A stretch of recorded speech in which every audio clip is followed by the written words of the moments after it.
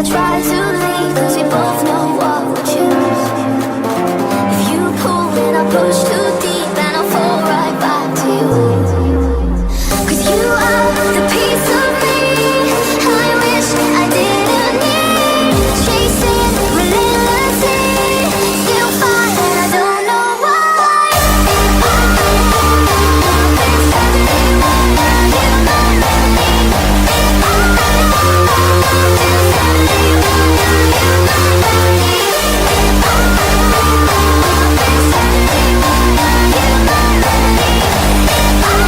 If I fix everyone, now you my remedy. If I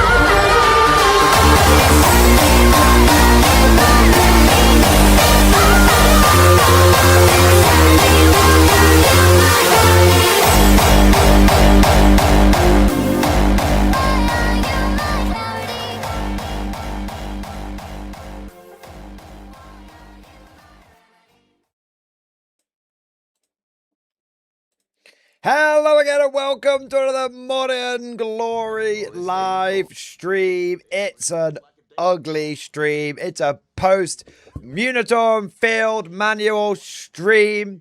I've slept on it, and after a good night's sleep and seeing the changes in the cold light of day, I've decided, yep, I'm still angry. No, actually, seriously. Serious note. I have woken up feeling a bit more positive about this. Well, positive's not really the right word, but I'm feeling a bit different about the situation. Not quite as, oh, the sky is falling, it's all doom and gloom and blah, blah, blah. It's still a big shit sandwich, right? It is a big shit sandwich. But the thing is, like, the sandwich is there, and we kind of like the sandwich is there, and now we just have to look at the best way of eating it. That's it. It's not going to be enjoyable. It's literally full of shit. But now we get to basically try and figure out, like, okay, this is the challenge. And this is how we're going to deal with it. So I actually did some recording today on like some tactics videos and stuff. And yeah, like it was quite like it. Sometimes you're just getting into the data sheets, looking through them. It can like help. So I definitely, and there's a couple of things that have like popped out. Like here's a crazy take. I really like Lord Marshal Dreer in the new edition. Like, really like him. Like, and I'm not just talking as a one-hit wonder. Like, put him in some ponies, send him off. I'm thinking, controversial statement. Even without a Voxcaster, is he now a good support character? I know.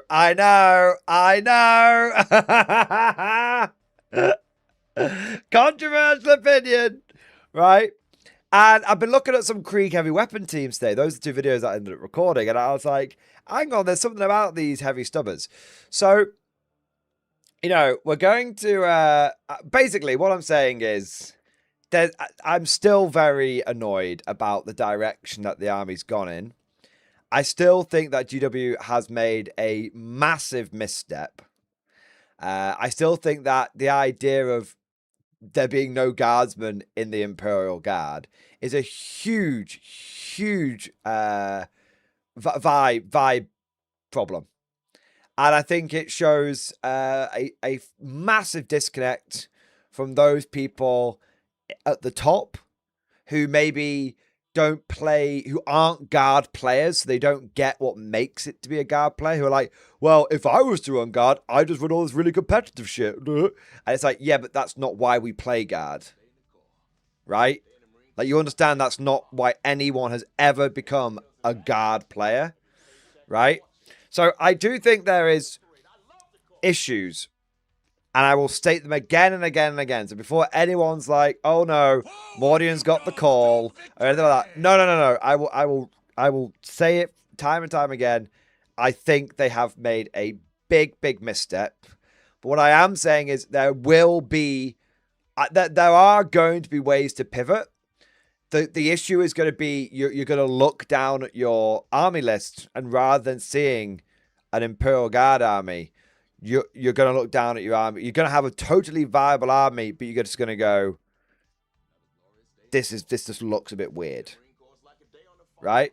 So that's basically how I think it's. That's where I'm at. So we have places to pivot, but it's just kind of the vibe of the army is significantly off, and the changes that have been made, you know, I still think are very nonsensical. I'll say it again. Like, why did the Cyclops demolition vehicle go up? You know, why did they give the bombast cannon on the field guns the points increase when it was obviously meant to be indirect, meant to have got cheaper? Do you see what I mean? I still think this is a very, very, very poor, low quality implementation. But like I said, we've got the shit sandwich in front of us. Now, let's figure out how we deal with it. Yeah. So I've moved to the point of just raging against the machine to, okay, this is the machine I've got to work with. Fucking the wheels have fallen off. It's overheating and it's making an odd, like, rattly ticking noise, but this is the machine I've got to work with. Yeah. So that's where I'm at with it. Yeah. So that's where I'm at. So, but what I want to do today is, you know, dive into it a little bit more, look at some areas where I think we could be successful, areas where I think we could pivot to, look at, like, you know, how much things have changed from 10th to 11 and just all this kind of stuff. And generally, we're just going to have, you know, an open forum, as it were. I'm just going to talk about anything and everything. And, you know, we can talk about, you know, obviously there's going to be a lot of focus on the Imperial Guard. There's going to be a lot of focus on 11th edition. I still think that there's going to be a lot of people whose emotions are going to be running high and everything, and we're going to have to be sort of careful about that. You know, people be respectful to it, obviously. We're not going to, like, you know, cotton wool people or anything, but, you know, we've still got to be respectful of it. But we can obviously talk about anything tonight. So we could talk about 40k, Old World, Bolt Action, K47, and, you know, and you know, I think it's important to mention those games because, you know, the reaction of some people to this is, Mordian, I'm not going to eat the shit sandwich. I'm going to find a different sandwich. And so I think it is important to have those, as, you know, available as topics of discussion. So yeah, there we go. So we've got, it's a normal just chatting stream. Anything goes, but I do have a few bits to talk about the state of the guard and all that. But honestly, like, there's no plan or anything. I've got no real bullet points or anything. I mean, I've got like one topic I kind of want to talk about, but yeah. What do we got here? RTRT, can we talk about girls? Gay? No.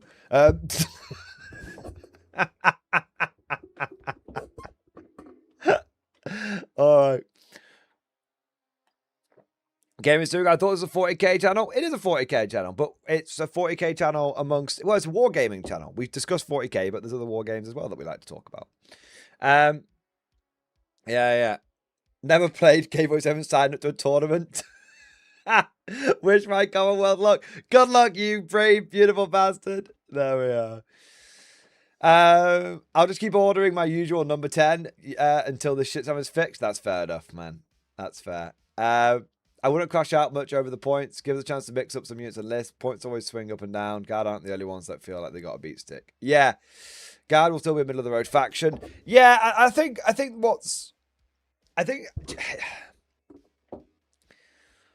want to talk about this a little bit. I might make a note about this and we can circle back around to it. But I think what's happened with this update is the update has really, I think it has lost sight of the big picture. I do. I think for a lot of factions, this update is... There's going to be a lot of factions that are absolutely going to be able to, like, pivot and stuff. But for a lot of factions, this update is going to feel like GW's lost the plot. And there's going to be a lot of people looking down at their armies and going, like, that's not why I got into Chaos Space Marines. That's not why I got into X, Y, Z. Yeah. And I think it's also worth noting that it is very easy to say as well, you know, we can just pivot.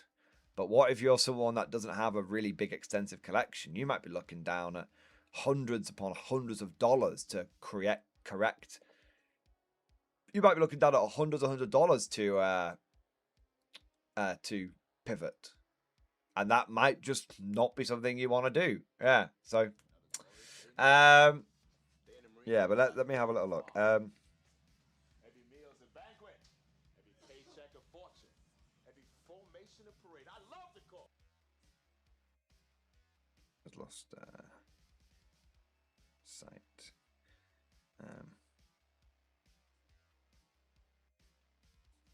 There you go. All right. So, what do we got here? So, with all that said, let's get into the stream proper. And that means, of course, we should start with our traditions. Traditions are very important on the Mordian Glory channel. Traditions are what separate us from the renegades, the heretics, the traitors, are what make us his Imperial Guard, the Emperor's true finest.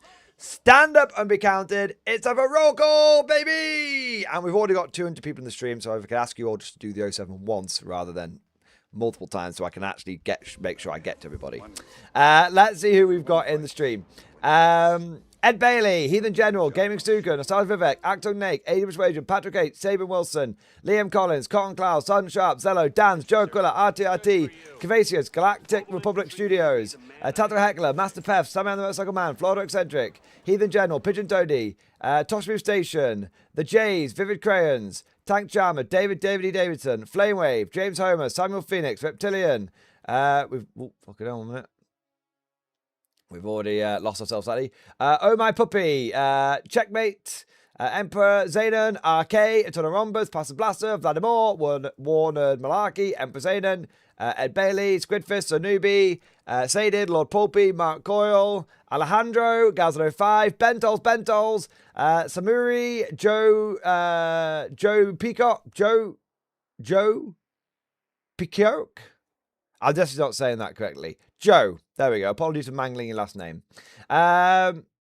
We've got Felix, Airborne, Diego Scott, Ron Roy, Mango, Vladimir, Lower Deck, Skeletal Commissar, Ashley Garrett, Spartan, Deanne Steen, Salamander, Yuli, Drake, Isby Marco, Plastic Panzer Factory, Dr. Polken, Denzel Wenzel, Wizard World, Kilak Nelak, The Finnish Polar Bear, Joseph Wrigley, SOJG12, username variable, Bimblewit, Omni Paints, Godlike Poet, Dark Knight Curran, Lee G, The Kugi Monster, Rider of Angmar. 1 minute. Wow, there's a lot of people in here. Welcome to all of you. Gito Buse, Casual Kraken, Michael Grodowski, Vincent, D King, Cobra, Scrub Slayer, Mini, Topo the Gamer. There we go. Elden Lean, Thom, Wargame for Fun, The Red Scout, Dam, Elijah, Rhombus, J-Max, Wolfguard, Sneaky Git, Cobra, Joseph Wrigley, Cavasius, 22nd AX, Cardinal. We've got Nicholas Stop, Coon T, Rudy, Gaming Stuka, L, Son, B, Snaxolotl, The Dark Angel of Shadow, Butt Mountain. We're almost there now. Goose Cheese, Dash Our Stories, Tyler, Ross W, Funky Chicken, Max Jax, Prep Up Survive, Gaming Stuka, Geneva Suggestions, Cool German Dude, Dan! Hey! There we are. Welcome, welcome, welcome. And Dizzy Raid, hey, there we are. Welcome, welcome, welcome. Thank you so much to all of you beautiful bastards for joining today's stream. Thank you for being here. Don't forget to like and subscribe and all the usual bollocks. And I also want to say a massive thank you to all of you who have not only joined, but have got the stream started off right, baby. That ding was on my end, by the way. Sorry, Windows Defender saying we've done an update. I want to say a big thank you to everyone who's got the stream popping up, baby. There we are. Coming Dream, Mad Larkin, sneaking in there. Hodor Fury, Shire Norms. Hey, welcome, welcome, welcome. Let's see who has got the stream started off right. Coming in with the support. We've got. Let me actually get this started off. There we go. So I'm a bit knackered today after the bloody 8.5 hour bloody stream last night. Russell W, thank you for the 10 gifted memberships. Thank you for your support. Thank you for doing your part. Thank you for the extra squad. We can't afford the 20 mans anymore, but the 10 mans are still good. Thank you, man. RKT Spalding, thank you for the super chat, man. First file done. Got a list review on stream discussion for bot action if you want to review it. Top secret, long edges, prepared positions. Let's have a little look.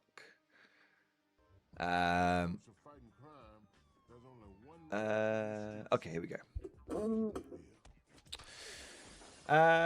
Royal Italian Army. You've got a company commander. You've got a platoon commander. Inexperienced. You've got some more squads. So you've got Royal Army squad regular, 11 in total with an LMG, another one with an LMG, bunch of guys with SMG, or one SMG, one LMG. That's fine. I mean, I normally say keep SMGs and LMG separate, but it's not the end of the world if you want to stick a few SMGs in your squad sergeants for a bit of fun. Bersagliari with veteran. No, so okay, a couple of veteran squads, a couple of reg squads. Okay. With some extra blokes in there. I mean, I'd probably take the SMG and put it in this squad, to be honest, but artillery observer, attack rifle good, light mortar team good, light mortar team good. The Fiat Secudato, I'm not sure what that is. It must be some sort of like transport, maybe.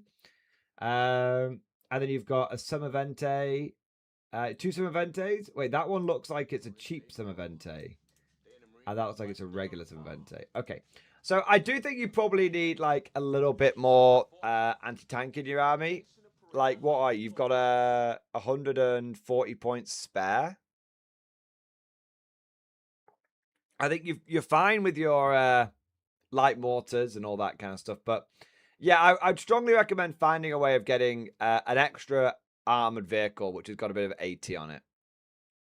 That's what I would recommend, and then hopefully that will just close that little capability gap, and you'll be all right. If you're not playing at 1250 points, then I would suggest dropping something for a little bit more AT, because even though you're Italians and it's a bit on brand for you to have terrible anti-tank, it's still nice to have some anti-tank. 1111 limit local comp thing. Okay, we'll definitely see if you can chuck a little bit of extra AT in there by swapping something out. But yeah. All right, what are we looking at next? We've got Cosmic Drew. Thank you for super chat. Cosmic Drew, we had a good Warhammer Wednesday. Let's talk about Conflict 47 Thursday. Cosmic, you can talk about Conflict as much as you like tonight. You know, like we're talking about the state of the guard and everything. Of course, we're going to get into the details. But yesterday was a much more focused stream. Today is like, okay, like it's a just chatting stream, and we want to just use this as an idea. This whole stream is like an open forum to talk about anything and everything, including bouncing ideas around 411th, talk about the state of the guard and all that kind of stuff. So yeah, talk about whatever you want. There you go. James Homer, thank you for the super chat. Mordian, Warlord Spies were in your chat yesterday. Just got dispatch emails for all my June pre-orders have been sent.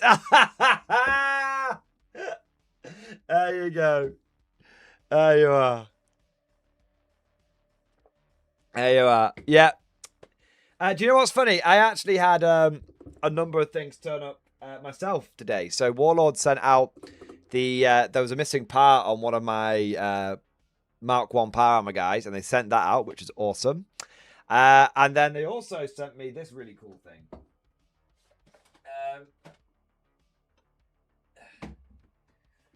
They said they asked me if I wanted a copy of it, and I did tell them I wasn't. I said I'll be happy to get a copy, but I don't know if I'll be able to do much with it. But maybe I can show it off on stream at some point. And they were like, "Yeah, that's fine. Don't worry. We're sending it. You know, it's a very low pressure like thing. If you can do something with it, great. If you can't, you can't." But they sent me this book, The Stuff of Legends, Fantasy Miniatures from the Golden Age, and I've had a brief look through it. You know, and it's quite cool, to be honest. Yeah. It's quite cool. There's some really old school stuff in here. I mean, look, there's even some look, somehow they even got a picture of me in here as well, which is very good. You know, that there you go. They might have found a picture of me, which is pretty good. There you go. So that's good. And then there's all sorts of mental shit in here. Yeah. So yeah, I might look at that in a little bit more detail later on. But yeah, no, what it's funny because yeah, I got a few. Wall have been sending me a few bits as well. But yeah, there we go. But dude, I'm glad to hear they're getting your pre-orders out there, because I know that you said like yesterday you were like, how come everyone else is getting their pre-orders and I haven't got mine yet? Yeah, there you are. Dark Knight, thank you for the super chat, man. I feel like we might need our own Renegades format for 40k, similar to the old world. Also, what if we had generic detachments anyone could use with certain bonuses instead of faction specific ones?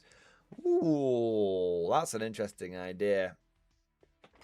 That is an interesting idea. And so I think I see, the thing is, I quite like the idea of there being a Renegade format, because the funny thing is we've actually had that before, where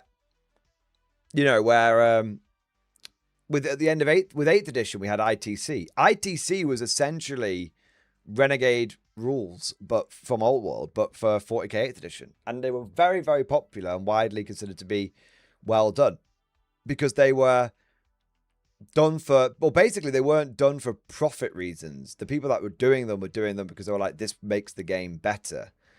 And I think what we've seen with Games Workshop is there's two things that I think have come out of this update. Firstly, the fact that there's now an almost unceasing cry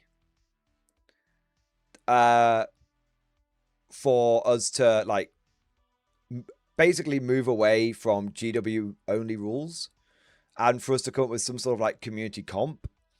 I think that's quite an indication of where the community's faith in Games Workshop currently lies. I think GW's community will is now below 0.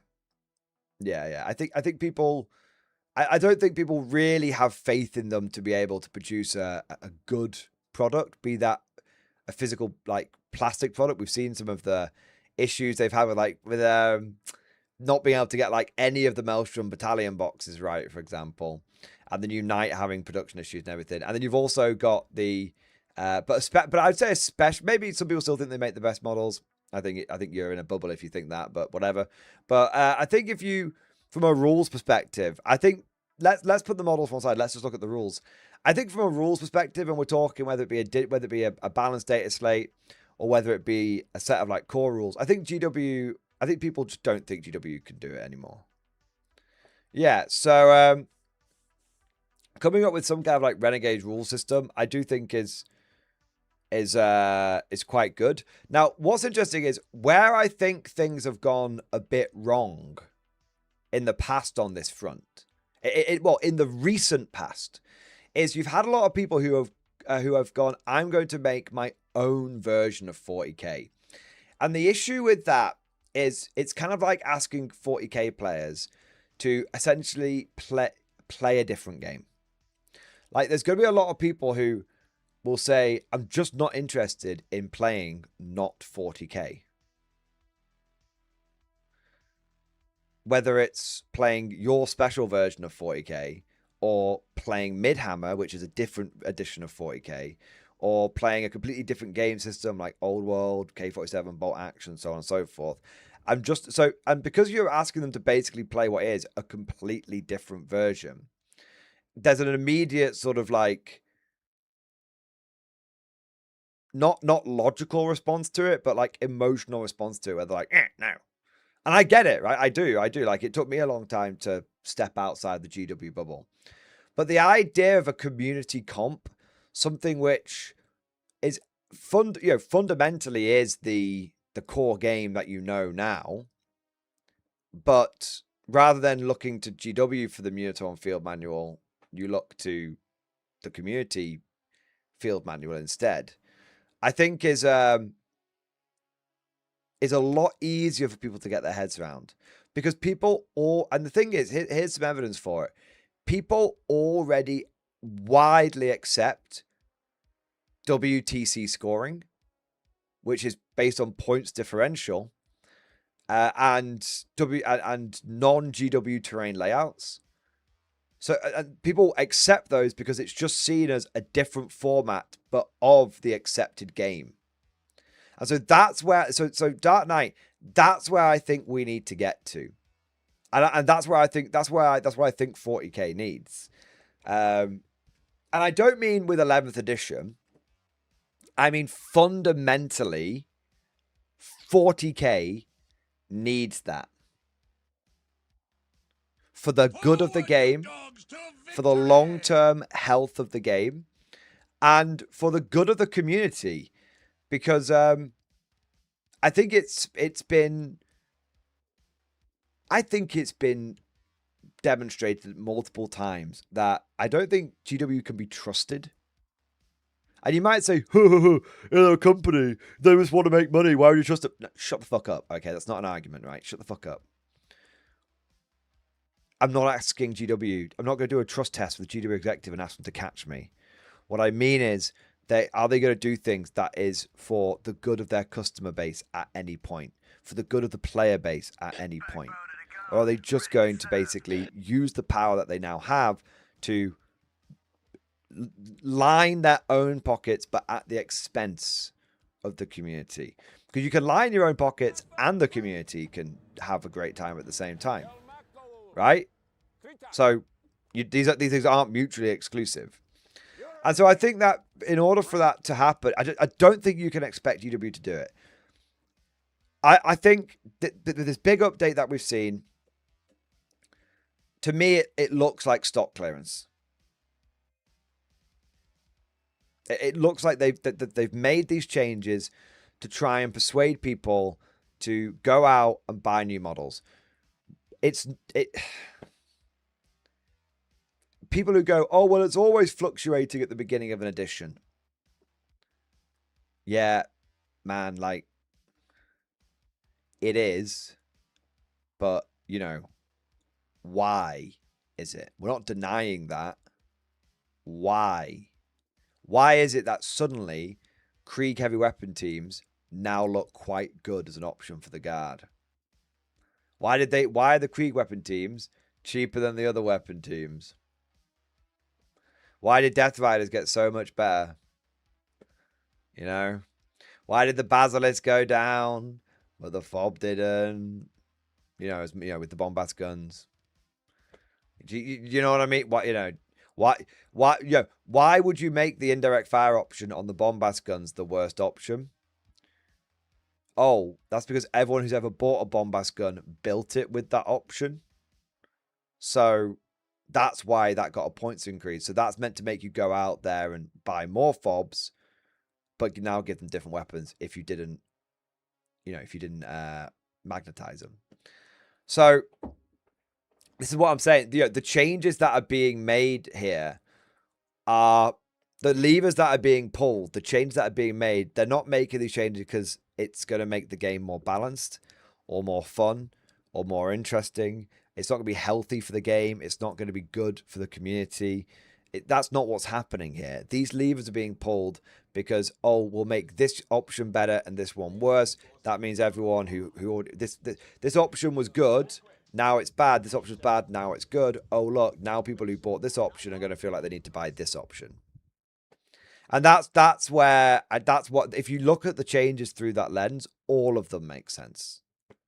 All of them. Yeah. You know, here's the thing. Look at Death Guard, right? Not Imperial Guard, but Death Guard. Everyone's going, oh, but Plague Marines look a lot better. Yeah. Everyone going out there getting more Plague Marines now, right? Yeah. Most people were taking like 1 or 2 squads of them last edition. A lot of people weren't taking even that. It was, you know, Poxwalkers and Terminators. Death Shroud, Terminators, you know, right? So, oh yeah, your Plague Marines are better now, but you don't have as many Plague Marines as you'd like. That's interesting, isn't it? You're going to go and buy some more? Oh, interesting, right? Do you see what I mean? Like, this is... Yeah. A Death Guard player with Assault already has 1 million Plague Marines. You'd be surprised, man. Honestly, you'd be surprised. I'm not saying... A lot of Death Guard players have 2 or 3 squads of them. If you're someone that completely no-lives the entire faction, if you're a faction specialist, maybe. But for a lot of people, a couple of squads equipped with like melee weapons was kind of the way to go for all the 10th. Right? So yeah, the point is that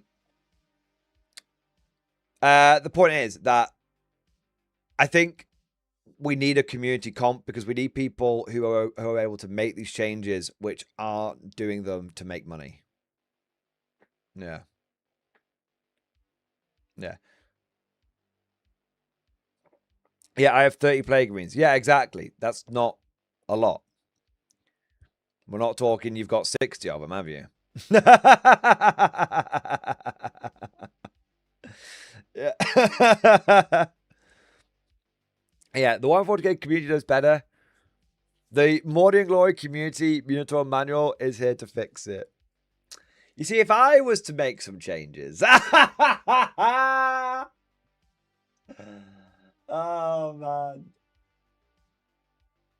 I think GW's gone full mask off with 11th. That's what I'm going to say. But if I was to make some changes...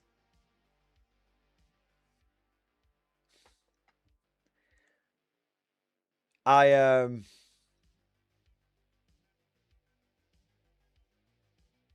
see, I would want to do... The thing is, where it would immediately fall apart is... I'd want to make some fundamental changes. Because I do think the community comp is a step in the right direction. But I think... I've spoken about this so many times. I think there's core game mechanics which would need to be tweaked, which would need to be significantly altered. And then at that point, you start losing people straight away because it feels like a different game at that point. So, yeah, that's it. But I could do it. I could always do it, put it out there, and people can decide whether they like it or not. Yeah. Now that the points are out, I am going to be just pumping out loads and loads and loads of unit reviews and stuff, which could allow me to get ahead on videos, which would give me the breathing room to look at something like that. Yeah. Yeah. Yeah. But we'll see. But yeah, I do agree. I think some sort of community comp is needed. What have we got next? We have got Ed Bailey. Thank you for the super chat, man. Ralatin Cup, you fucking plebeian, and can do character units, enter a battle line unit in the command squad and the commissar.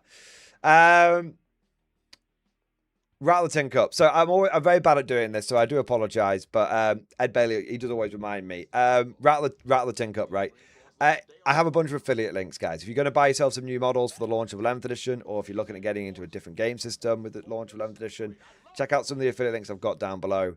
Get the models you were going to get anyway, and support the channel. There you go. So yeah, I'm not very good at selling this kind of stuff. I'm not a salesman. As for the can 2 characters join a battle line unit,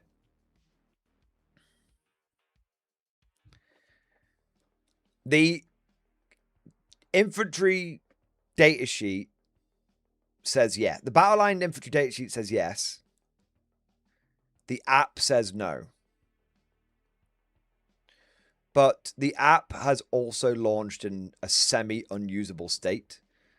Apparently the missions doesn't add the points up correctly, doesn't allow endgame scoring. Not everyone's encountering all of these bugs. I think some people encounter them, some people aren't. But the endgame scoring doesn't work properly. It duplicates secondaries. So if you already, let's say you have like deployed teleporter or Homer already, you draw it again, it just draws it again. So it does. You draw it. There's a chance if you draw another secondary, you might get the same secondary again. So basically, it's got the list of secondaries, but it doesn't know to only give you each one once throughout a game. It just goes, okay, yeah, randomly here. There you go. So yeah, so the app's got some problems, and there's issues with people not being able to like add war gear and then it breaking and all this kind of stuff. So right now, we don't know. There's also a lot of rules missing from the app. So there's a command point limitation at 1,000 points. So you know how you can generate more command points throughout a game with like Lord Solar and Voxcast and stuff like that. Well, the limitation that says you can only get one extra one per battle round is now missing from it's missing from the main game, but it's present at the 1,000 point level for doubles tournaments. So they remembered to put it there, but they didn't put it in the main game. Again, for me, I think that's more evidence they've used AI for a lot of this. Because you could prompt an AI and then it would do it, but it could easily put it in the wrong place. So that's why I think it's ended up in this like weird, very specific place, but not on the main game, and they've not double checked it. Yeah, I have no evidence, but the anecdotal evidence in front of me. I obviously haven't got any confirmation from GW, but personally, I am of the opinion that this reeks of poorly prompted AI in multiple areas. Like again, we talked about yesterday. Why would the Cyclops go open points? Yeah, So yeah, I think there's someone. I don't know if GW. I don't know if people. I don't know. I'm not saying GW is using it as a policy, but I wouldn't be surprised if someone at Games Workshop's been using it to help them with their job. And yeah.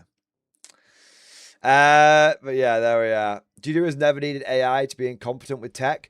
No, that's true, but it's not like it's just missing. If it was just missing from the entire thing, I would be like, okay, yeah. But the fact that it's present, but just in the wrong place, that's the difference, right? Yeah. So what we got next? So I think how I'm assuming right now is that my data sheet says I can have 2 leaders attached. My data sheet on my Battleline Infantry doesn't say anywhere that it's 1 leader and 1 support. It just says 2 leaders attached. So rules as written, not using the army building app, but using the actual rules that are present, I think I can do it. Yeah. Data sheets and MFM always overlap. I agree, Elden Lean. I agree. Yeah. We've got Vladimir. Thank you for super chat. Good to see you, Mordian. My condolences about the guard changes for 11th. Do you see this as a bad omen for other factions for 11th? I was going to give this a chance, but now I am unsure. Well, I think everyone's unhappy with these. I think there are all but 3 factions are unhappy with the changes. Tau, Necrons, and Space Marines. Orcs are apparently happy with these changes, but Orcs are like a whipped dog that have had nothing for about 3 years. The one time they got a slightly broken build, GW Turbo power drived it into the fucking ground with like triple nerfs.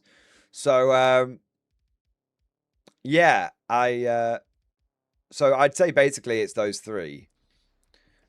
So yeah, a lot of people aren't happy with it, and so I think this is I don't know if it's a bad omen, but I think there's a lot of people that are particularly unhappy with the balanced data slate.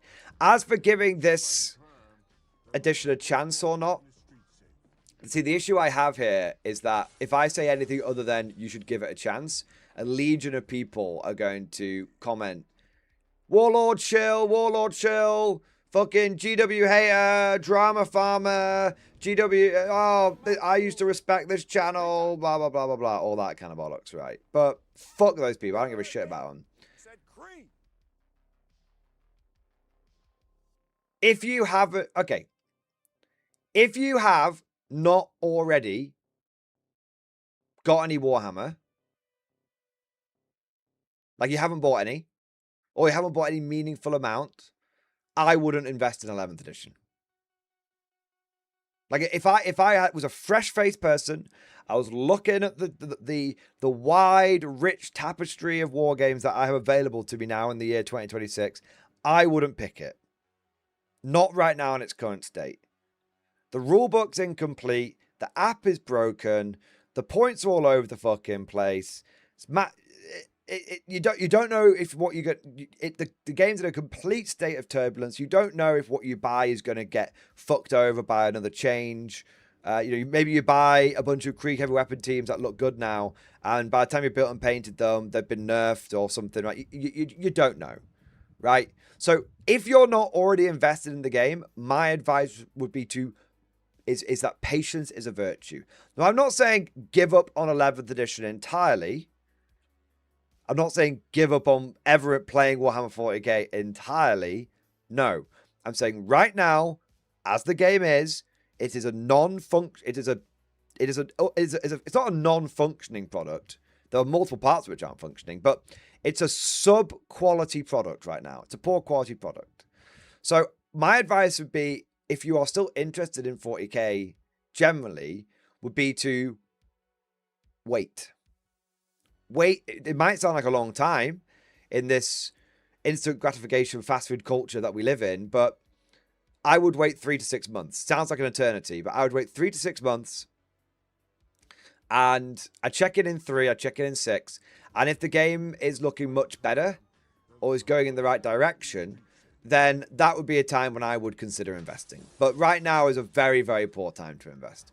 Now, if you're someone who already has a bunch of Warhammer, then there's not really any reason not to give 11th edition a go. You've already spent the money. If you have a somewhat functioning army list, or you have a wide collection of units, or you already have or you don't necessarily have a wide selection of units, but you've got some to a lot of stuff in your pile of shame, then you're already here, so there's no reason not to give it a go, and there's no reason not to but even those people that are already invested, I strongly recommend you don't buy anything based off the points that we've got, based off the state of the current force dispositions and the missions and all of that. Okay, if you're already in, use what you've got. If you've got a pile of shame, use that. Use that right now. But anything you buy right now, you are playing Russian roulette, and there's only one empty chamber. That's what's happening. Because if you could buy anything, and in a month's time, it's gone. You just not gone as in like it's not you. It's it's ripped out the game, not legends. But I mean like nerfs, points changes, right? We don't know. So I really recommend waiting until using what you've got. I'm not saying don't play 40k, but what I'm saying is I wouldn't spend money on 40k right now. And I don't think that is a unreasonable position. Buy low, sell high. Also, I want to caveat that, by the way. I want to caveat that. That is everything I've just said about don't buy anything just yet is through the lens of you having the intention of playing the game. We're not talking about don't buy into Warhammer 40k. I'm saying don't buy into 11th edition. Just thought I'd specify that a bit more. I think if you are someone who is only very vaguely going to be playing the game, only loosely interested in playing the game, and you are looking at 40k and you're looking at some beautiful models that you love the look of, and you might not even be thinking about collecting a coherent faction, we're just talking like on a model by model basis, you're like, I just love painting this shit, then of course please do not let any of this drama affect you, right? Like honestly, this is how fair and balanced and nuanced I'm being on this, right? If you have no intention of playing 11th, then none of this matters. You can ignore all the drama. You can look up from your painting desk and go, huh, and then look back down again. Go nuts. Obviously, I'm not here to yuck your yum. I'm not here to tell you what you should or shouldn't do, okay? I'm only advising you what I would do. And when I'm saying I wouldn't buy into 11th edition, I'm talking through specifically with the intention of getting into the gameplay side of things and properly getting into it. Okay? That fair? Reasonable? Okay.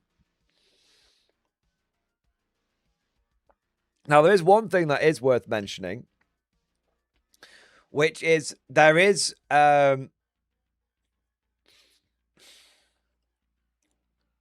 if you're a bit of a mentalist, I know many of us are, but if you're a bit mental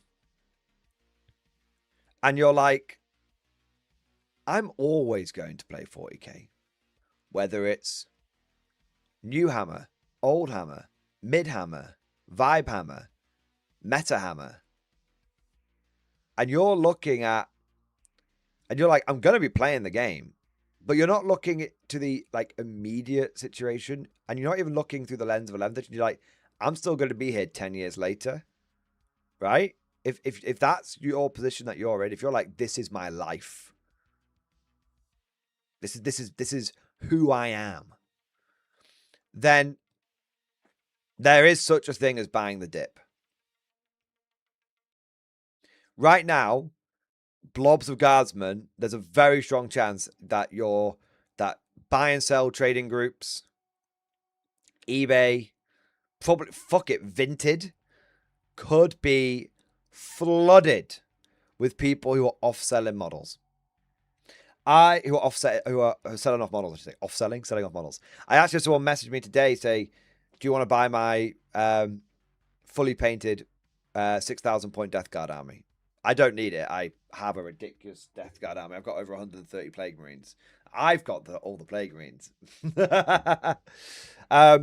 So if you're in a situation where you're like, to me, this matters not. Points go up, points go down, but I'm going to be here from now until the heat death of the universe. And you know what? I've been meaning to get myself an extra 20, 40, 60 guardsmen. I can get them for pennies on the dollar. Then there is such a thing as buying the dip. But I think you have to don't be doing that on a whim. Be doing that because you know you're a psychopathic addict who loves 40k, cut you and you bleed 40k. They're the people that should be buying the dip right now. Right? You see, I am not a GW hater. I'm not a GW shill. I'm not a drama farmer. I'm genuinely just a fair-minded person on all of this. Yeah, there you are. What have we got next? War Nerd Malarkey, thank you for the thank you for shit, well, sorry, I'm going the wrong way here, man. Thank you for the 27 months. X-Force, baby! Yes! Siege Regiment has play with abhuman auxiliaries. What, are you talking smoke shells and Bulgrin?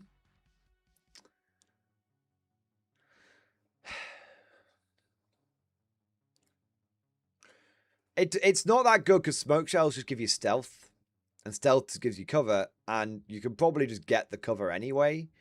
But it's not a bad combo. I think there might be a stratagem or two that helps as well. Let me have a look.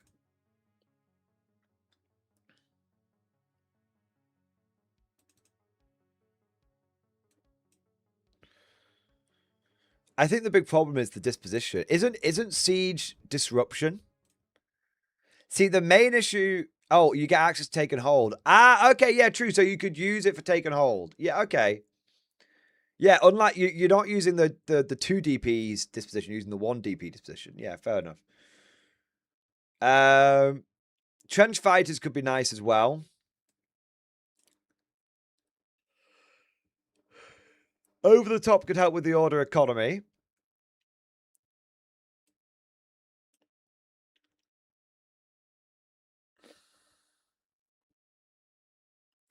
Flare burst doesn't help you with Ogrins. I was hoping that your because your commissars can't lead Ogrins, can they? They can just order them. So flare burst doesn't help the Ogrins. Furious Fusillade doesn't help the Ogrins. Minefield doesn't help the Ogrins. Callous Sacrifice doesn't help the Ogrins.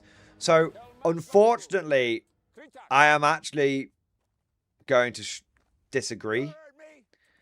A lot of Siege Regiment is focusing on supporting Platoon. And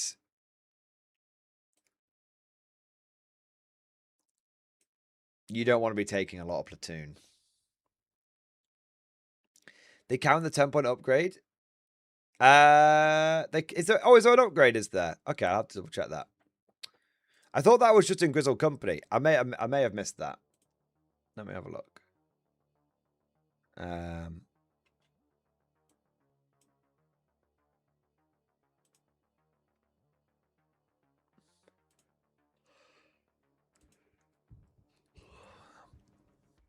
Let's go check it now.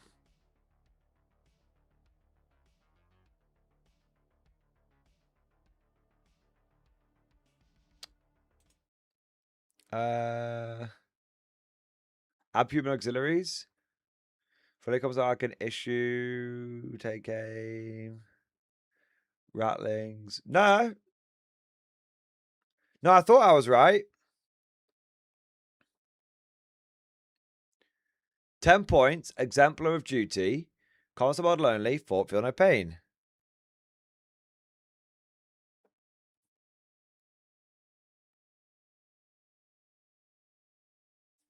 So where does it say you can add? Where does it say you can join an Ogren squad? In the Unitorn Field Manual.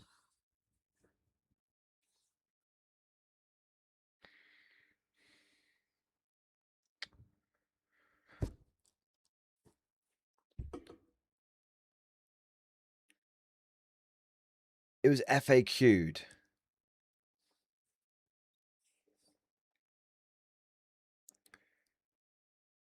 Why isn't it in the faction pack?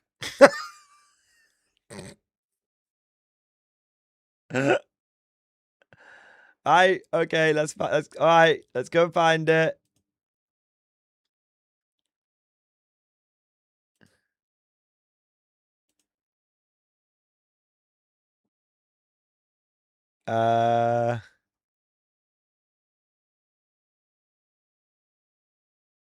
So here it says upgrade leader Ogren squad, Bulgrin squad.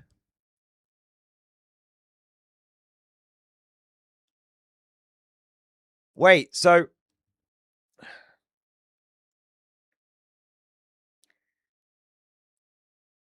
does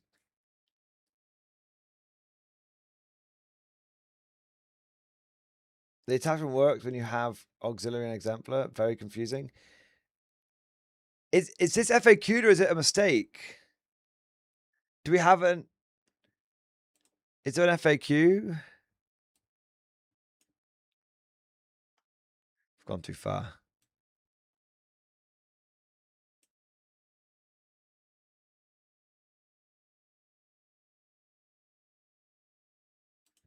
Come on, this fucking document chugs like a bitch. Updates, recon assault, siege regiment, data sheets.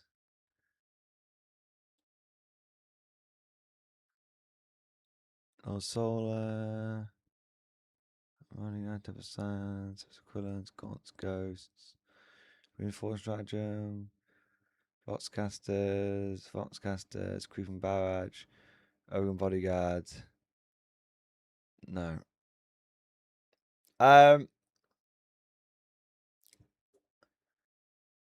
Yeah, so the app gives you, if you want to pay, allows you to attach a Morgan if you take the upgrade. But the app, this is okay. I promise you, I'm not trying to be salty here. I promise you. I just don't know if it's, I don't know what's going on. Because as we've established, the app is broken, doesn't work, and is making all sorts of weird things happen. So how do we know which bit of the app is right and which bit of the app is wrong? How do we know if the faction pack is right or the Minotaur field manual is right? Like how it's not, there's no like actual FAQ that has updated the enhancement. So it's not in the FAQ. It's not been updated on the faction pack, which you could just go in and update the text there. It's not, yeah, and the app is very haphazard at the moment. So yeah, I'm not, I promise I'm not just being like, I promise you I'm not just nitpicking. I don't know. Like maybe.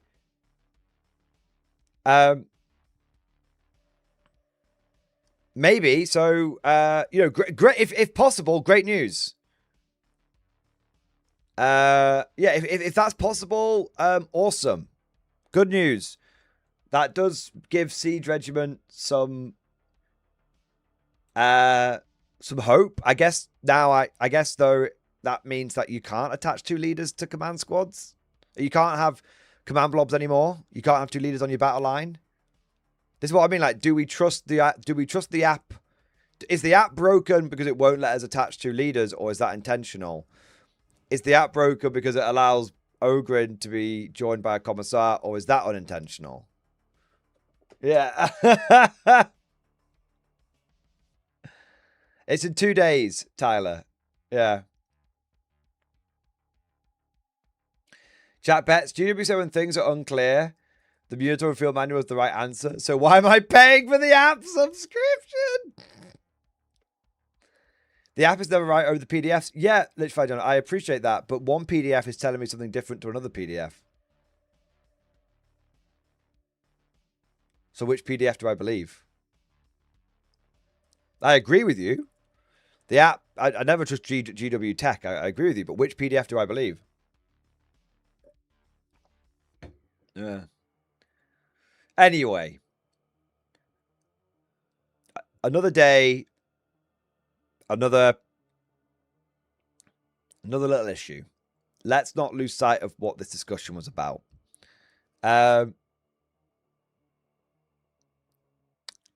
Trust in the heart of the cards, MG. This idea, so I got your hair, can't see. Dude, don't worry. No need to apologize. I appreciate you, you know, that a lot of people listening on phone and stuff. So no need to apologize, sir. No need to apologize at all. And I wasn't having a go at you whatsoever. 2 different PDFs written by 2 different AIs. Oh, man. Yeah. Yeah.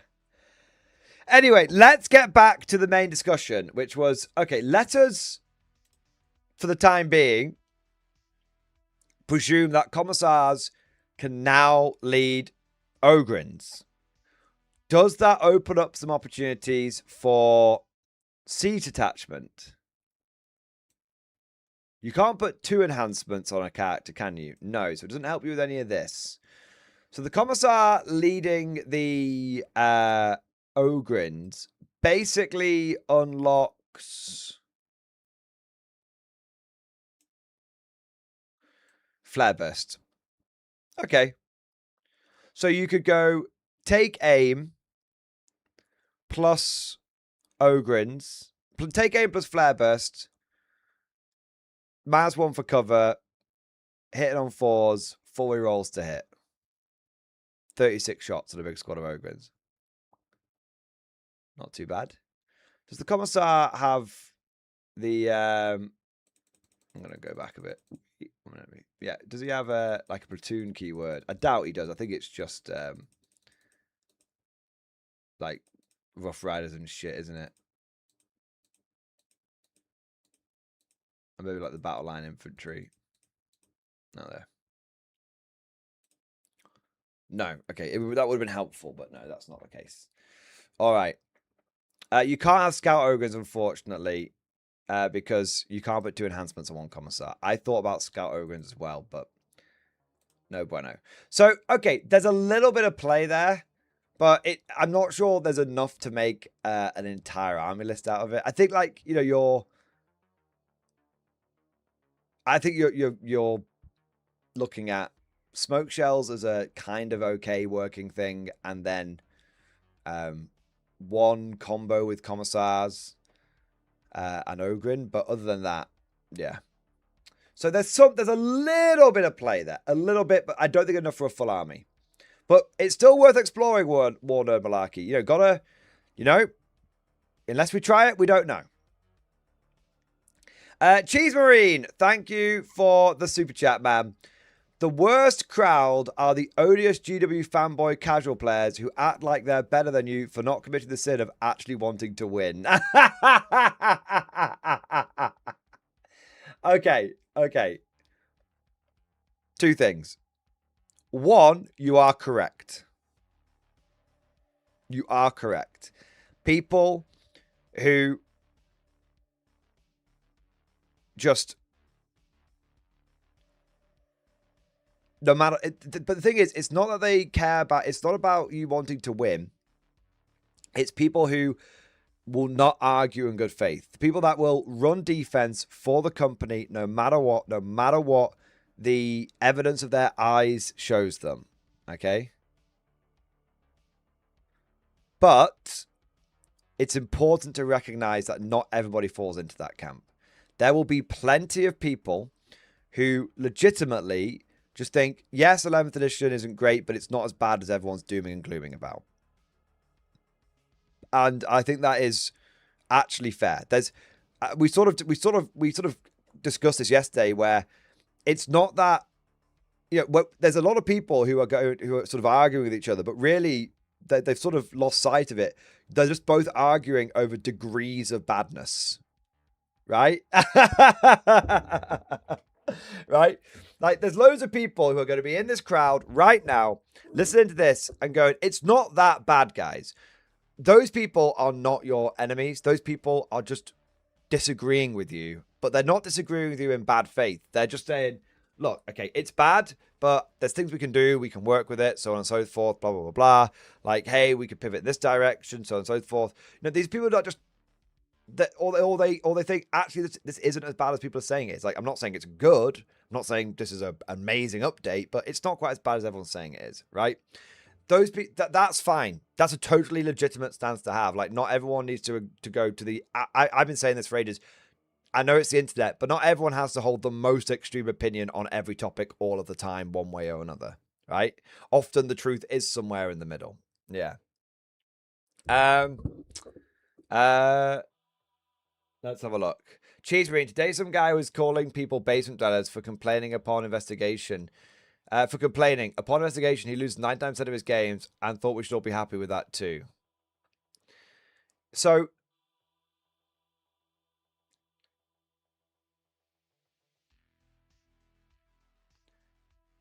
That's not okay.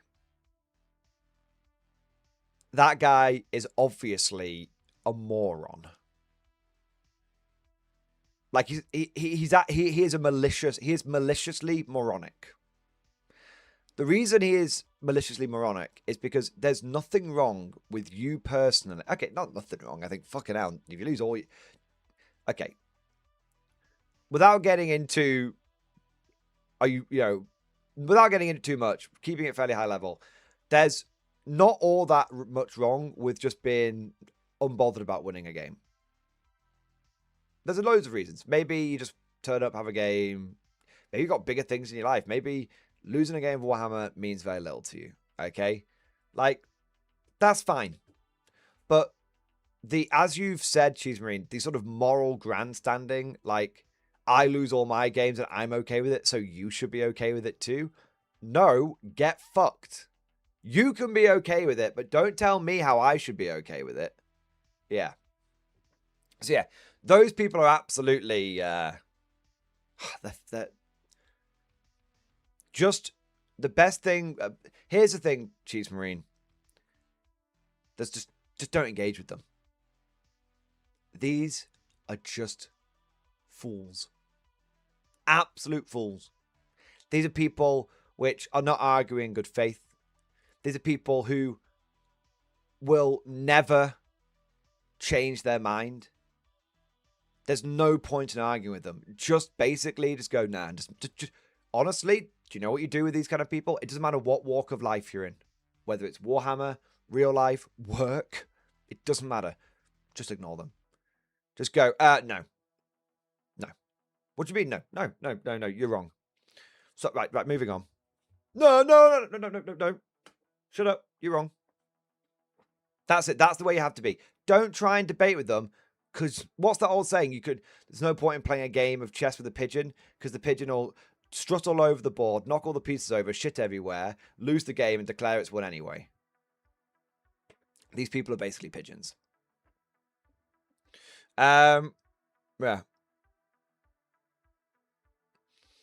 So yeah, there's nothing wrong with wanting to win. There's nothing wrong with not caring about winning, but there's nothing noble about. There's nothing good about telling other people that you're shit at the game, so they have to be shit at the game, and they shouldn't complain about the game being shit. Yeah. What do we got next? It's a me, Marco. Thank you for the double support, baby. Thank you for the super chat, and thank you for the 10 gifted memberships. Yes. Thank you, man. Thank you for the 10 extra guardsmen. Thank you. We'll use them to hold the line. We'll take them anyway, regardless of the points update.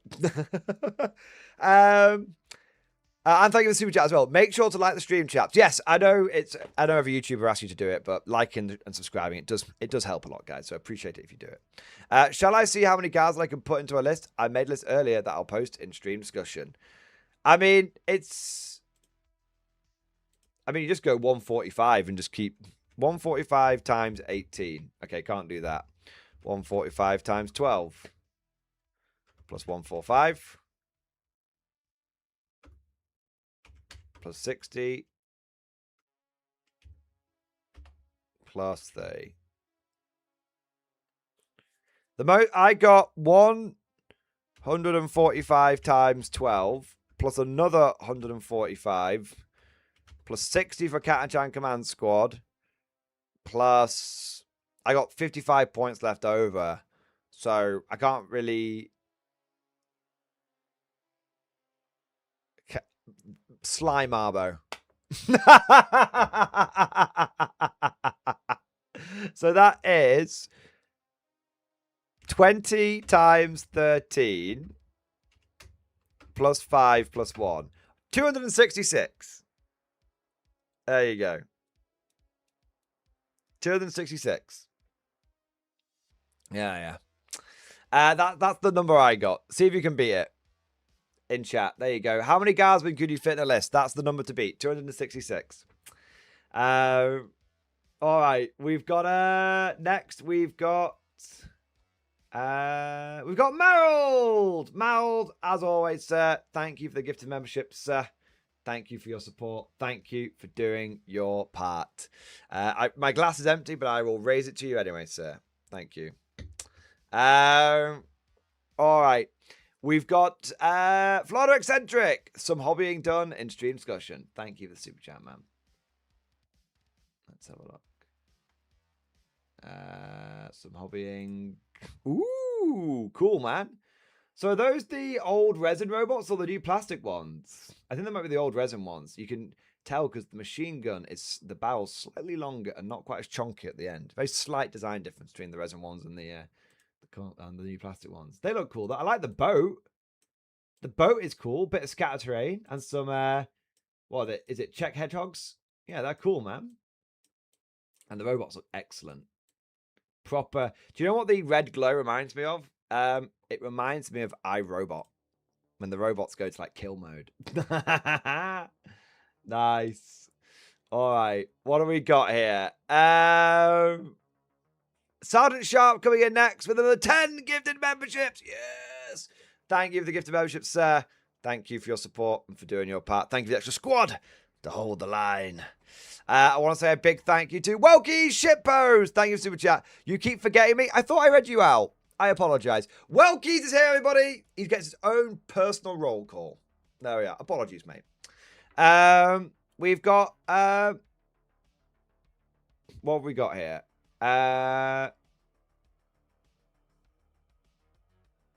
Let's have a look. Skeletal Commissar. North was talking mad shit about you today. I don't care.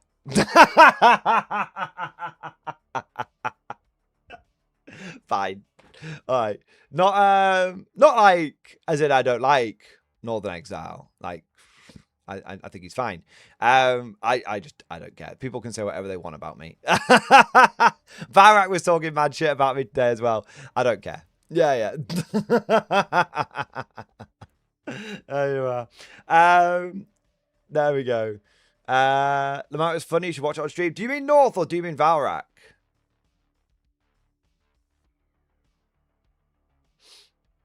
I think do you mean Valrak? I didn't think Northern Exile did live streaming. I thought Northern Exile just did pre-recorded stuff. Really? Okay, so I got 2 people talking shit about me in one day. Amazing. What were people's? I mean, people. He does. Okay, fair enough. I just missed that. Unfortunately, I apologize.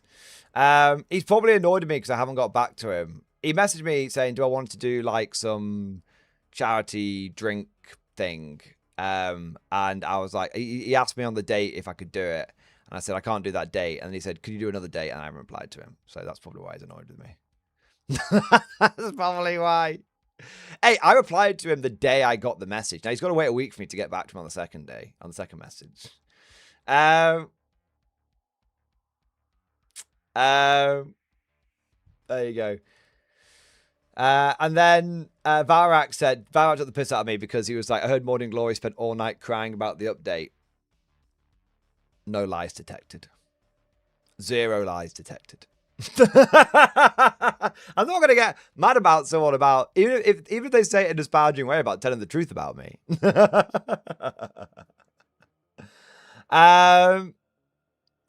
Simon Keith, he just said Guardies are babyface guys excited about the world wars, nothing big. I find it so strange. Yeah, nothing big, just a stereotype of guard players. Yeah, I'm not gonna care about it. Yeah. Like, I do think there is definitely a correlation between guard players and people being interested in history, but I think it's a chicken and the egg situation. I think if you like history, you're more likely to play Imperial Guard. And if you play Imperial Guard, you're more likely to get interested in history. Because you're literally playing the normal human faction whose aesthetic is based upon, obviously changed, but roughly based on real-world aesthetics of modern militaries and stuff, and sometimes not modern militaries as well. So yeah, like it's I don't think there's anything but I do think it's probably I think it's more of a, I don't think it's one leads to the other. I think it's more of a parallel thing. Yeah. Let's start Vivek. Varak got the snip. Wait, what? Are you using it as an analogy or like actually got the snip?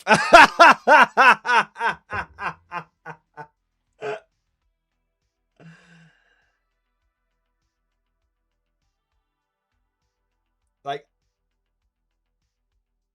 he got the what?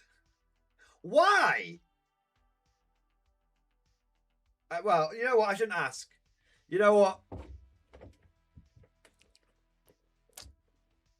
I shouldn't ask. I guess there might be some perfectly reasonable, legitimate reasons.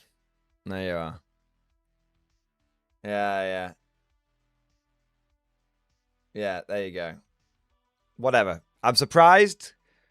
I have to say, but you know, if that's what he wants to do, that's what he wants to do. So fair play. And like I said, when I say what, it's not that. Let me clarify. It's not that I disagree with that decision. Who am I to disagree with it? It just sort of came out of nowhere. Not that he consults with me on anything. What I mean is like just reading chat. It came out of nowhere, right? So yeah, like sure, if that's what he wants to do, doesn't have any more kids. I mean, has he got like 2 or 3 kids already? So, or if not more, like he's definitely got, multiple, at least 2, right? So, if he's got as many as he wants and he's happy with that, then fine, sure, go for it. Yeah. So I don't disagree with the decision. I just I heard the news out of nowhere. There you go. But yeah, there we are. I've got 3. It's enough. Fair enough. Kids are hella expensive and he needs to spend more than 40k. Oh yeah, it's because of he's done it preemptively because of the price increases that are incoming. There you go. Yeah, there you are. I'm sorry, love. We can't have any more. I gotta afford this. I gotta afford the new starter set. I gotta afford the new battalion, the new battle force. There you go. All right. Well, I wish him a speedy recovery, and I hope him and his missus are very happy and all that kind of stuff. Of course, right? Yeah. Surprising news, but as long as everyone's happy, as long as everyone who's involved with it is happy with it, then there you are. Yeah. All right. What do we got next? Dark Stories. Thank you for the super chat. So are these points we'll be using at Tantalus, or are we using special Apocalypse points costs? Only other Apocalypse I was at was rather homebrew, so I don't know. Well, we're using the most up-to-date points, but the points at Tantalus are very like meaningless, because there's no point max. There's just a recommended points value. So you could turn up with, we say we recommend 5,000 points.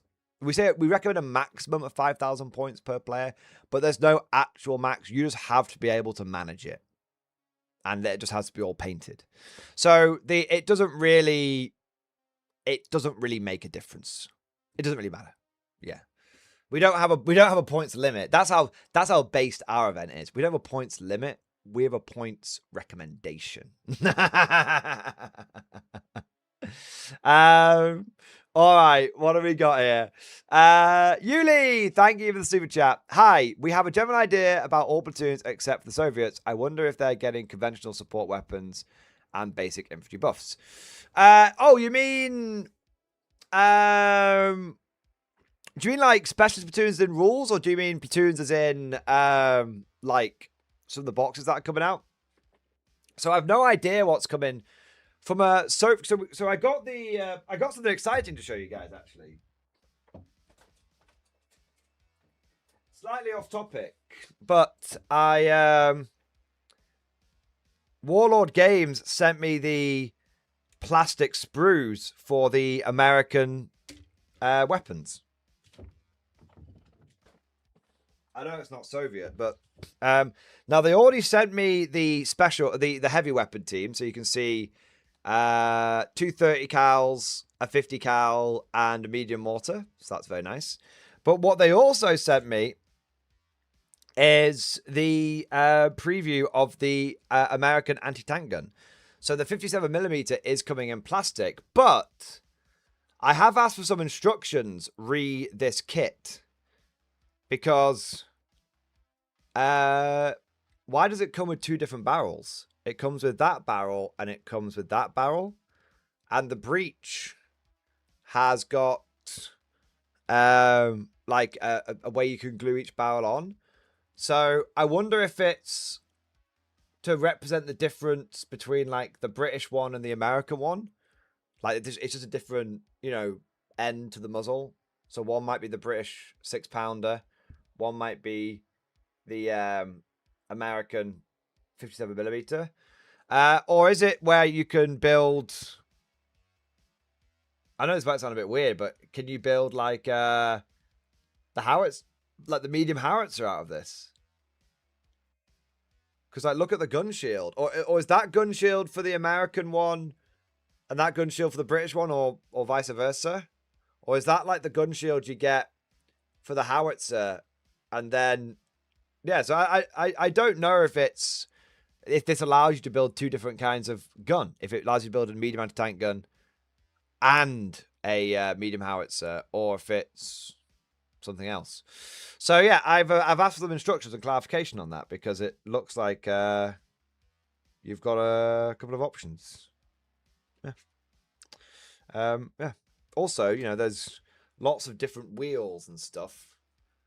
There's lots of different wheels, and you know, looking at it, you've got the 2 different gun shields. So looking at it, to me, if you just 3D printed that bit there and that bit there, you could get 2 guns out of this, maybe, because you've got the 2 different legs. And I'm gonna build it and see if that's the case, but it might be. I wouldn't say you 3D print the whole thing. Obviously, I'm against that, right? I always say if a company is doing something right, you should support it. But I don't think there's anything particularly wrong in making a kit go further. There's nothing wrong with, it's like with the Style Trooping. Print a couple of torsos, you get 2 extra guys off the sprue, right?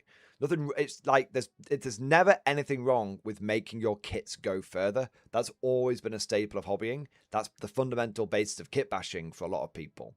So if you bought one of these, but then 3D printed some of the little key parts to allow you to get a second one out of it, if it's like 2 or 3 parts, I don't think there's anything wrong with that. But yeah, the new plastic one's looking pretty good.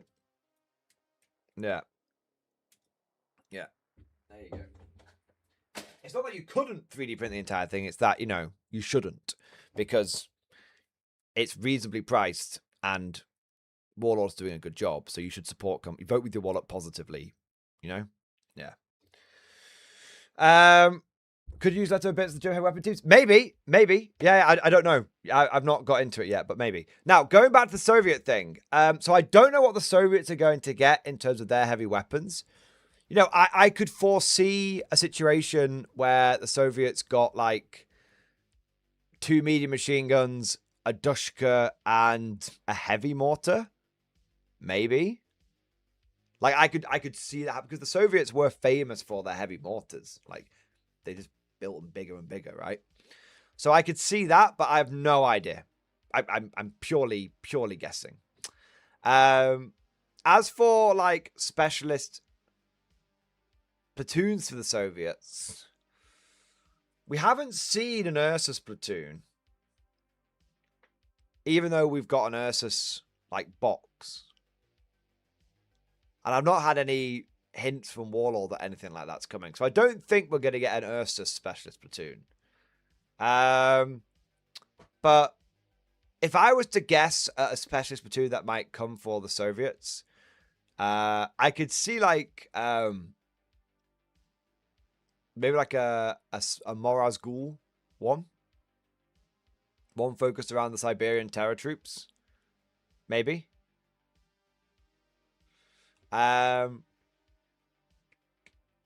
Or maybe make it theme. Depends. Yeah, make it maybe. It depends what else comes with them, right? I mean, if you've got if you look at the like Totem Rot platoon, for example, that's got zombies, Naxxeras, and the Totem Rot commander. So if you had plastic Moraz Ghul, and some sort of Siberian Terror Troop commander. Maybe. But I don't know. Yeah. I mean, that would be kind of cool, right? They have an Ursa Platoon bundle. Are you talking in game? I think they do. Yeah.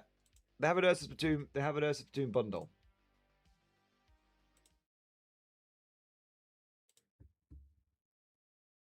There you go. The Ursus Platoon bundle. Save £6 and get 12 Ursus.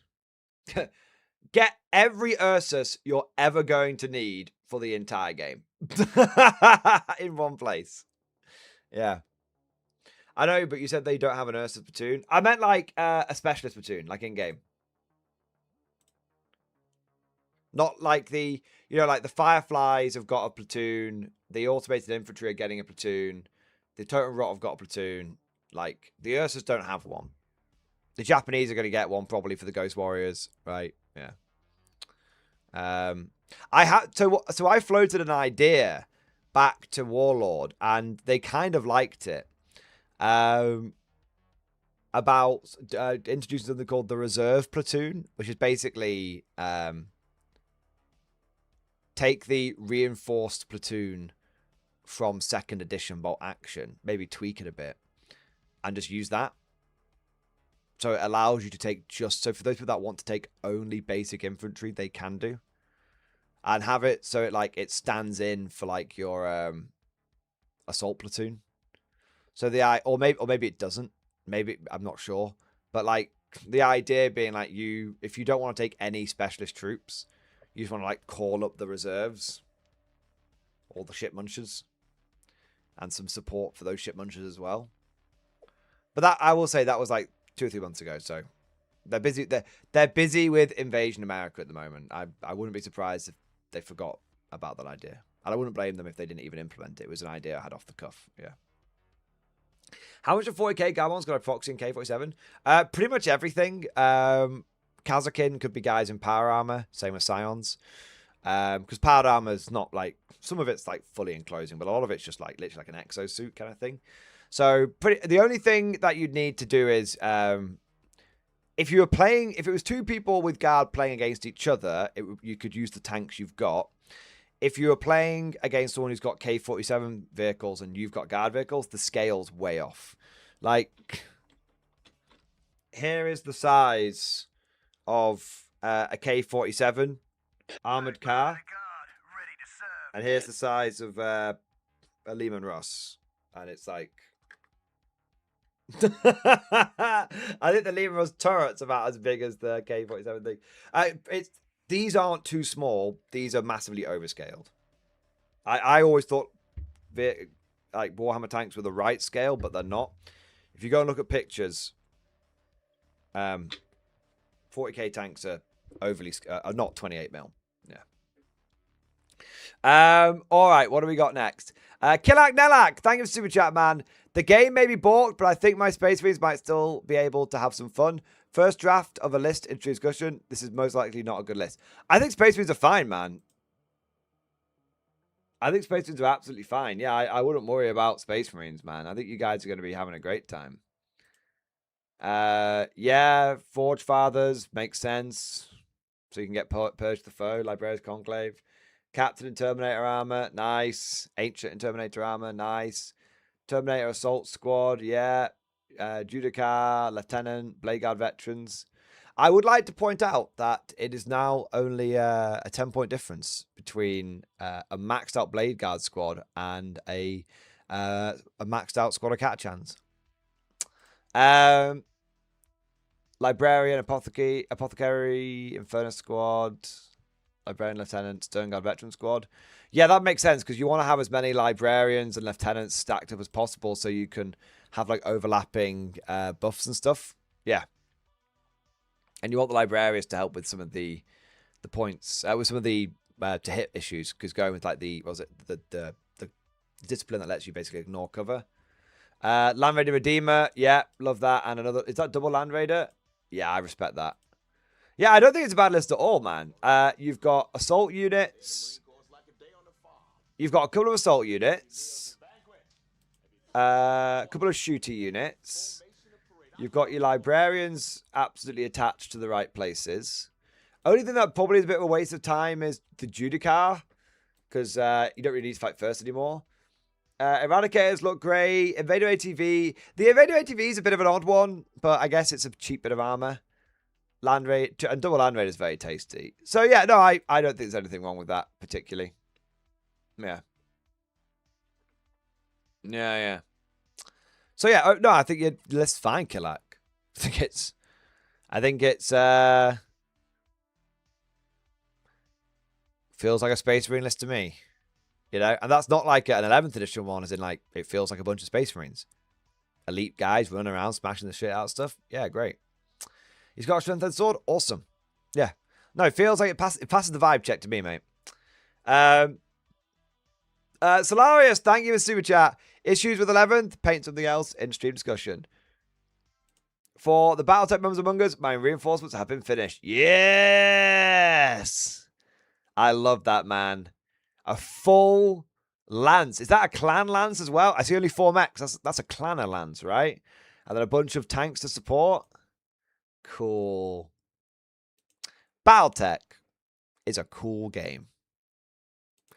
It's a very, very cool game. 5 is clan lance. Yeah. Oh, 5 is clan lance. Oh, is it? Have I got it mixed up? It's 5 clan and 4 inner sphere. Okay. I thought it was the clans had less because. Oh no! Now I think about it. No. The clans have more, but then they didn't use as much like support stuff. I feel like is the way it was. Yeah. But no, Solarius looks good, man. Godlike Poet, thank you for super chat. Me with James Gusher, sir. I do not want to eat the shit, sir. I will not eat them, some I am. Shit points and spam.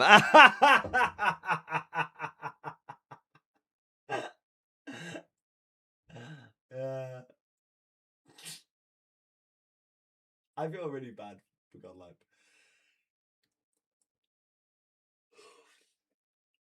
Godlike Poet, I feel so bad, man. I feel bad for you. You've literally waited, what, like, has it been 18 months? It's been a year to, it's been 12 to 18 months for Sister Battle to get just better. Not good, but just better. The new edition comes around and you just double cunt punted. What are they doing, boys? What are they doing? Elijah Snow, thank you for the super chat. It isn't just stock clearance, it's abominable intelligence-driven stock clearance. Yeah. Guys, I'm convinced. You will not unconvince me at this point. I am convinced GW is using AI. Whether the higher-ups know it, people in the office are using AI to help them with their jobs. Whispering Monk, thank you for the super chat. Leagues of Votan, here I come. Hey! So what's funny is Votan didn't get better. Like, look at just internally, just in a bubble, Votan basically remained unchanged. But because so many other factions around them just got giga-fucked, Votan are like, are we good now? And it's like, no, you're not. It's not that you're good. You're still fine. But everybody else got worse. It's kind of like you're going to have like Tal and Necrons like beating the shit out of each other like in the big boy club. And like League, and like in the top tables, and Leagues of Voters were like, "Hey guys, can I play?" And like with just a casual like flick of the hand, just go like slap them back to the mid tables. And it's like, no, just because you're the best of the bottom doesn't mean you get to play with the big boys.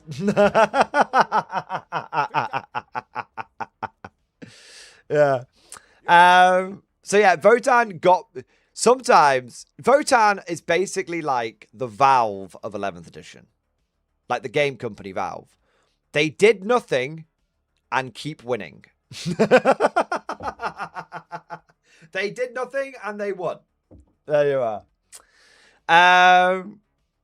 We've got RK. Thank you for the super chat, man. I dropped Vix, added 2 LATs and 2 LHs.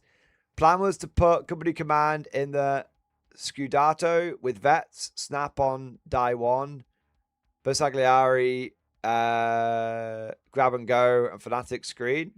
Okay, yeah, you talked about the list you sent in earlier. Yeah, no, that sounds fine. Yeah. So you dropped a couple of things.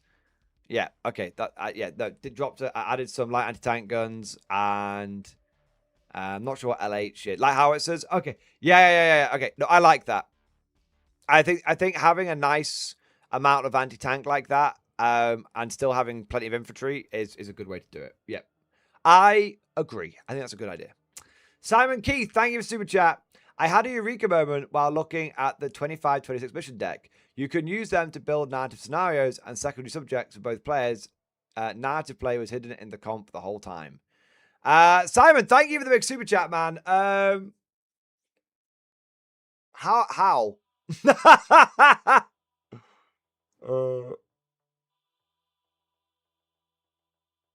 It's one deck, right?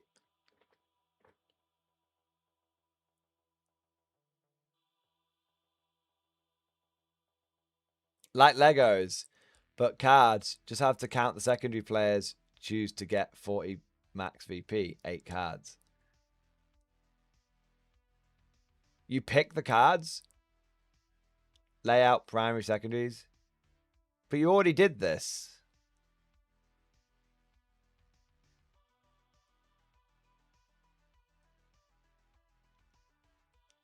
I'm confused because you already picked the layout, the primary, and the secondary. These were already like... Are you meant to randomly draw it?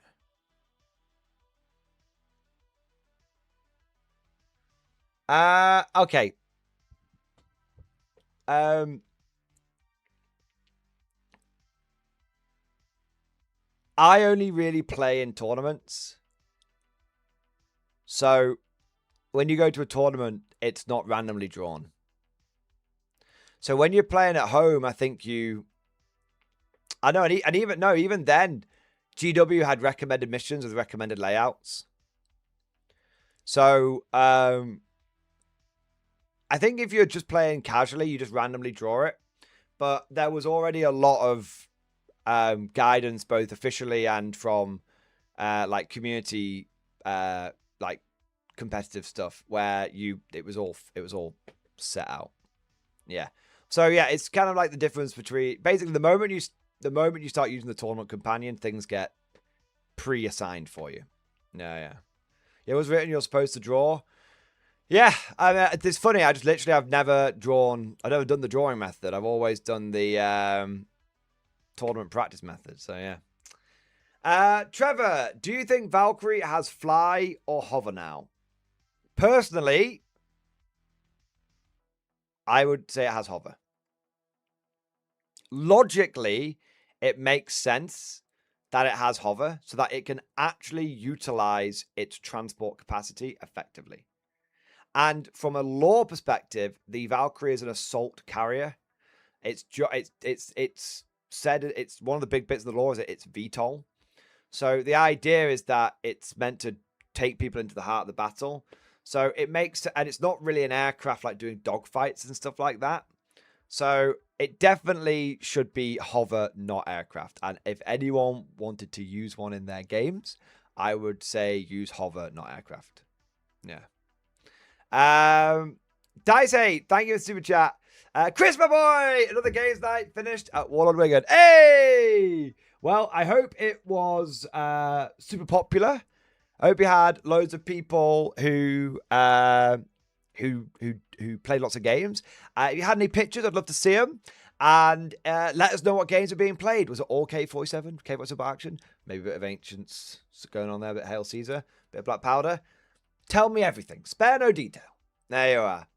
Igbard, thank you for super chat. Want to give my guard list a second chance? What the fuck have you made now? Let's give it a go. The goal of this is to infiltrate Pox. Stop telling me to review the fucking dead guy. Right, fine. Fine, I'll read it. That looks better than my thing. That looks better. Okay, I'll stop it, right. I'll do it properly. What detachment are you in?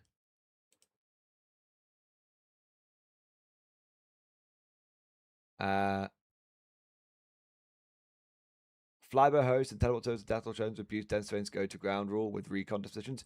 If you're going recon, I'm already going to give your list a maximum score of 5 out of 10. Because the moment you're not taking Purge, you can't be in the top half of lists.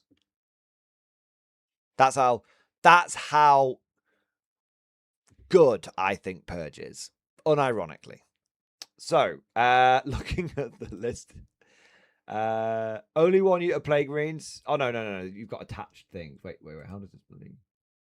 Okay, attached Plague Marines, Black Lord Terminus, attached Death Shroud, attached to Death Shroud. Okay, Plague Marines. There's 5. But you've gone melee. Okay. That looks fine. What does the Plague Veil do? So you've got loads of Plague Marines. Well, that's good, because Plague Marines are very powerful. Wow. Plague Marines only 90 points? That's pretty good. Dedicated Transport. Fine. Black Lord Terminators. You could take Black Lords in 3s? I thought they had to come in 5s and 10s. 3 Black Lords is interesting. Big squad of Death Shroud. Nice. Another squad of Death Shroud. Another squad of Death Shroud. Plagueburst Crawler, Poxballs. So the only thing that really stands out to me is the Plagueburst Crawler seems weird to have as a one-off. And the... where was it? And maybe the Rhino seems a bit weird to have as a one-off. Or the 3 Blight Lords a little bit. But no, I mean, they're all fine. I just think the random lone Plague Burst isn't really doing anything for me. I'm not saying it's bad. It just feels like one is none, maybe. So yeah, maybe I'd consider not having the Plague Burst and maybe get more Rhinos or something. But yeah. That's kind of where I'm at. Yeah, that's where I'm at with it. It looks fine though. I would recommend maybe trying to go Purge. It is quite good. Also, I know melee is better. Wait, do Death Guard have any way of ignoring cover? I don't think they do. I mean, some of their weapons ignore cover, but that's about it. I was going to say there could be, with you being a relatively slow army, there could be play in you going more like shooty, but I don't think so. Didn't they change the what do you call it? Didn't they change the Plague Marine aura to only -1 to hit in melee now?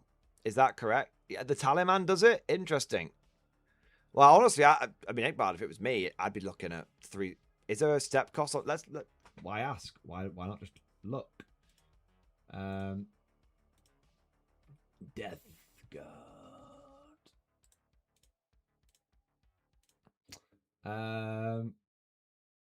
Taliban. Oh, by the way, I worked out why the list goes sideways. Honestly, I worked it out. It's not designed for desktop. When you look at the Munitor and Field Manual on mobile, it's a single list all the way down, and it's a lot clearer and makes a lot more sense. So they designed it, but not to be used on... It looks great on mobile, but it looks shit on computer. So they didn't design it for computer. Yeah. Anyway, where are we up to?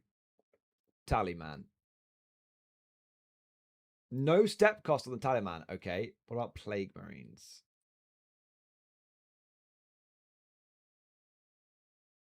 No step cost on the Plague Marines. So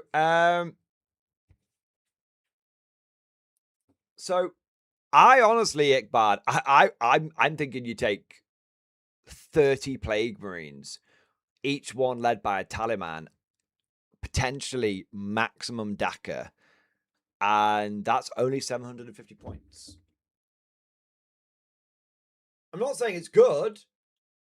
I'm not saying it's bad. I'm saying there's something there. Yeah. There's something. But that's if you want to go down that route. Yeah. I see the vision. Yeah. A lot of plasma. Oh, but the hazardous is a bit wonky now. But you can take melters instead, can't you? Yes. Yes. Melters, blight launchers, plague spewers. And you still get a bit of melee in there. Still got a bit of melee going on. Shoot them a bit and then finish them off in close combat. Just saying. So Newbie, thank you for the super chat. I might restart my ad mech sooner than I thought in stream discussion. Let's have a look.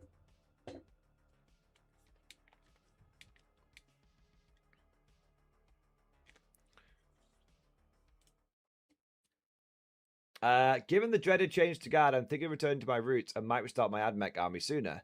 So you have chosen financial destitution. Interesting. Sooner than I thought, given their changes, I'm maybe quite happy to run my Hollow Creed with nicely costed units. Only one that got hit was the Iron Striders, and yeah, I saw that coming, but that only means my Chicken Walkers with Lances will be hitting the board just for pure vibes. Also, Hollow Creed is purged the foe, stuck it to the towel. I'm coming for your blue-hooved asses. What happened to there will be no meta chasing? What happened to bring the vibes? And now you're like, I think my ad mech are better than my guard, so fuck the guard. I'm going to play the Tin Men instead.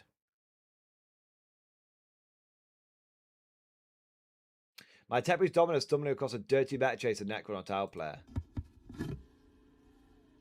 Oh, lucky me. Everybody come and look what I found. It's a cunt.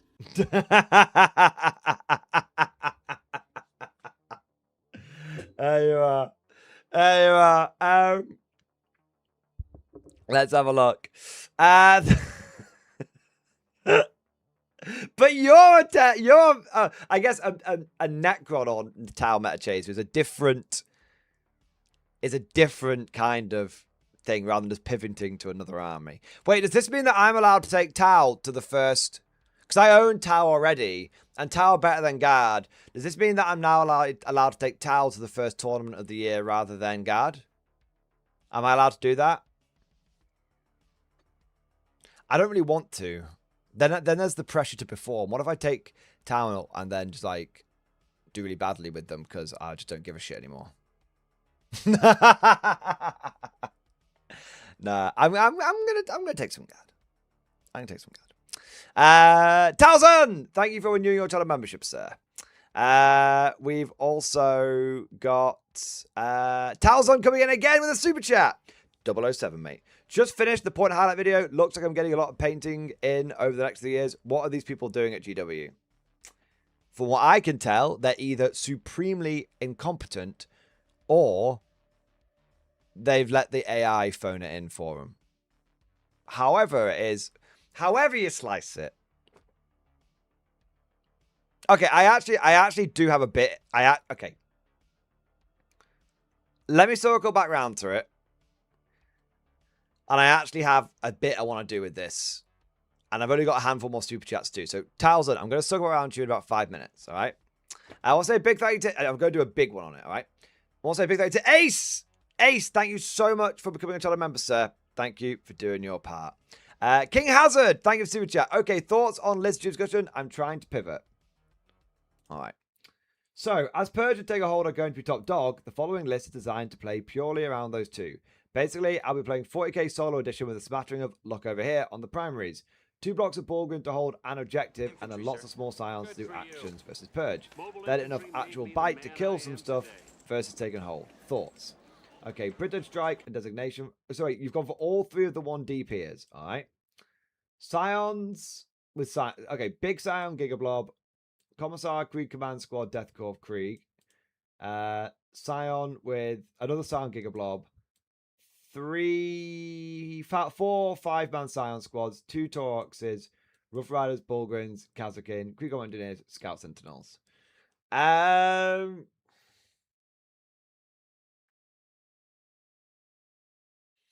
Okay, let me say something. This idea, good. You're on the right path. You're on the right line of thinking for early 11th edition meta. So good.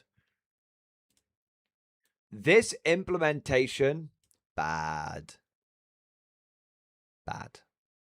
So let me explain. If you want to do take and hold, you've got 2 units which can do it. The rest of this is going to last about as long as a fart in the wind. So no ability to take and hold. And it's not that hard to kill 2 squads of Bulgrin. Like, they'll go down to concentrated firepower. So you got, what, 2 turns of holding objectives with this, maybe? And then the other problem you've got is that your list is good at purge the foe, but only into basically infantry.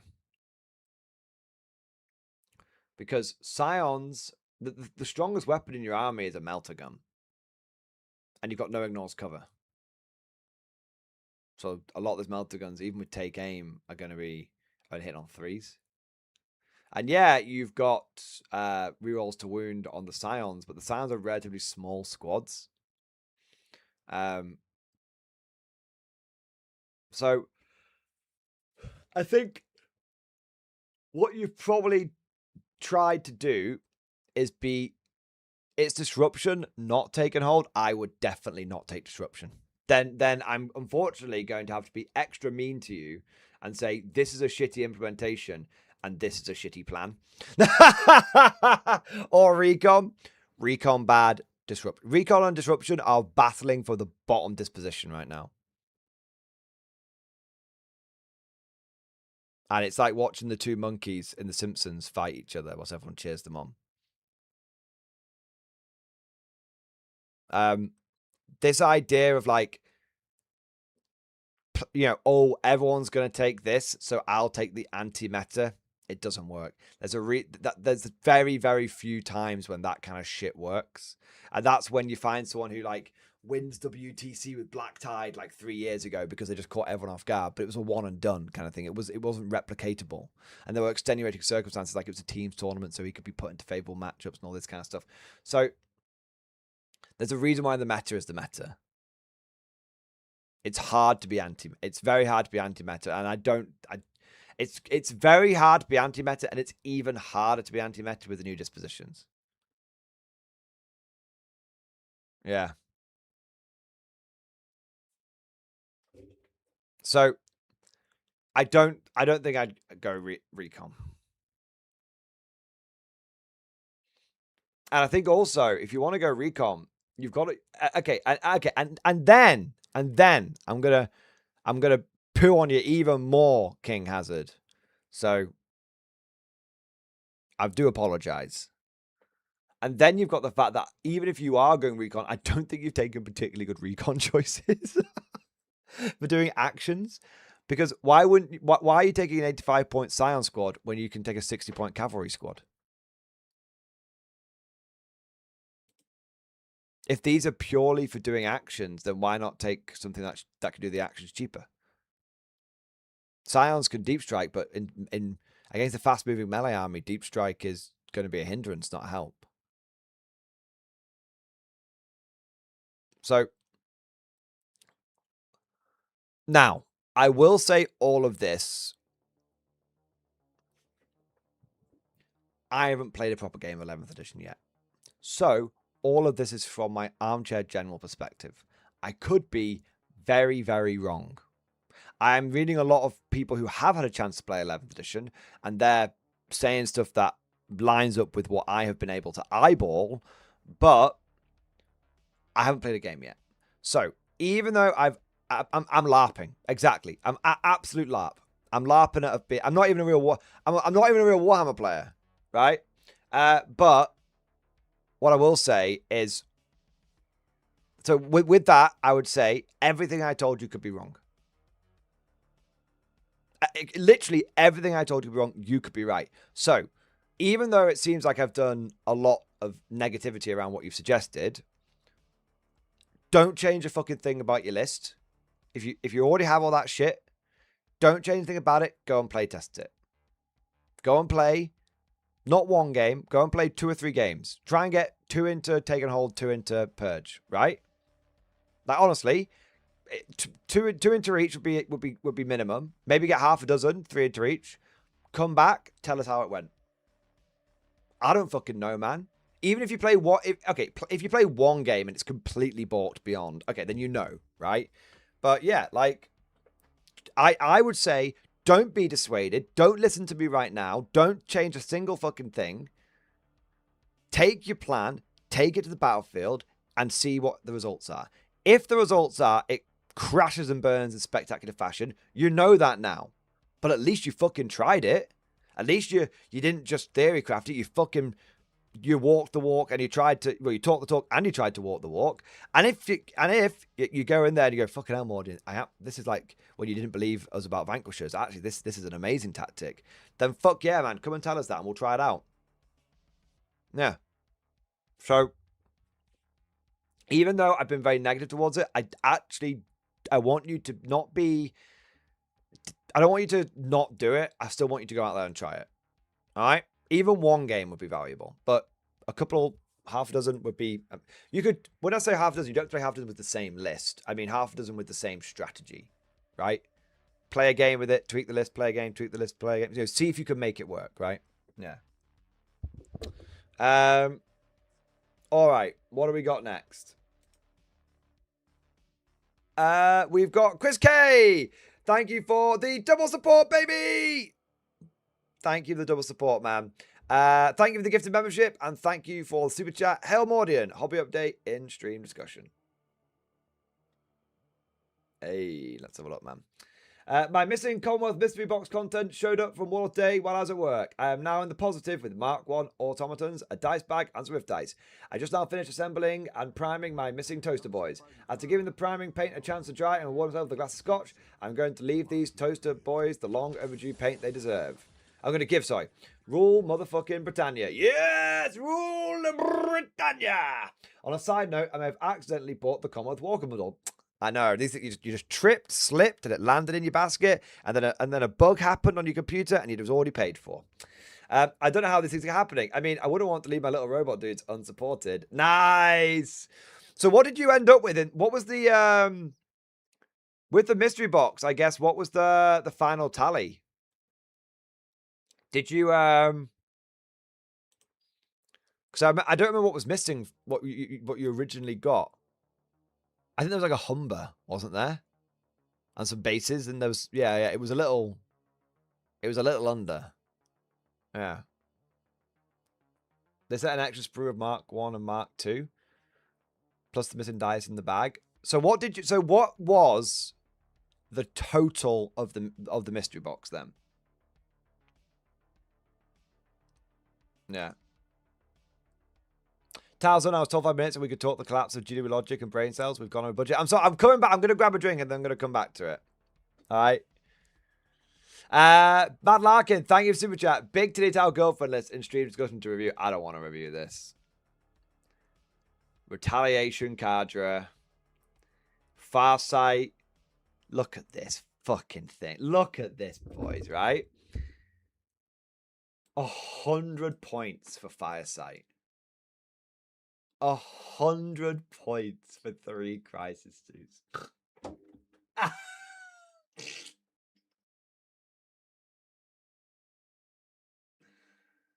Oh my god. Farsight. Battlesuits. Commander. Battlesuits. Okay, so the second unit of fire knives is a bit more expensive than the first. Okay, fair enough. Cold Star.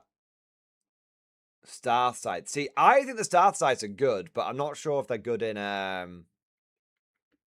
Retaliation Cadre. I think you need to take them in Monk. I think 2 units of Star Sights, max burst cannons, in and Gundros and shit in Monk Car with the stratagem that lets you pick 2 units and get +1 AP on them. That's where I think it's at. Enforcer, Sunforge, Twin Lance, Pathfinder, Piranha, Riptide, Stealth Suits, Vespid.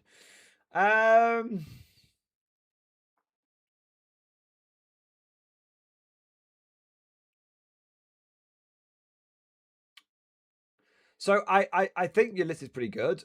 I think you're a little light on spotters. I know Pathfinders can shoot and then recloak again, hide again. So I know there's that. But or is it the stealth? That's probably the stealth suit. Sorry. My instinct is it's a very, very good list. I'd still rather have Montcar. That's my instinct.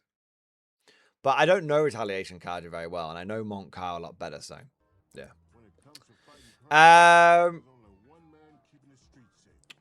What have we got? Snowpiece T, list review stream discussion. Thank you, sir. Let's take a quick look.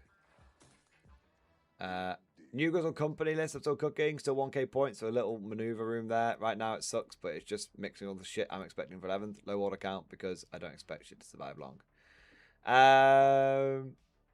Catachan Command Squad.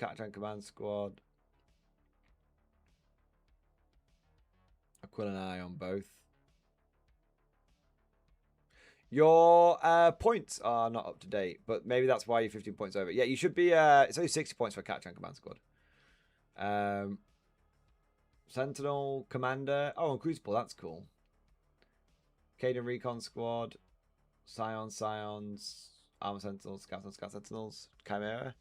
I mean, it's fine. I just think you lack anti-tank massively. Oh, and a Basilisk as well, and a Hellhound as well. Fine.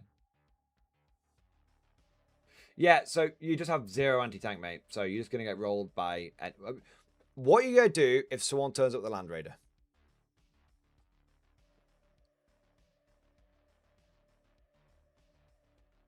At 220 points...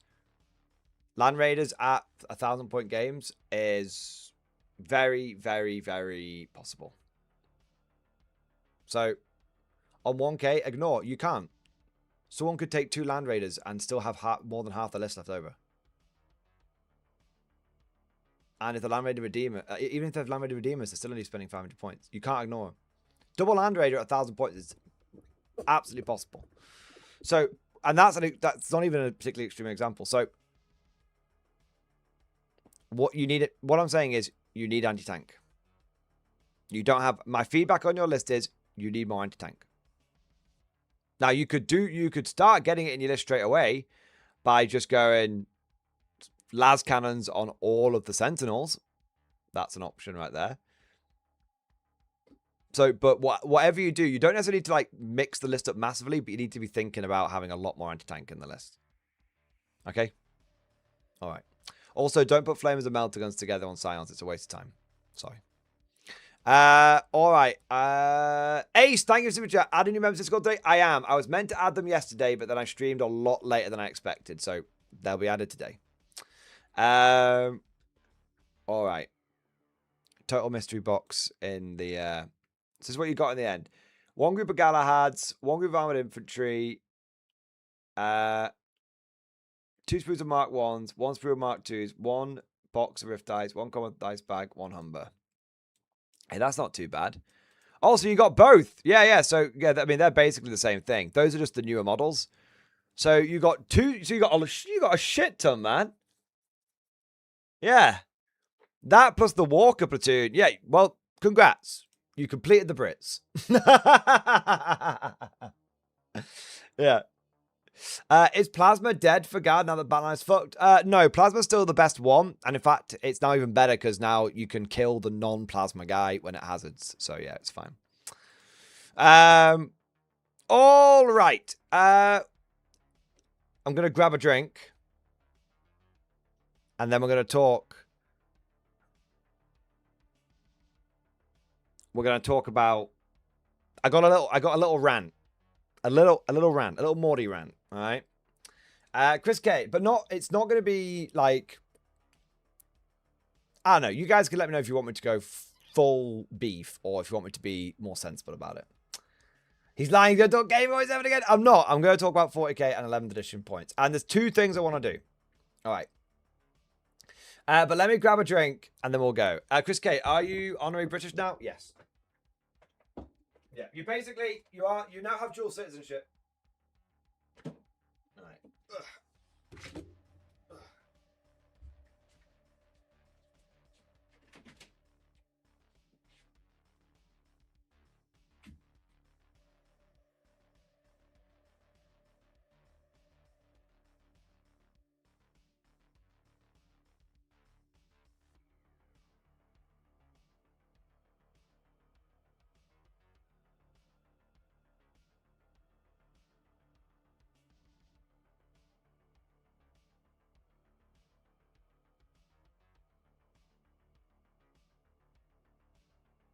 I only have one rule.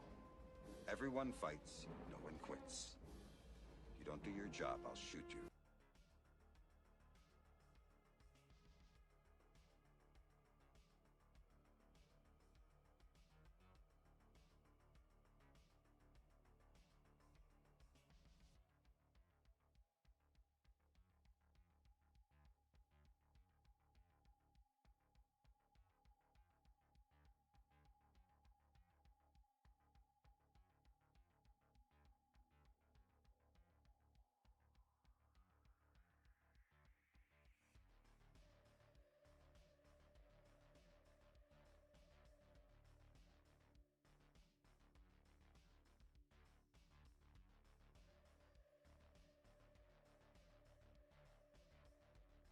Another glorious day in the Corps.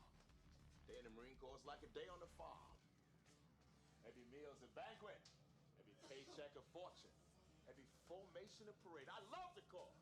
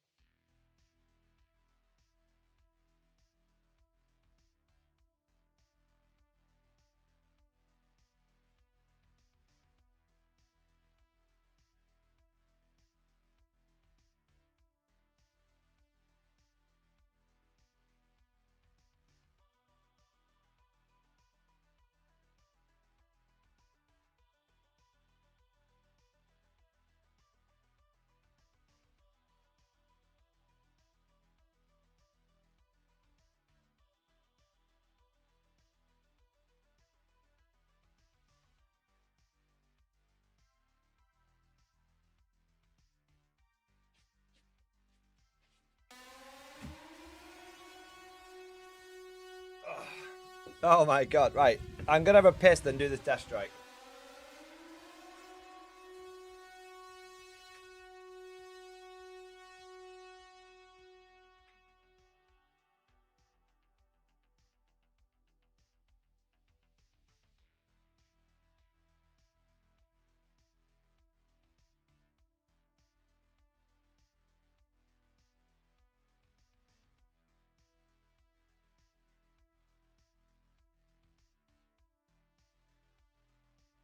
Jaffa, Cree! Kelmakol, Kritak. You heard me? I said Cree!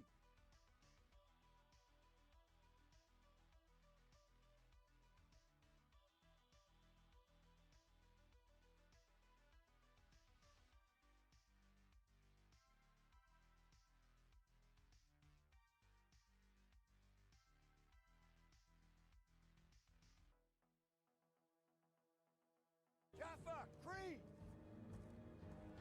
Kelmakol, Kritak. You heard me? I said Cree!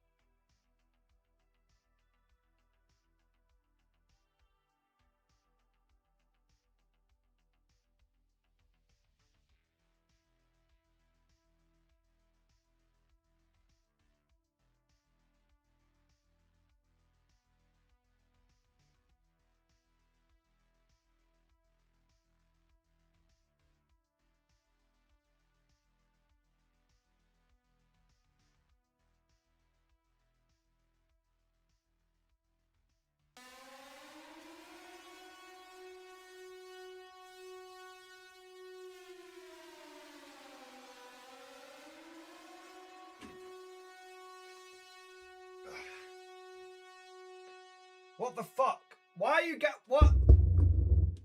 Why are you bloody praising the? What is going on?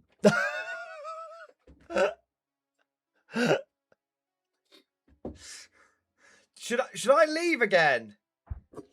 If I come back, when I come back, do I have to give the money back? I'm going again. No, I'm not doing that. Go away. Oh, chair street. We want the chair. I mean, I can look. I mean, I can do this if you want. Like 1 minute. All right, 1 minute. All right.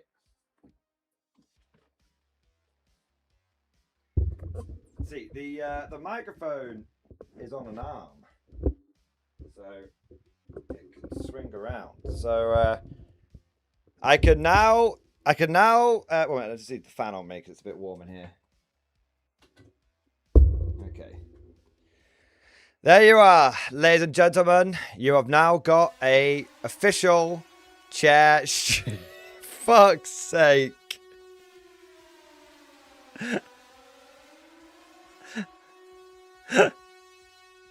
What? For the chair. I can't. Oh no, I need to scroll up and down a bit. Oh my god. We need your face your face picture. Oh my fucking god. Right. I can't support this madness. Townsend, look, I wanted to talk about your thing, man. I want to talk about it, but when people throwing death strikes for the chair, my god. Fuck's sake. Iqbal, the GW app has crashed. Can't use it. Oh my god. Right. Is that true for everyone? I'll tell you what. I'm coming back. I'm sorry. I'm coming back. Ugh. I need to be able to say thank you. I'm sorry. As the official representative of the chair, I just need to say thank you to people's super chats. I want to say, do you guys not want me to say thank you to you? I mean, if you're not bothered, if you're like, we're not giving it to you, Mordian, why are you thanking us? We gave it to the chair. Like, I mean, I can... They've gone insane since the points drop.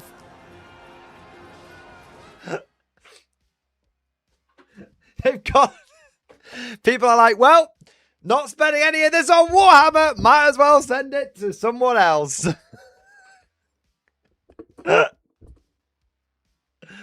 Fuck's sake. Alright, I have to go through this now. What the hell? Right, so I step away for 5 minutes. And we've got David D. Davidson, who gifted 10 memberships. Thank you very much for the 10 gifted memberships. Sah! Thank you for your support. And then he also gave us a super chat that said, praise be the chair. So double thank you for that. And somehow, this triggered a response from Russell W., who decided that it was a good idea to drop a Death Strike chat, baby! Yeah, buddy. Yeah, buddy. Yeah, buddy. Oh my fucking god. Russell W., why? It is slightly depressing that I am losing a popularity contest to an inanimate object, but I suppose that's the price, you know. They say you only get 15 minutes of fame. I've had my time. Clearly now it's time for me to hand over to the chair and to allow him to have his 15 minutes of fame. There we are. Russell W., you absolute crazy, beautiful, mad bastard. Thank you for absolutely popping off. Chair stream all the way, baby. You beautiful, crazy bastard. 07, you magnificent, degenerate son of a gun. And thank you for the incredibly generous super chat and for just being An absolute goddamn hero, man. Oh, man. And then we've got Ed Bailey. Thank you for super chat. He says beef. Okay, I'll do beef when I'm doing my bit. Actung Nate. I'll come back to you in a moment. And then we've got David D. Davidson. Who? Oh my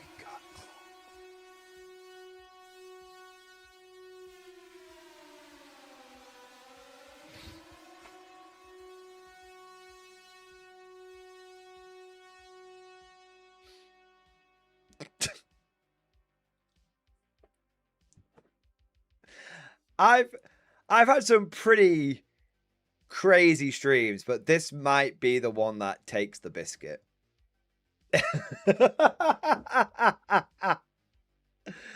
Sir Newbie, I'll get to you in a moment. Before I get to Sir Newbie's Death Strike, firstly, I have to say a massive thank you to David D. Davidson, who's already done 10 memberships and a super chat, but decided that one Death Strike wasn't enough. And was like, you know what's better than one Death Strike? 2 Death Strikes. And so he joined Russell W. in dropping the Death Strike chat, baby! Yeah, buddy. Yeah, buddy. Yeah, buddy. Yes! Oh my god. And not only did David come in with the Death Strike chat, but he also came in with 50 gifted memberships as well. That's 50. So he's dropping nukes and he's sending entire goddamn companies of Kriegers over the top. Send in the next wave. Drive them, men. Drive them. Oh my god. Oh my god. David, from the tip of my toes to the end of my big rubbery nose, thank you for blowing my nips off, for going above and beyond the Call of Duty, for absolutely bloody smashing it, mate, and fucking hell. And, of course, praise be the chair. Praise be the chair. Praise be. Maybe I should start a new Chat Plays Stellaris game where we make a race that worships the chair. There's probably some way of doing that. Right? There you are. Probably right. The new army of chairs. I did 3D print an entire army of chairs. Fuck's sake. That's basically the Imperium of Man. Bar report between you and the chair. Fucking hell. But wait! There's more. Because not only have we had Russell W. and David E. Davidson do this, but we've also had a third Death Strike. A third Death Strike come in. That's right. We've now reached the rule of 3.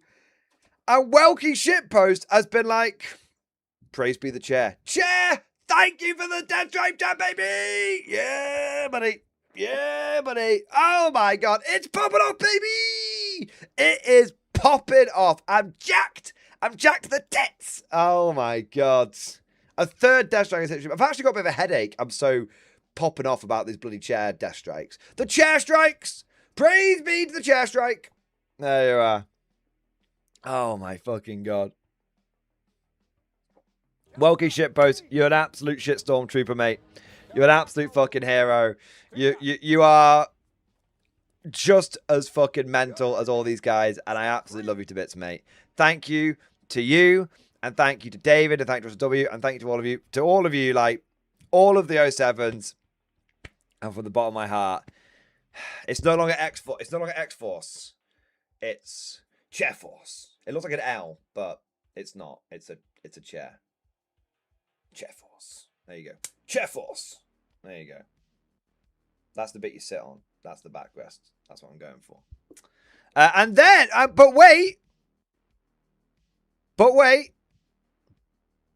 Just because only according to GW is a rule of 3. But when you're bringing Death Strikes, you're playing Apocalypse, and in Apocalypse there ain't no unit limit. And so we had a 4th Death Strike hit the stream, Mr. President. Sir Newbie has come in here with the 4th Death Strike chat, baby!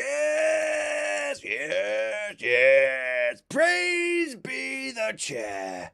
Praise be the chair strike. Chair force, baby. Yes. Oh my fucking god. Hey, you know, I can get a new chair for that. Oh, wait, is that sacrilege? Is there only one true chair? Am I a heretic now? Am I an apostate? Do I not believe in the one true chair? Or are we going to have like are we going to have like different denominations? Like some people believe in the new chair testament and some people believe in the old chair testament. Like are you a new chair testament person or an old chair testament person? You know, where do you sit? Where do you sit on this? Blasphemy! An army of the chair that fights sat on its sacred form cannot be beaten. To suggest otherwise is blasphemy. The chair wills it. Chair wills it.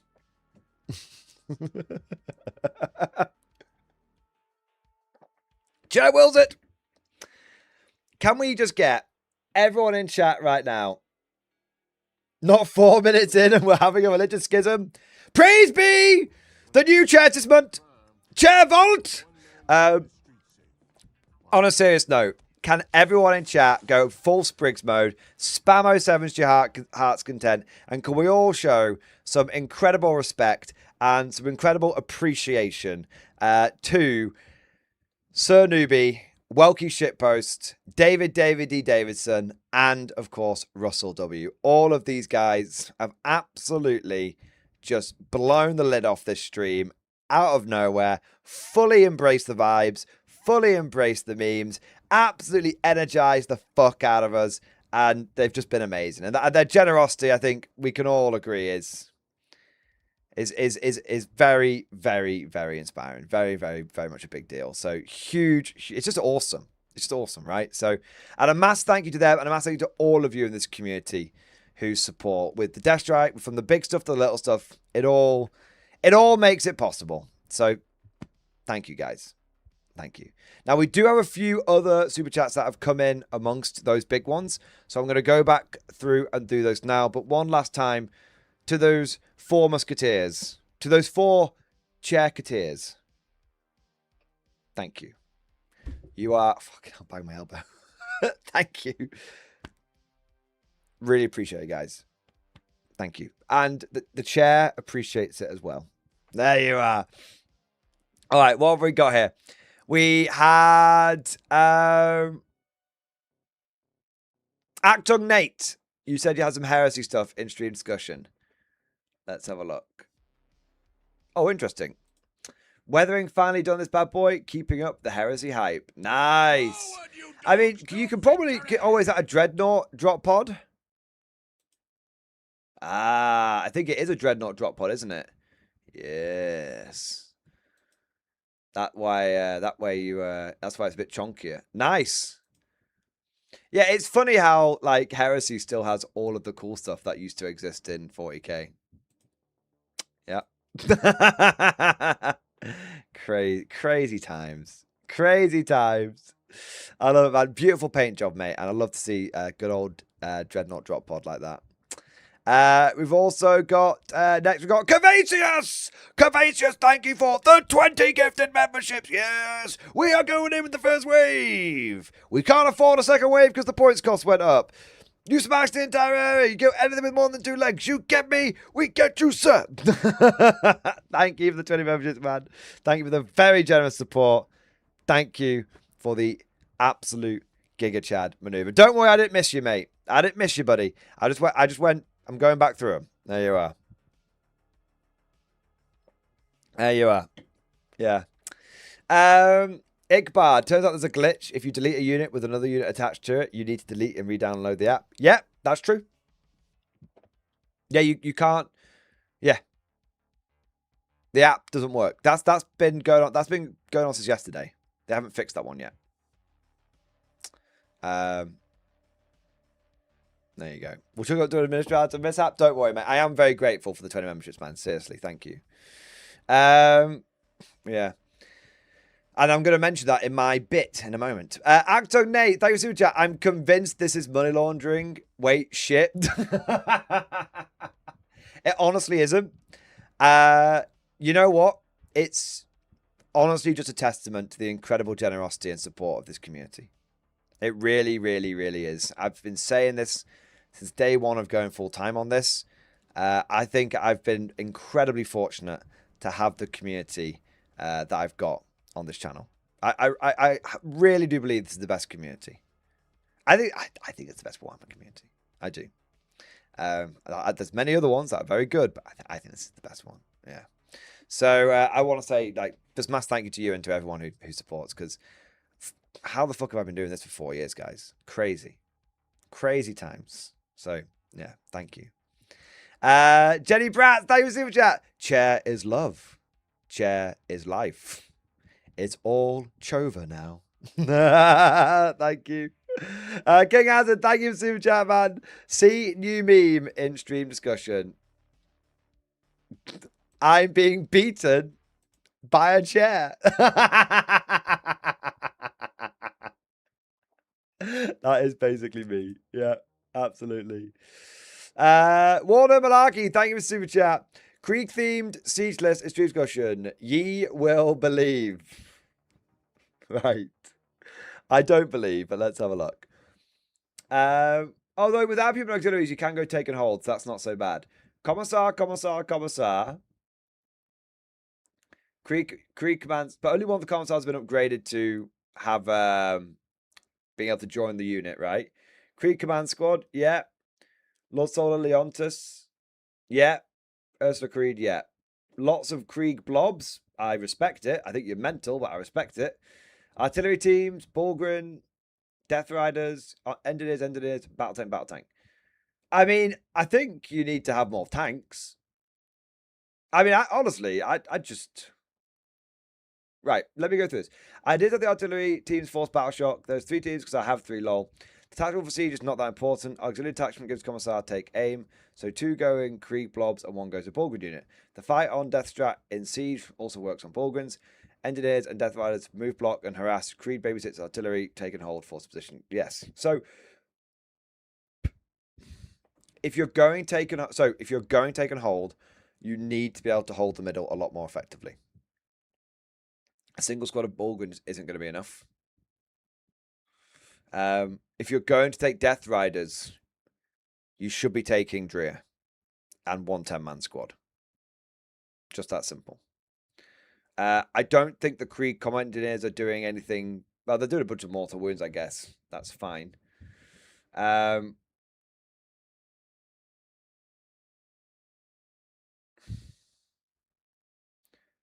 I know you want to take these, but I think these are letting you down.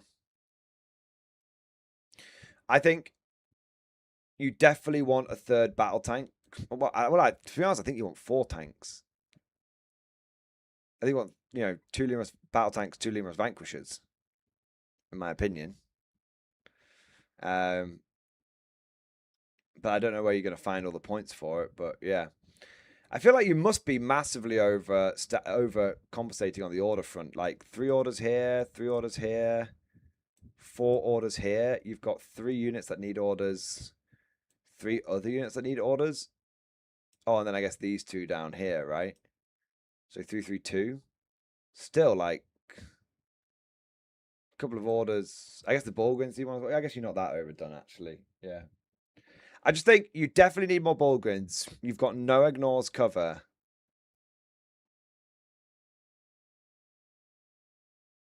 I see what you're trying to do. I just don't think you're implementing it the best way.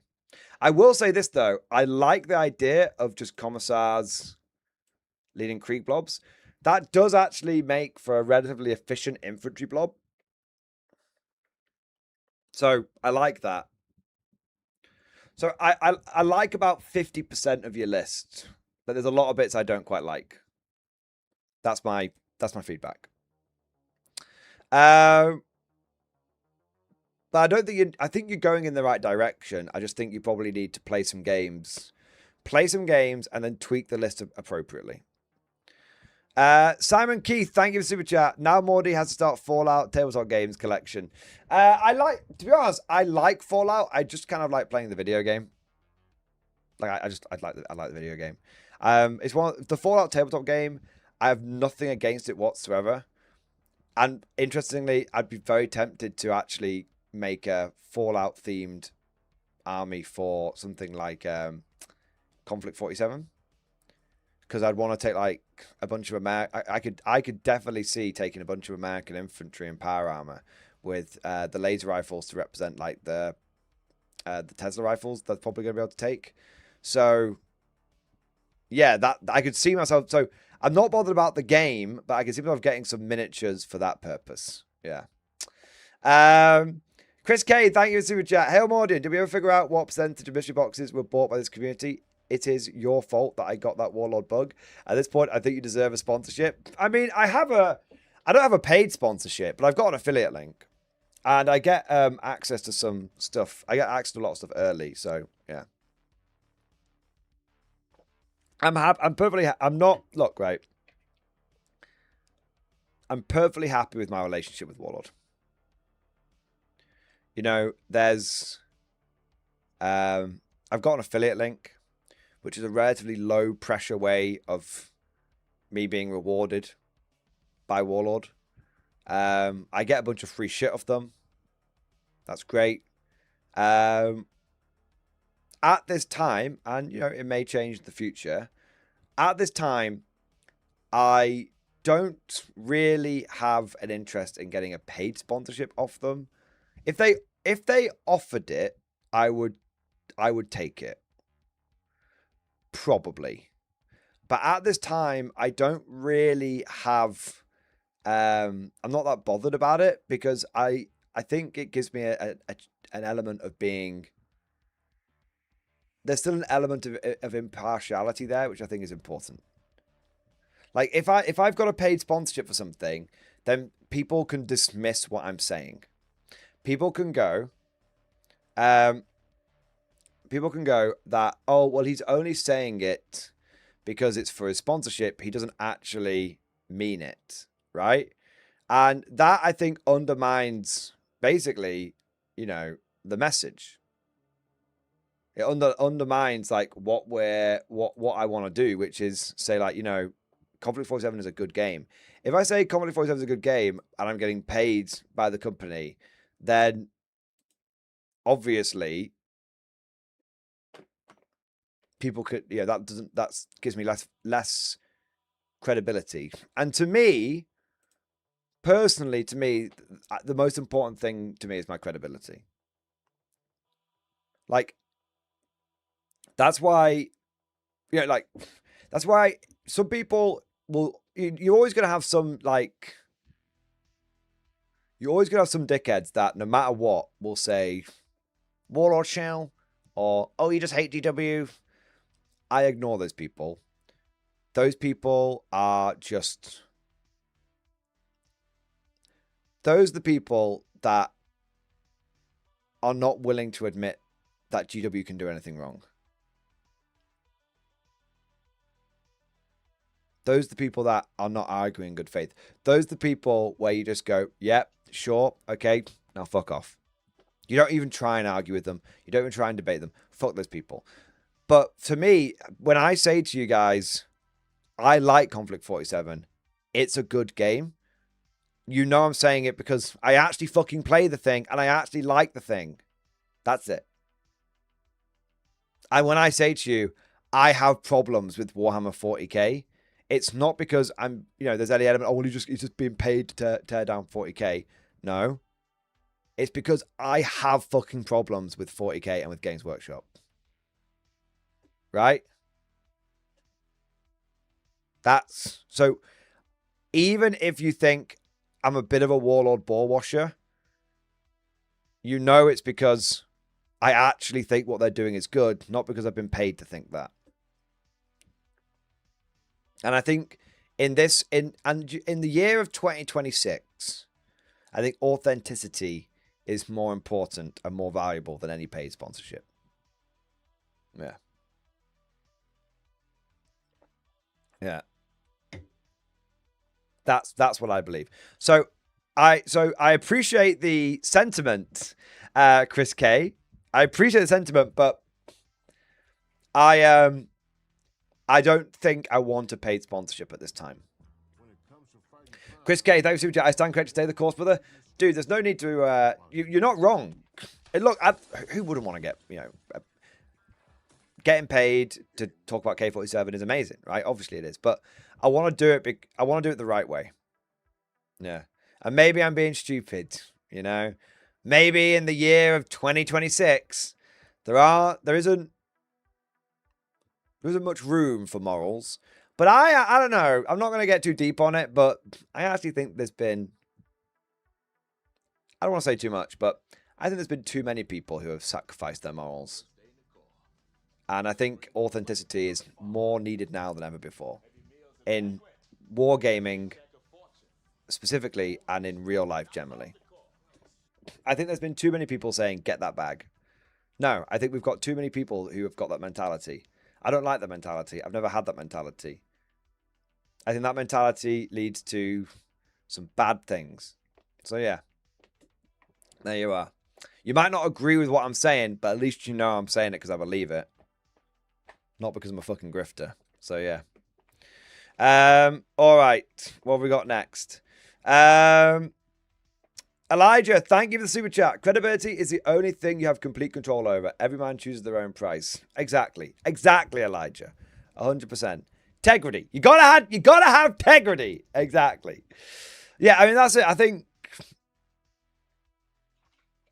there was a time when you had to like get all the sponsorships and everything, but I've never been interested in doing that. Yeah. Mordian will get paid sponsorship when a sponsor can beat him in a game of 40k. I mean, bro, that's probably not that hard anymore, right? Like, I'm a little rusty.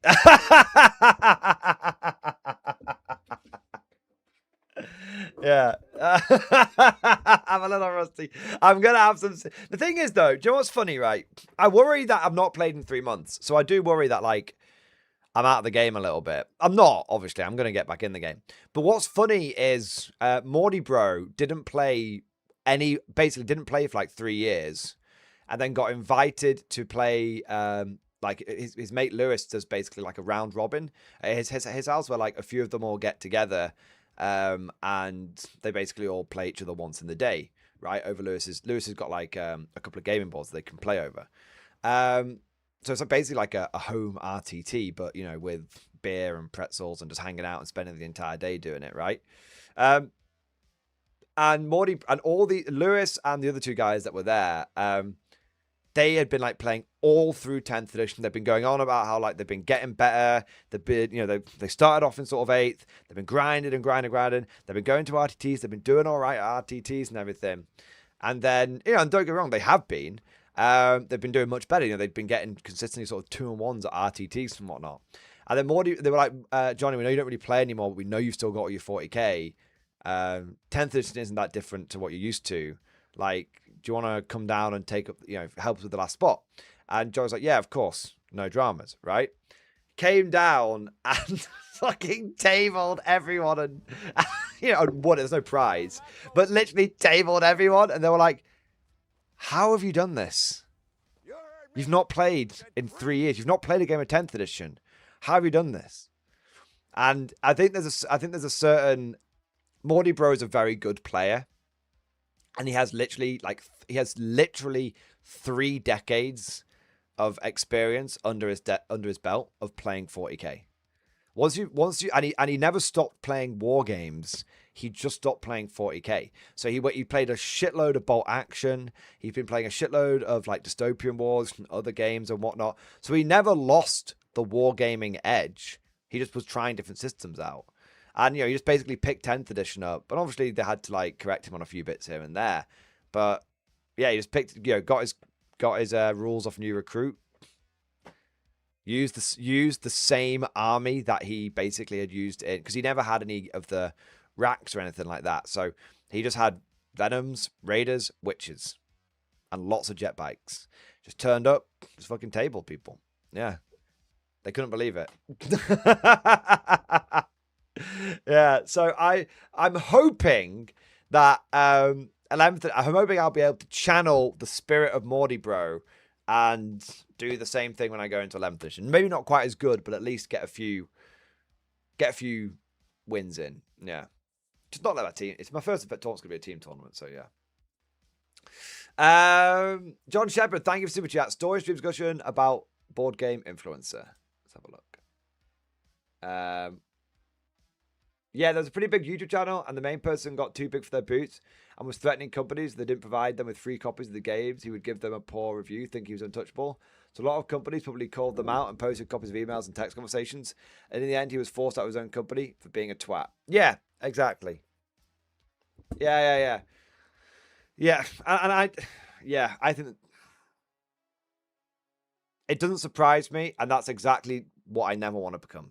I don't think I ever will be. It's not my nature. It's just not the way that I think. You just got to be genuine. These days, I think people can. These days, I think a lot of people can just sniff out the grift, can sniff out the scum. Yeah. Like, people can just detect the bullshit, can't they? Yeah. It's not in my nature, Mordian being British. You got a bottle of water. There you go. German, thank you for super chat. How is Salty Simon and Mordy Bro? Salty Simon is gallivanting around Mexico, I think, at the moment, having a great time on holiday. So I think he's having an awesome time.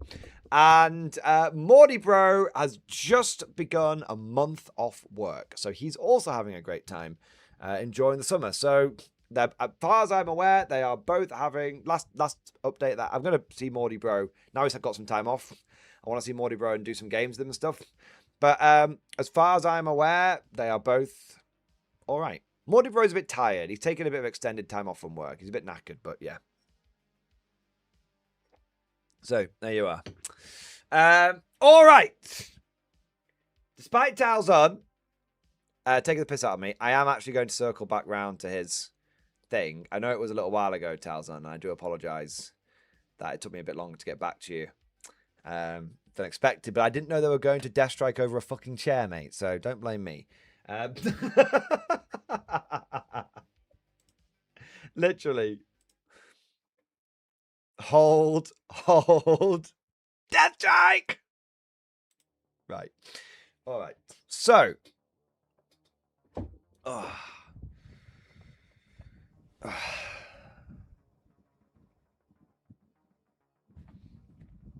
I need to talk.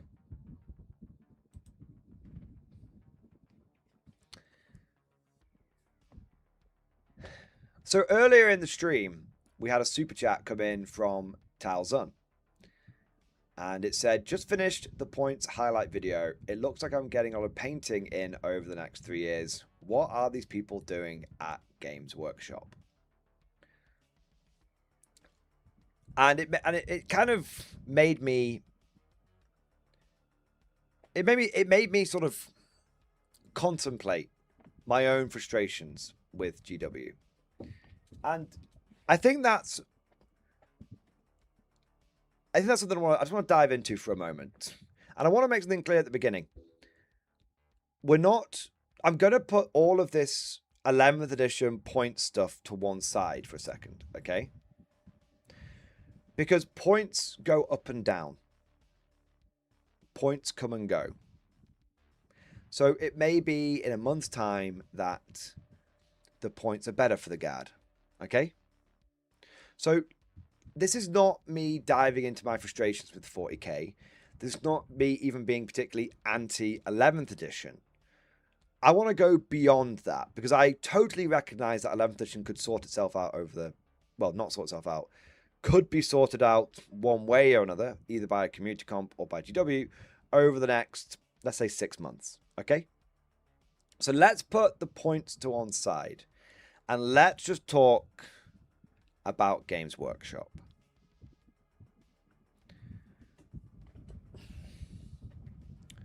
Whether you are feeling positive about 11th edition or negative about it, whether you're feeling good about the points update or you're looking down at your collection through tear-filled eyes, I think everybody can agree that the implementation and launch of this edition has been a fucking shit show. It has been a textbook example of just incompetence and mismanagement. And I do not believe that is an exaggeration. I do not think I am overstating anything. I think this is one of the worst launches I have ever seen Games Workshop do. I've been playing this game with Guard specifically for 22 years. I've been playing this game, I was 11 years old then. I've been playing this game with slightly more aware of edition changes and being a bit, my brain being a bit better, not being an 11-year-old's brain, an adult brain, shall we say, since I went to university at 18. So that's 15 years. So even if we cut it down and we say the last 15 years, from 6th edition through to where we are now in 11th edition, I have seen many edition launches happen. 11th, I will say categorically, is the worst edition launch I have seen them do. Now, I'm not saying it's the worst edition overall. I still think that 7th edition holds that title for a myriad of reasons. But this, and I'm not saying 11th edition is going to be a complete failure. Don't get it twisted. I'm talking very specifically about the launch. This launch has been the worst launch I have seen in 15 years. 6th edition was an absolutely fine launch. There was no real issues with the launch. They came out with the Dark Vengeance. Was it Dark Vengeance? Yes, it was Dark Imperium was 8th edition, wasn't it? They came out with the Dark Vengeance box set. It had some brand new plastic cultists. Had some really cool models on both sides. Did not feature the Ultramarines.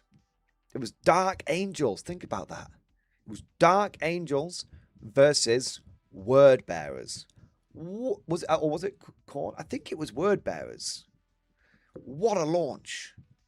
Now, straight away, that tells you it was that wasn't just roll out the Ultramarines again because they're the face of the company. That wasn't just, it has to be Ultramarines because they're the poster boys. It was, no, we've done something different. It's still Marines, but they did something different.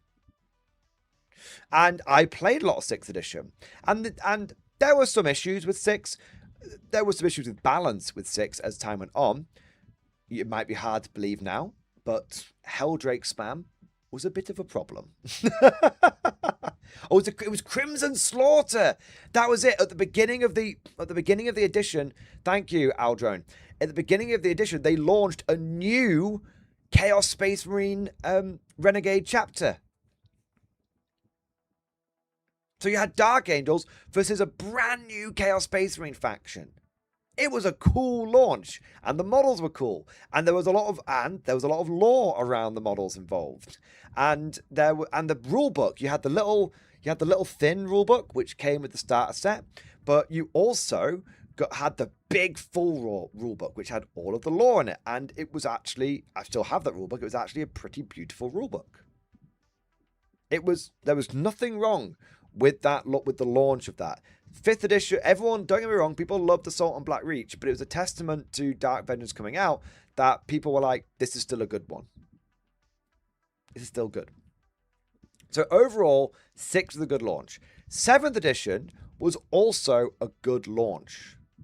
Now, it degenerated badly post-launch, but the launch itself was good. Firstly, we got an updated version of Dark Vengeance, which not only did so it was the same starter set because it was very, very well received.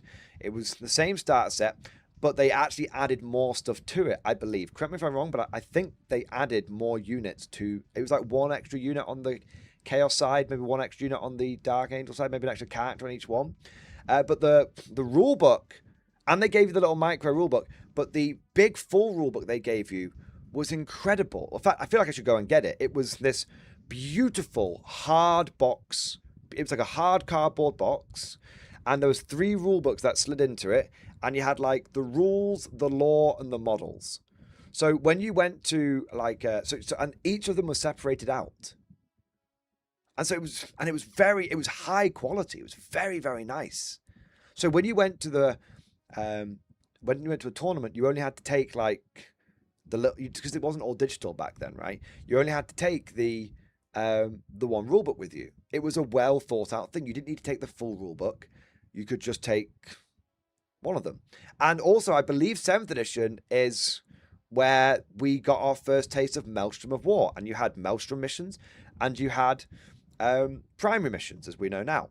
Now, again, 6th edition started well, degenerated. 7th edition, I think the launch was fine, but it was all and the core rules of 7th were well received. It was all the shit they added on was bad, but the launch was good each time. Then you had 8th edition. 8th edition, incredible launch.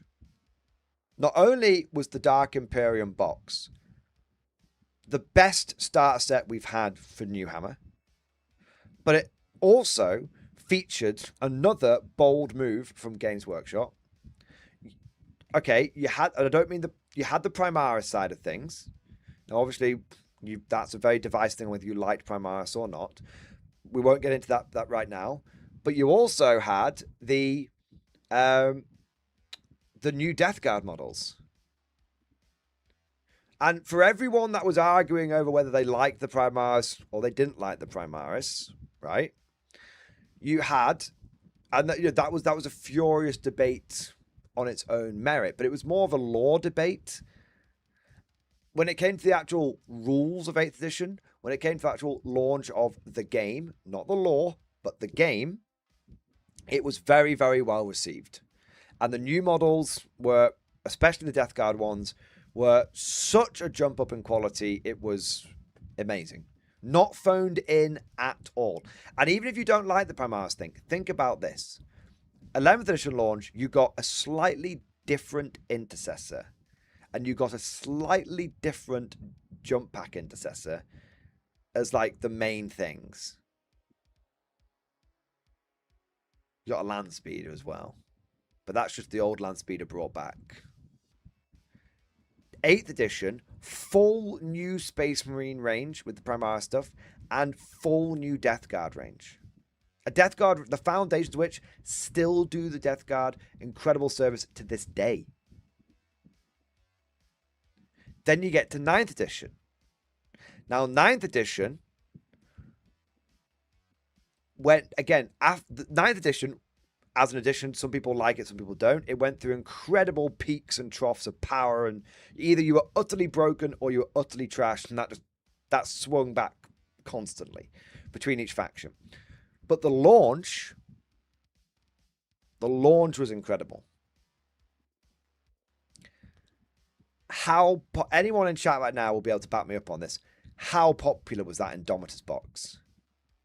I would not be surprised if, even considering how much bigger GW is now, if the Indomitus launch box was not the best performing launch box GW has ever produced. Think of when you were back there, if you were there when this happened, think of the attitudes people had towards the Indomitus box, towards the 11th edition box. A launch box so nice, you got it twice. Exactly. And then we get to 10th edition. And again, 10th edition launched incredibly. Like, it's hard for people to fathom how good the 10th edition launch was. It was so good, it basically, even though the game had some big problems, like Eldar and Knights being very overpowered, and Voton Death Guard being DOA, right? The launch itself was utterly peak. Firstly, you had that incredible animation. The Leviathan animation puts the Armageddon one to shame. The Armageddon one, where all the Marines can do is go, rah, rah, and they reuse the noise for like fucking 2 different characters. You've got the chaplain who just goes, "Rah, rah," and then you've got the captain on the thing with the sword and the shield who goes, "Rah," that makes exactly the same noise. Like the 11th edition trailer, I thought was decidedly mid. Now, if that trailer had come out 10 years ago, it would be amazing. But we've got better trailers being put out by one-man bands these days. Like, sorry, the GW expectations have shifted, and it's not that, it's worse than the last one you did. Especially when you compare it to with the Armageddon one, right?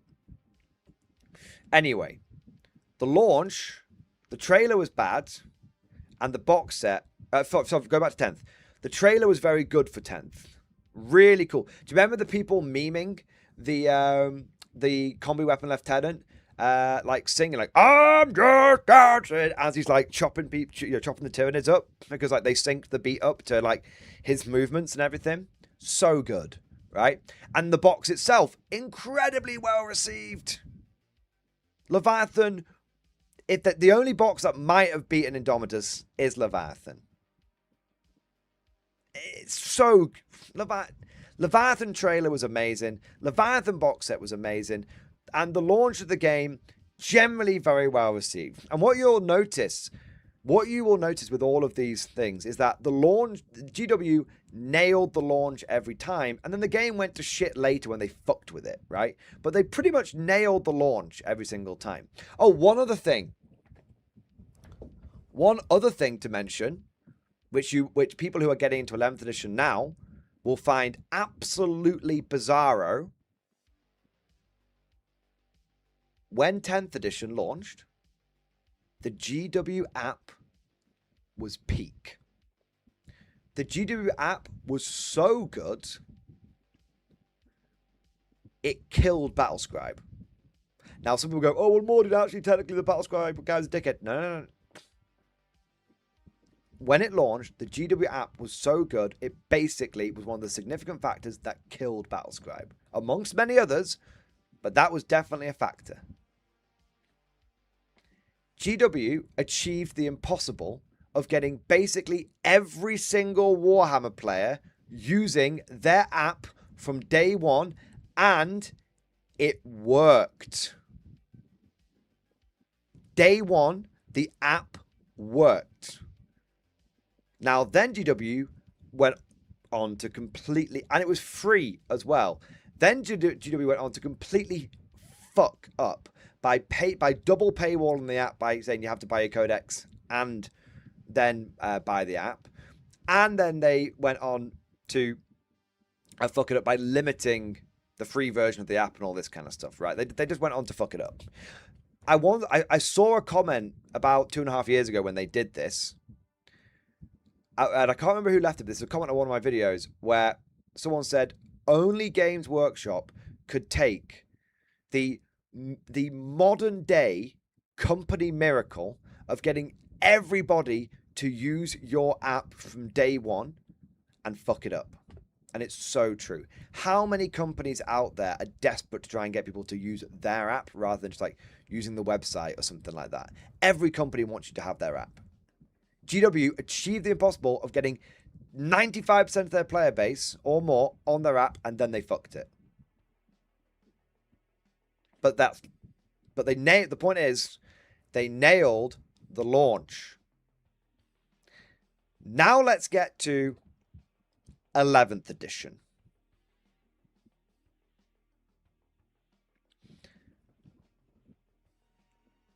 Every step of the way of this launch has been mismanaged.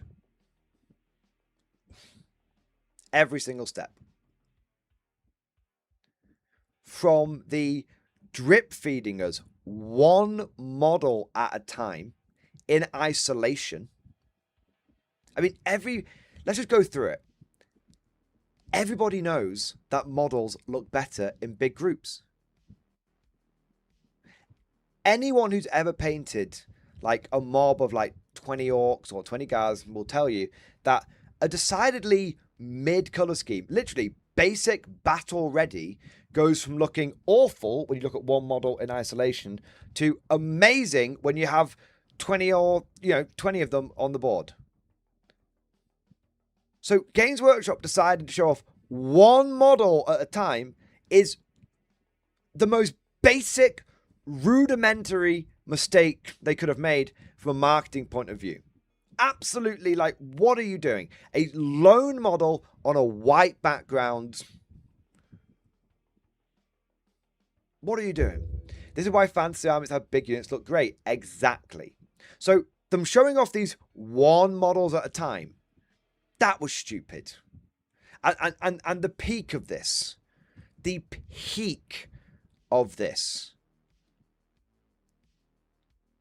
was Grot Week. I will never stop taking the piss out of Grot Week. They hyped this entire thing up like it was the second coming of the Emperor. And I'm just there like,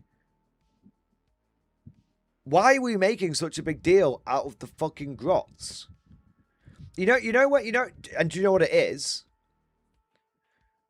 GW has an obsession with cute little pets. It's why like every Warhammer Underworlds thing comes out with a pet now. Half the Age of Sigmar things come out with a little familiar or a little pet, right? Oh, the little cute little pets. Oh yeah. Oh yeah, the little cutie pets. Too much yellow energy, that's what it is. Anyway.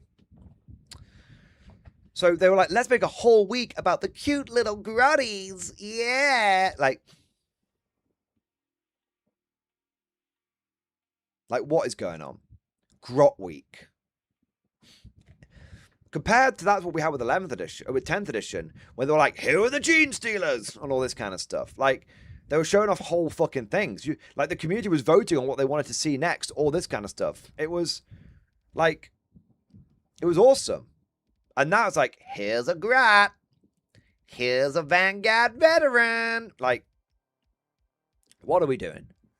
So just all of the lead up to it was just like, was this weird like drip. Now it was drip. Now they did things. Information did come out fairly quickly. I won't say it was drip feeding, but it was a relatively quick drip. It's like drip, drip, drip, drip, drip, drip, drip, drip, drip, rather than drip, drip.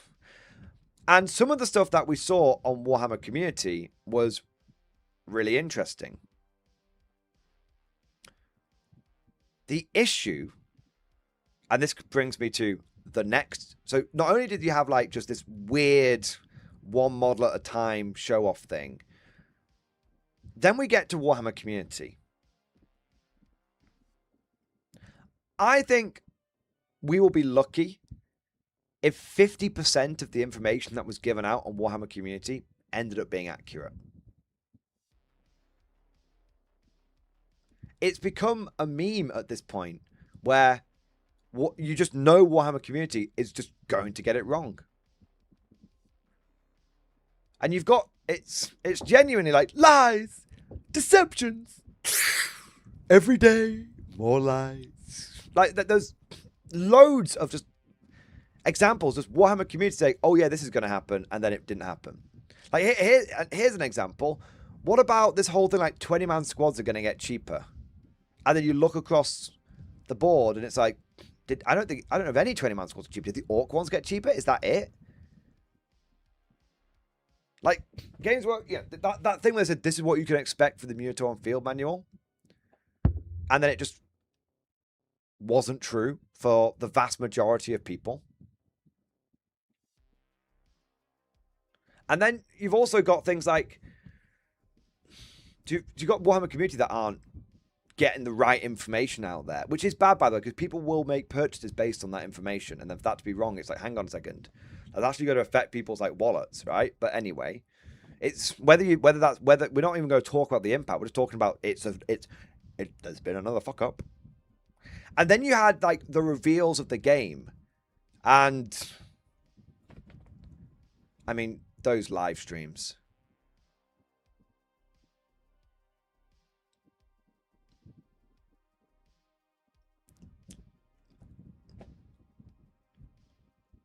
Literally it would have been better if they hadn't done those live streams. That's how bad those live streams were. Couldn't hear, just utterly, unfathomably boring. Let's reveal our new game in the most uninspired, boring way possible.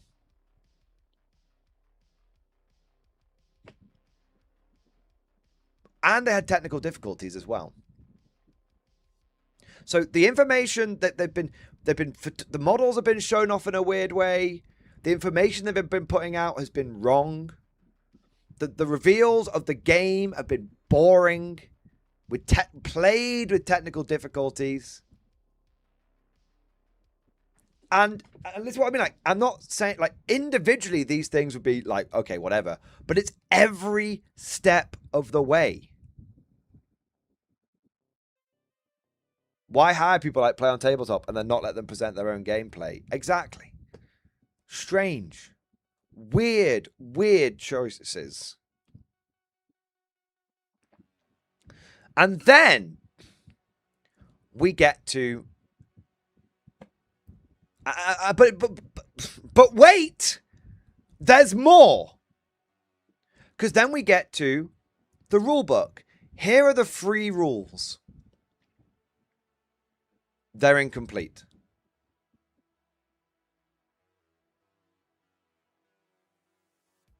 Now, there's 2 problems with this. One of them is one that GW is going to care about.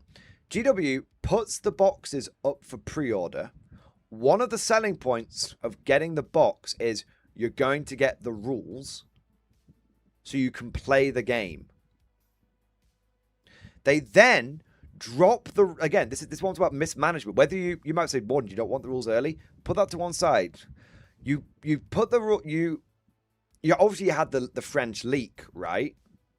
Which may have forced their hand. Perhaps. Okay, the French leak is a weird one on itself, but even then that falls into like it doesn't make the launch good, right? The rules actually, I don't think the rules leaked for 10th edition early. I think there was lots of rumors, but then they just came out, right? I could be wrong though. But you have people who buy the box so they can get the rules day one, and then one of the selling points is I don't think the French leak did force the hand, by the way, and I'll tell you why. Because the app got updated early as well. Think about that. Now,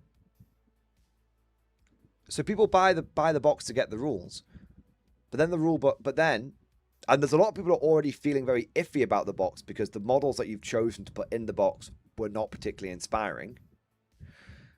But hey, at least I'm getting the rules early, right? And then a few days later, but not before the pre-order window is closed, so people can cancel their pre-orders, you reveal the rules and it says, and the rules show that the rulebook is incomplete. And instead, you need to go to the app. And then you drop the app early. So then it's like, well, hang on. There's going to be a significant portion of people who are now going to be saying, I don't need this launch box anymore. So then they just cancel their pre-orders.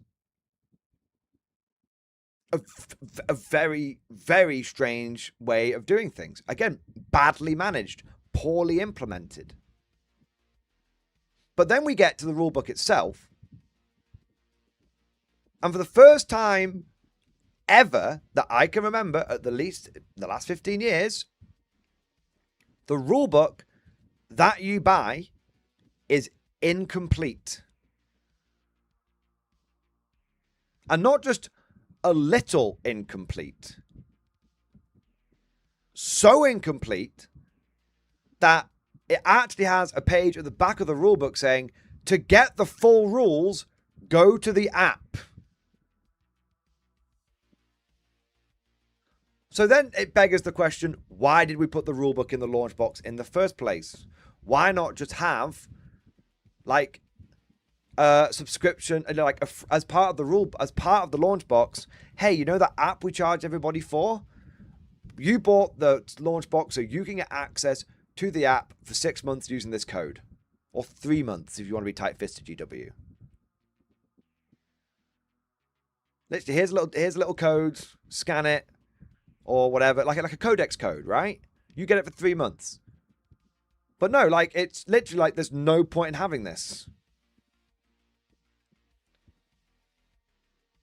So not only have you given people less reason to buy the box set because you've been dropping the rules early, you've also then released a launch box, which a lot of people who might be like, well, this has everything I need in to play it, which doesn't have all the rules in it.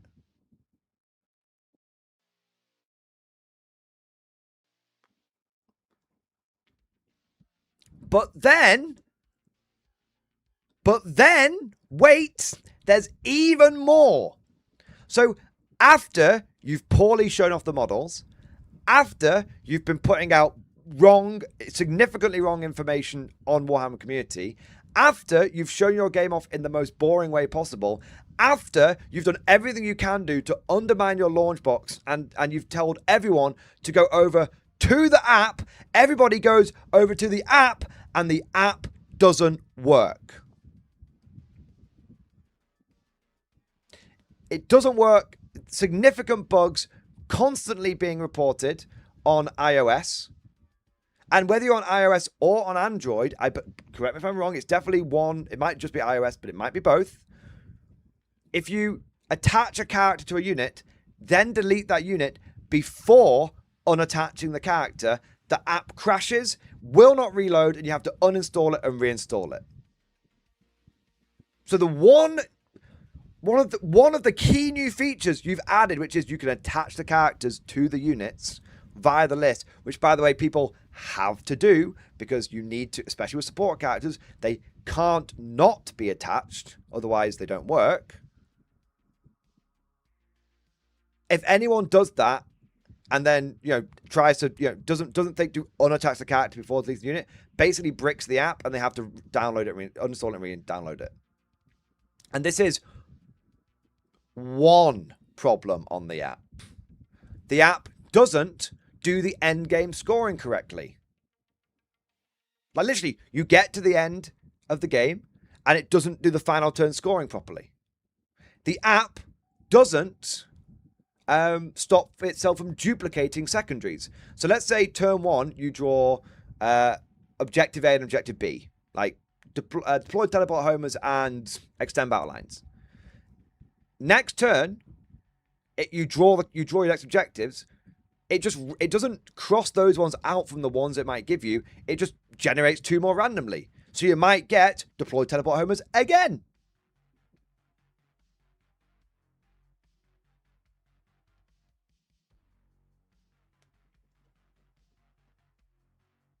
And this is just...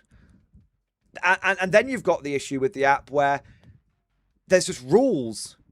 So you've told everyone to go to the app, and there's just rules missing from the app. So you've told everyone, go to the app doesn't work, but if they do go to the app, if you can somehow get it to work, if you do go to the app and get it to work, it's then got rules missing.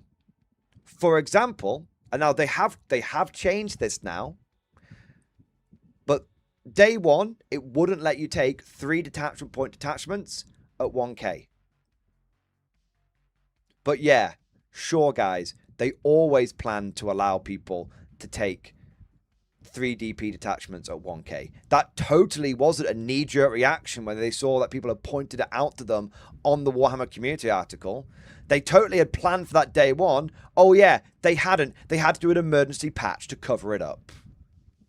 Again, just lying. And this is the big thing. Some of these things are wrong, you could say are wrong information on Warhammer community. Some of them are just lies. Some of them are just going, oh shit, we missed it. Like, just mistakes. But here's another one. Right now, there's nothing that stops you from generating as many command points as you want in a 2k game. So you know how in 10th edition you can only generate 1 command point extra per battle round. So you get the 1 in your turn, the 1 in the opponent's turn, and you could generate 1 extra 1. Yeah, that's missing from 2k games. From Strike Force size games. But do you know where it's not missing from? If you play a 1k game doubles tournament. So they remembered to put it there, but they didn't remember to put it in the main game system. Is that intentional? Who knows? Is it intentional that guard can't attach more than 2 characters to a squad now in the app? Because it says in the data they can, but in the app says they can't. Who knows?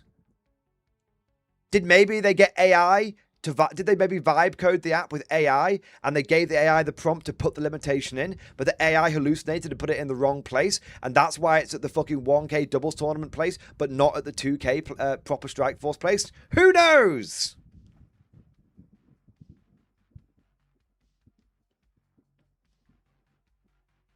But then there's even more. So not only have you told everyone to go to the app, but now the app doesn't work. You've then people can at least remember this is all part of the launch. So day one, download the Warhammer app. Doesn't work. Not good for a launch of your flagship product, but it's all right. We've always got the backup PDFs.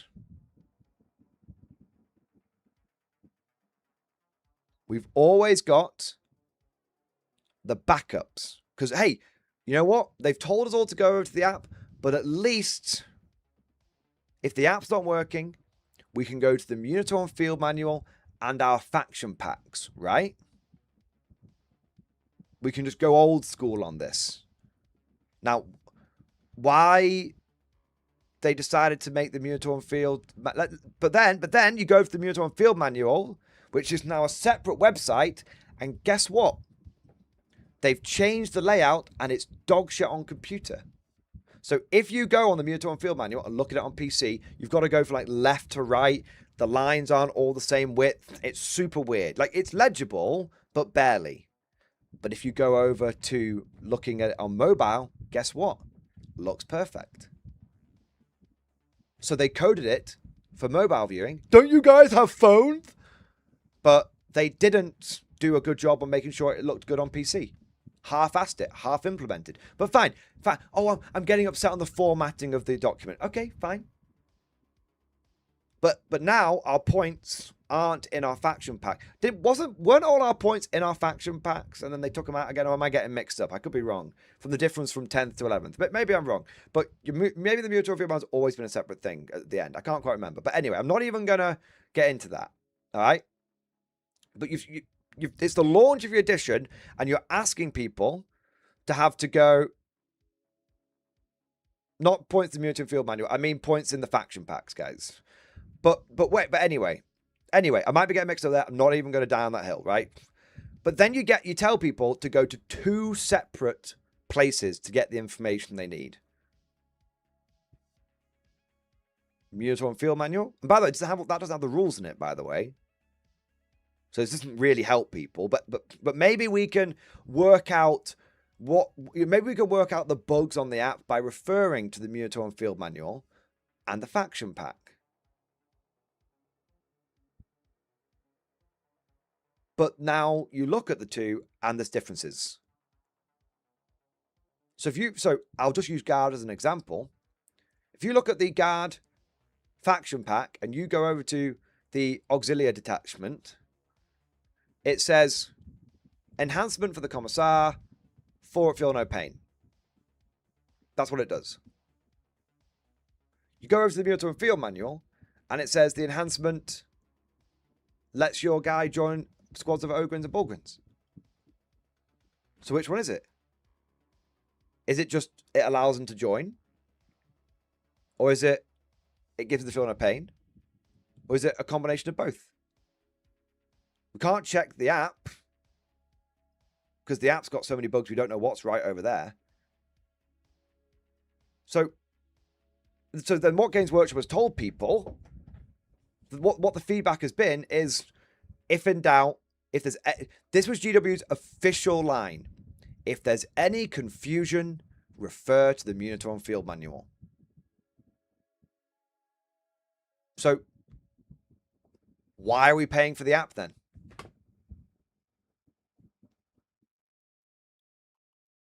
What's the point in paying for the app if you're saying, oh, if there's any fuck-ups in the app, just use the field manual instead?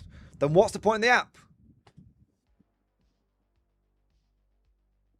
So, what, stacking all of this up, this has been this is why I went through the other launches, because 10th edition, this is why I went through the launches, and this is why I specifically said I don't care about the points. I'm putting that to one side, all right? I'm salty about the gal points, but I'm sure in time things will get fixed, okay? And if not by GW, then eventually they'll force the hand of the community, like happened in 8th edition with the ITC, and the community will step up and figure it out, right? There's even the biggest GW ball watchers aren't that happy about this. The community will always fill in where GW fails, right? And so that's why I said put the points to one side. And that's where I went through the other launches and I said, yeah, 10th edition had balance problems at the beginning, but the launch was fucking peak. This launch has been fucking atrocious. It has failed to generate any hype. It has been riddled with mismanagement, baffling decisions, and errors. And the product that has been available on launch day has been fundamentally broken, whether it's rulebooks not having rules, apps not working, from day one. So, Talzun, you asked me, what is GW doing? What are the people at GW doing? I tell you what they're doing. They're fucking up. If this is the best that they can, if this is the best foot that they can put forward, if this is the best launch that they can muster. One thing I forgot to mention with the launch, in 10th edition, you got to play at the launch, you got to play the new edition at Warhammer Fest. In 11th edition, UKGE, nothing to do with 11th edition. One little cabinet, that was it. No hype before the launch. On every single level, this launch has been botched. It has barely stumbled over the line. This is just... So, am I saying that you can't play 11th edition? No. Like I said, put all that to one side. I'm not talking about that. I'm saying GW's management, GW's skill, GW's goddamn ability to launch a product. It's atrocious. I actually believe this. You might find this a very. Not only do I think it's the worst launch they've done of 40k in 15 years. This was a worse launch than Horus Heresy 3.0. Because the thing with Horus Heresy 3.0 was that the rules were fucked. Okay? The rules were fucked. But the actual launch, apart from, the rules basically leaking and burning the game to the ground, the actual implementation of the launch was fine.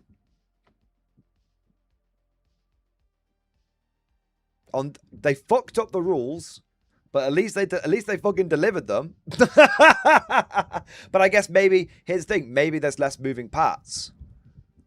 They had they didn't have an app for Heresy, I don't think, or anything like that, right?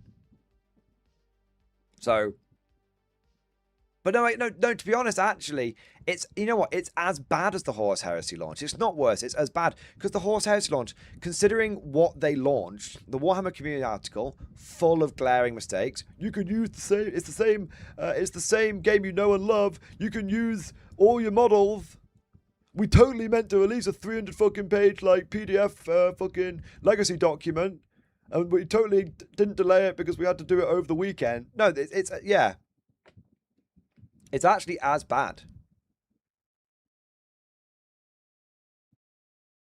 It's actually as bad.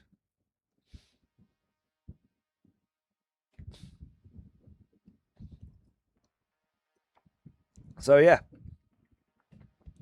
So what is GW doing? I don't fucking know. But it's bad, man. It's a bad launch.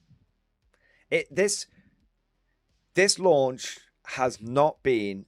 I mean, just think about this, right? The best thing that you can say about this launch is the best thing that even the most ardent GW ball washer can say is it's fine.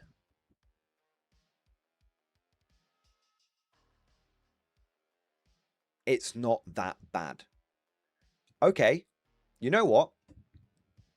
Even though I don't agree, even though I don't believe that, even though obviously I've stated that I think it's, you know, it's been very, very badly managed. Even though I said, and to be clear, like, even though I said it's not the rules I'm talking about, you know, it's not the rules, it's not the points, all of that will get fixed in time. I'm fully confident that 11th edition is going to be, you know, playable and all that kind of. I said all that, right? Didn't I? I said all that. But even if we just say, you know what? It's fine. The best you can say about the launch of a new edition for Games Workshop's flagship product is it's not that bad. It's fine.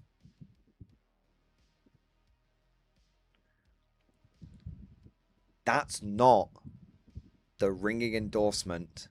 That's not the argument-winning statement that you think it is. This has utterly failed to... It's utterly failed to capture the hype. At best, people are just like, yeah, it's fine, I'll play it. Okay, you know what? Fine, yeah, fine. It's fine. The rules are fine, the edition is fine. Yeah, that's fine.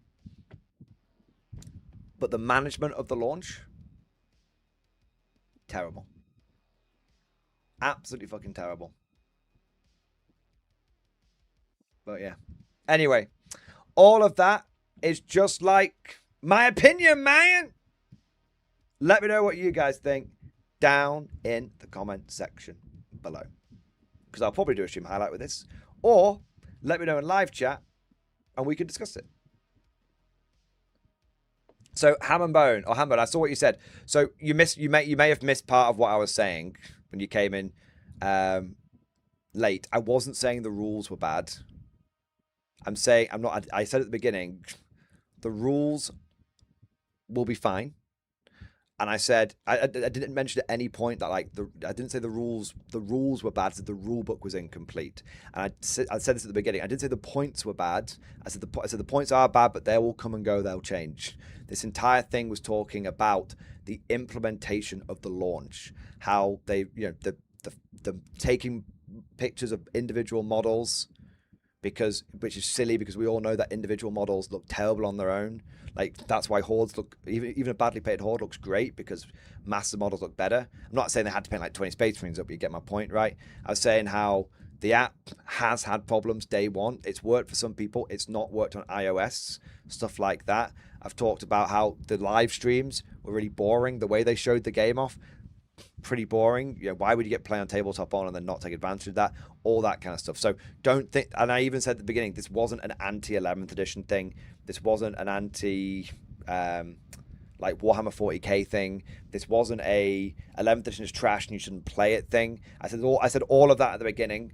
This was the team in charge of managing the launch of this product have done a very, very bad job. So that was the point of this, right? So it wasn't an anti-40k, anti-11th edition thing. It was a scathing critique of GW's management of the launch of the edition. So see what? So that's why I didn't pick you up in the bit, because I knew you'd probably just missed that bit of the thing. So don't worry, man. We're all okay. I made a point.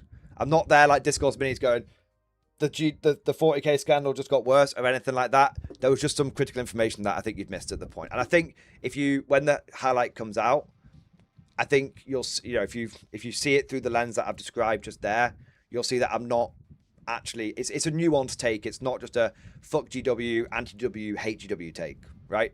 So there you go. You see, I wasn't being a dickhead. There you go. You see, I always try and be very like fair about this, and I critique what deserves critiquing, and I don't critique what I don't think needs critiquing. And I've actually even said at the beginning of this stream that I've woken up and I have felt like better about the points changes. I'm not happy about the vibe of the guard, but like I'm actually pivoting, and actually today I filmed a couple of tactics videos, and I really enjoyed talking about how I think Dre is going to be good and how the Creek Heavy Weapon teams are going to be good. So it's not been an anti-11th edition thing in any way, shape, or form, or anything like that. So there you go. There you are. That was the so it was more a critique of the launch. There you are. But I wanted just to say it like that. But please, Humbo, if you feel, I'm not telling you can't disagree with me, and with everyone in chat, obviously you guys can disagree with me 100%. Like, I always welcome pushback. That's just the perception that I've had of the launch of 11th. Yeah. Hammonbo, thank you for renewing your channel membership, sir. I appreciate that. All right, let's have a look.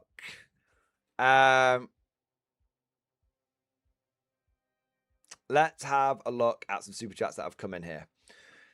Ibram Gaunt, thank you for the super chat. Look back and see how Warlord launched third in stream discussion. I mean, third edition of Warlord did have some issues, but let's have a look.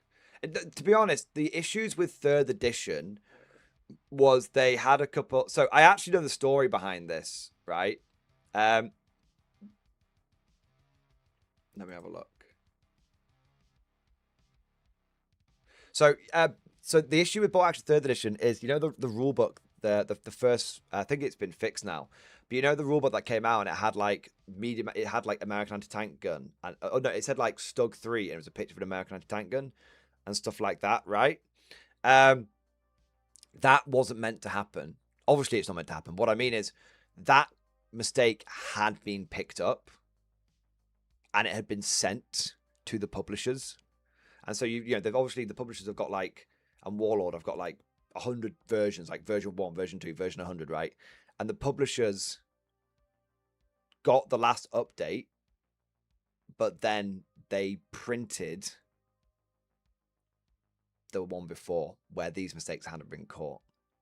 And so, but obviously Warlord isn't just going to go, it's not our fault, because that doesn't look good, right? At the end of the day, the buck stops with Warlord. At the end of the day, that is true. But that's how it happened. Yeah. But there were some issues, but it wasn't anywhere near as bad. But then, I will say this again. I am very fair-minded. I think the launch of Bolt Action 3rd Edition was under significant less scrutiny than the launch of 11th. I do think there's an element of that. Also, I think the fuck-ups of GW are more acute than the fuck-ups of Warlord. And the reason is because GW seems to be just constantly fucking up at the moment. And the good stuff that they do, which, albeit limited, they do still do some good stuff, I think is easily overshadowed and forgotten about because they have zero community goodwill. And the reason they have zero good community goodwill is because of, well, things like the prices and things like, the stories about them, lawfaring and shit like that. So, yeah. I was supposed to talking about how they announced it and the rulebook was a complete bug. That's true. That's fair. Yeah. So, they did 90 posts on Warhammer community about 3rd edition. I tell you what is true. There was no, as far as I'm aware, and I read a lot of the articles that came out for 3rd edition. As far as I'm aware, there was no wrong information in the articles that came out. When they highlighted something, they were like, yep. And you go to the rulebook, guess what? It was there. Yeah. Yeah. Yeah, there's a lot of stuff in here. Yeah, like if let's look at close combat, for example. Really, well, actually, no, I was going to say really long article. Actually, quite a normal article. But you see units You know, some of these units are actually like not particular, and they're not terribly painted, but you know, these are old ass fucking Japanese bamboo spear fighter models made out of metal. And this is a US Marine that is reminiscent of one of the old Katachans. And yet this picture looks absolutely fucking sick because, well, it's not a lone model on. Think about how bad this. Take any one of these models, any one, and think about how bad it would look if it was on its own on a white background. That's what I'm talking about. Same with these ones. Take any of these. Look at this guy's eyes. His eyes are fucking all over the place. I'm trying my best, sir. I'm surrounded by assholes. Right? Like, if you look, like, look at this guy. He's got a damn beady eye going down the end of that PPSH. Right? Like, and that PPSH, it's you know, it's that guy. His hands. Big potato-based hands, right? This is one of the old, one of the old Soviet infantry models, right? If you put any of these models on a white background on its own, they would look terrible. Put them in a cinematic diorama like this, and they look sick, right? I'm not saying every picture Warlord does is amazing. I'm not saying GW doesn't do pictures like that. Obviously they do. But we're talking about the previews of the models that you're using to try and hype up your launch box were shown off in a very boring way. That's what I'm going on about. Yeah. Let's have a look. Yeah, it just takes you... I think... is lethal. 2 units enter, 1 unit leaves. Whenever you engage in close combat, you can guarantee that 1 unit is going to be destroyed, make it both incredibly powerful tool muscle and significant risk to take, just as it should be. With bias addition, we want to keep that feeling of risk and lethality, but we also notice that close combat large favour the attacker, who will get to strike first in open ground. It's perfectly appropriate for the melee armies of earlier eras, where strength and momentum would carry the day, but doesn't really represent the sheer danger of running headlong at a machine gun or a squad of riflemen in World War II. We saw quite a few close combat armies, or close combat oriented armies dominate tables in rather improbable ways. So the solution turned out to be really simple. The actual sequence of operations remains the same as second edition, but there's been a change to who strikes first. Let's take the most basic situation. 2 units in open ground. 1 unit declares a charge against the other. Checks the distance and finds it within range. The opponent resolves reaction fire and the units get stuck in. So far, exact same as second edition. What's different and what's important is this situation the units will fight simultaneously. This means there's a far greater chance of either a draw, in which case a new round is just fought automatically, or the attacker loses the first round and being wiped out. Just by changing a couple of words, the entire dynamic of the close combat shifted, with assaulting enemy unit going from an absolute no-brainer in most circumstances to a decision which requires a lot more consideration and carries far more risk. The big change in close combat is the first position rule. For this, let us quote from the big book of bolt action. So, a quote from the actual rule book, not just Warhammer community trying to fucking. I think Warhammer community is doing their best, but I think they're often being told one thing, typing it out, and then it being different. Yeah, but it's bad internal communication. Whenever the assault of the enemy has gone across obstacle to rough ground, blah blah blah blah blah. Yeah. So basically, the point is the information in the article is accurate. It's not wrong. I'm not talking into the mic. Sorry. Anyway, I wasn't speaking particularly quickly, particularly loudly. Sorry, to be honest. But the point is that the article isn't. That's a random article. It's not full of just fucking wrong info, right? Yeah. And then you've got some more stuff there as well. Both pages of the all intelligence reports from back when third was announced. Yeah, exactly. Like. Yeah, I mean, and here's the thing, right? You know what? Here's the thing. I'm going to say something slightly controversial here. I do not think there is, and Ibram Gorn, don't think I'm shitting on you. I'm not shitting on you at all. I do not think there is any real value in comparing how Warlord launched something versus how GW launched things. Okay? One does not need to be compared to the other. That doesn't do any favors. Okay, and to be honest, you know, we don't want to fall into the habit of look how much better Warlord Games is. Okay, fuck, you know, look, fuck GW, suck GW, fuck GW, suck Warlord, right? This is how it should be. Both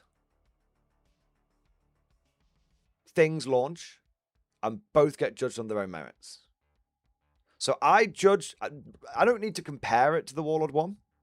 I would look completely in isolation at the Warlord launch of 3rd edition. And I think that's a good launch. There was a bit of a fuck up with the rulebook. But on the whole, it was a good launch that successfully generated hype for the new edition of Warlord Games' flagship product. I mean, that's it. Did the launch of the edition create hype and get people excited for the flagship product? Yes, good launch. Was the launch done with a minimum of fuck-ups and a minimum of mistakes? Not none, minimum. Yes, good. Go over to the GW look. Done looking at that now. Done looking at it. I've looked that. I'm not looking anymore. On its own 2 merits, has the Games Workshop launch been done with a minimum of mistakes? No. Has the launch successfully generated hype for the launch of the flagship product? No. Not unequivocally. Not vast majority. Some people are happy. Okay, let me rephrase that. Has it successfully generated unequivocal hype? No. That's the difference. That's how it's measured. On its own 2 feet. Not, yeah.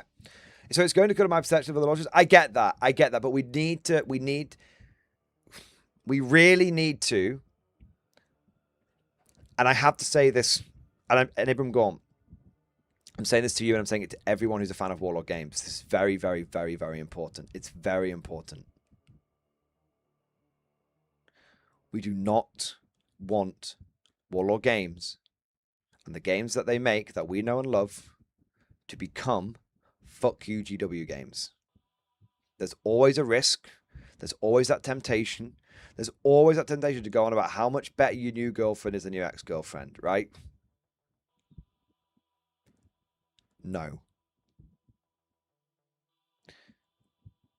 One, I think that does a disservice to the hard work that is being done over at Warlord Games. Warlord Games is not even looking at GW. They're so busy just doing their own thing. They're not looking at them. They're like, hey, they're doing what they're doing, we're doing what we're doing. Okay, that's the way Warlord's doing, that's the way we should do it. So there's that. Secondly, these games need to be the games that we love from Warlord, Bolt Action, Conflict, and many others. When we're talking to other people about them, we need to be saying, these are great games. Not, fuck 40k, come and play this instead. There's a very big difference between those 2 things.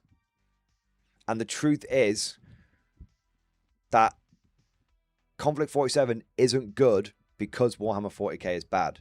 Conflict 47 is good because Conflict 47 is good. And the third, and the reason why it's so important to maintain this reputation, it is, and like I said, I'm only human. Sometimes I go fuck GW, play K47. Look, it's you've got to resist that, right? And the reason it's so important is because fuck you GW games are fair weather games. But if people get into the game because they're like, fuck GW, not because they're like, this looks cool, then the issue is, if GW, which has shown a remarkable tendency to pull its head out of its ass at the last minute, like 7th edition, right? 7th to 8th edition. Then what happens is what happened to War Machine. War Machine was a fuck you GW game through and through. Encouraged by the company even. And the problem was that GW got their shit together. And then War Machine went away. The moment 8th edition came onto the scene, it went away. War Machine has been in purgatory for about a decade. And do you know how War Machine is making a comeback? It's making a comeback not because it's a fuck you GW game. It's making a comeback because what people are saying, you know what? War Machine's just good. It's not good because it's not GW. Steamforged Games is just doing a good job with War Machine. And it's building up a much healthier foundation doing it that way. Yeah. So even though it's, and let me make something clear, even though it's very, very, very natural, it's a very human reaction. The whole, you know, my new girlfriend's better than my ex-girlfriend, right? It's totally, totally, totally, totally normal. We who play this game need to do everything in our power to resist that. Because because it is for our own benefit to do that. It is for the benefit of us, it's for the benefit of our community, and it's for the benefit of the games that we love. We want to create. We can criticize Games Workshop, but we don't need to stand on the head of Games Workshop to make other games look better. Exactly. The Kanori making a great point here. Negativity doesn't bind things together because as soon as that object of negativity goes, so does the reason to do that thing. Exactly.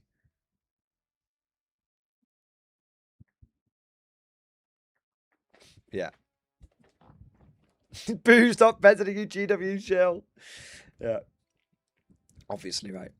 Kelzo, thank you for the super chat. Thoughts on missions in stream discussion.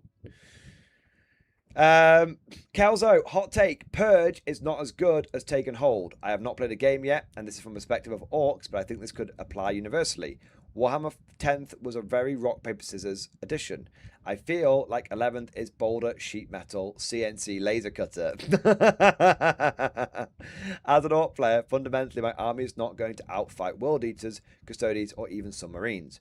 Because 10 grots and a knight count the same in terms of kill points, and I cannot score 20 points of Purge Mirror, 2 onwards 5 VP for kill more, resulting in a 40-point swing against me that I probably can't overcome. In this example, I'm also reactive and on the back foot. I might well be wrong or have missed something, but I feel like I just lose that. In the past, the answer would have been to rise above killing and outscore them like a man. Rise above killing and out like a man. Take and Hold provides an easy-ish way to score points without doing actions. If loads of stat checks become common, Take and Hold might be the answer. I'm not a great player, but even at the top tables, it might still be Meteor, Tungsten, Plasma Cutter. So taking Purge might be put you on the back foot when you have a bad matchup. Purge is meant to be very good into Take and Hold, though. That's the issue. But anyway. The other thing I'll say is this. You absolutely can do Purge. Because Purge v Purge in 11th is exactly the same as Purge the Foe was in 10th. And every tournament had Purge the Foe as one of the standard. Every tournament had Purge, GT had Purge the Foe as one of the missions. So orcs can Purge. Okay. I don't think you're totally wrong. I think there will absolutely be some armies. I think there will absolutely be certain armies which will go, it doesn't matter if I take the best Purge list. I can't outdo Tau. I can't outdo Necron Purge. So I need to try another thing. That is possible. It's very, very possible. But the question, that doesn't, just because you can't out-purge someone, doesn't mean that going a different route will suddenly make you better than the Purge army. It's like, okay, I can't out-purge that person. I'll go to this other disposition instead, which is worse than Purge. Even if I can do that one better, I'm still doing better at a worse disposition. Does that make sense? So I'm not completely disagreeing with you, and I've not played a game yet either. And I've been playing around with some Take and Hold things as well. So I'm really not totally disagreeing with you. I'm throwing some extra things out there that are worth consideration, but there's nothing I've just said I'm completely willing to die on the hill of. Yeah. Yeah. And I think there could be some truth to what you're saying. The truth, I guess the truth will be like how much that if certain factions are really like my faction can't do purge, but it can do take and hold. If you've got I guess what it comes down to is can the best take and hold beat the best purge? So let's say, just off the top of my head, let's say Custodes are the best. I don't know if they are, by the way, but let's say Custodes are the best take and hold army in the game. Can that army out take and hold the purge army? That's the kick. That's the $1 million question. Yeah. Can only rematch with Simon based on your first test game, but with the actual rules and points. Oh yeah, we're gonna be. I've bought, guys. I don't mean to alarm you. I've bought a new webcam.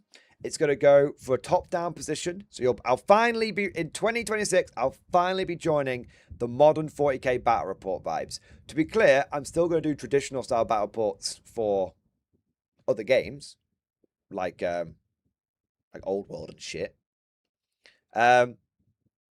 But for 40k, look, and we all, at the end of the day, we know the kind of games that 40k players want to play. They want to see the top down so they can see the different units moving around the board and get a sense of what's working, right? So I'm going to try some of that, right? What cam did I buy? I bought the same two that I use, the Logitech Brio 4K. They're very good. Like, I've used them before. See, the thing is, I don't stream in 4K, but I can record in 4K. So there's a big difference. So I'm probably not even going to do them as like a live stream battle. I might do a live stream battle if people want, but the thing with live stream battles is they're constantly interrupted, aren't they? Right? So what I'm thinking of is do a pre-record, just do them recorded, and then do them recorded and then like edit out, you know, dead air and decisions that are being made and all that kind of stuff. Yeah. Or controversial opinion. Controversial opinion. Do I do pre-recorded battle reports, but then basically have them like sped up and then do like a commentary on them? So it's like in turn 1, you can see the guard units pushing forward. These were the objectives that were drawn. These were the, you know, just like basically like, is that the way to do it? So it's like, it's not a live stream one with the constant interruptions of super chats. It's a pre-recorded one in the top-down manner with basically commentary over the top of it, just taking people through like the salient points and the important bits. Because I could easily do that. Yeah.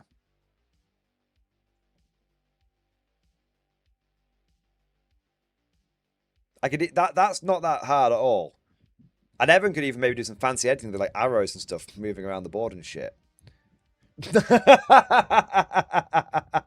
You know, like this unit's moved over here, like, and then I don't need to worry. And then me and Simon don't need to worry about having like microphones on or anything like that. Yeah. There's a reason 40k 40 minutes is so good. Highlight key events. Yeah. That's easy. Like, I'd have to, okay, it's not easy, but that's definitely something. But don't lose the casual ramblings. Well, you know, I can always do different ways of, I can always try out different ways of doing it. But, I mean, it'd be me rambling over it. Does that make sense? It would be me rambling over it as part of the commentary, saying, okay, so this unit's moving over here. I'll take you through the game plan and all that kind of stuff. This is what Simon did in his turn. These are the units that he destroyed and everything. It's like you're talking about reports. That's swell. Yeah, exactly. That's what I'm saying, Kanoyan. Basically, do my tournament battle reports, but as battle reports. I love the back and forth banter style rather than the announcer style. That style will be retained for other battle reports. So that's what I'm saying. I'm saying create the battle reports for the audience. So it's like, at the end of the day, 40k players, they like that top-down format. But the K47 guys, they don't really want that. The K47 guys want the, you know, the classic FPV, banter, back and forth vibes. That's what they want. Same with the old world kind of stuff. Although I think old world from a top-down perspective would be really cool. You know? No, not doing a more edited one, yeah. McCon, I'll be honest, I won't watch an announced style game. That's fine, but that's why I'd have... But McCon, you don't want to play 40k anyway. So McCon, the K47 battle ports that I put on the channel already that you absolutely love, they're staying the same. They're staying the same. That's not changing. Yeah. There you go. Also, Kelzo, in conclusion, the K47 army I'm cooking up is botless Brits, mechanized and Brens. Love that. 80 Ravel transport and Kangaroos, HMD transport, and Tesla comms and support. Love that.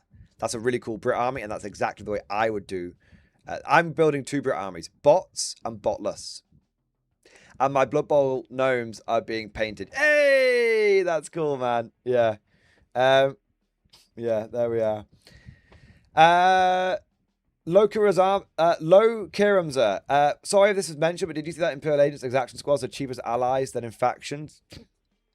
I heard rumors of that. Look, right. The GW AI, it just misunderstood what it was told. It was meant to make the more expensive allies, but they used the wrong prompt and they didn't have enough tokens to like change it afterwards, so they just went with it. All right. Yeah. I'm so convinced they use an AI for this. I'm so convinced. Why would the Cyclops go at 40 points if they didn't? I'm so convinced they use an AI. Yeah. Colin Drew, thank you for super chat. Instructions unclear with 11th. Checking K47 rules. No, Cosmic. We just said we weren't going to do that. So John, thank you for super chat. Do you think the high quality of the old world Renegade rules and points team made by GW be like, fuck it, if they want to work for free, fire balance teams? To a certain extent. So Games Workshop is basically not balanced, is not really playtesting the games. Like, there's some playtesting going on, but it's clearly either it's being done, and my understanding is that there are playtesters, but GW just doesn't listen to the feedback, which is very strange. My bet would be that GW is basically not really playtesting stuff, saving money by not really playtesting stuff, releasing the game basically unplaytested, and then using us to playtest it for them for free. And the reason I think GW does this is because it's what we spoke about before. Playtesting doesn't bring in money. GW is data obsessed. Absolutely data obsessed. But they need to see, that's why they silo all them. I've said this before, that's why you can't have heresy stuff in 40k, because they need to see if they make a thing for heresy, how well that thing sells, so then they can decide if they want to put more resources into heresy. But if someone buys that model for 40k, they don't know if heresy is doing well or if 40k is doing well. Now that's fucking stupid, because just make as much money as possible. When the whole point of being data driven is meant to make you more money. Now, I'm not saying GW isn't making more money, but I'm definitely saying they're leaving money on the table. So what I think GW is doing is saying, like, well, playtesting costs us money, but there's no green net. There's no in. There's only out. Well, we don't want out. We only want in. So no money in equals no playtesting. And they are, GW has entered that their stage of their corporate evolution, where it's not just about making as much money as possible, it's about spending as much money as possible as well. They've fired so many people, they've watered down so many teams. All the people that have been there for years, they've fired them and replaced them with people on half the wage because They've not been there for years. Not had that cost of living wage go up and up and up every single time. They've been doing that ruthlessly for the last 3 years. People say, why doesn't GW make Combat Patrol like Spearhead for AOS? Because the guy that made Spearhead doesn't work there anymore. If the guy who made Spearhead still worked there, he would probably have been put on the Combat Patrol thing and made Combat Patrol work. But he left. He left, and now he runs his own game design company. Because you don't need to work at GW to make a living anymore in wargaming. Yeah. Tals on, thank you for the super chat. Corporate said we need a new edition every 3 years. We forgot 2.5 years. What can we shit out last second? GW dev team. Yeah, I mean, I think they've definitely not put... This hasn't had more than a year of development time. And even then, it's not been a year. It's not been a year where they've been working flat out. David E. Davidson, thank you for super chat. Axis armor progress in stream discussion. Hey, man, this looks sick.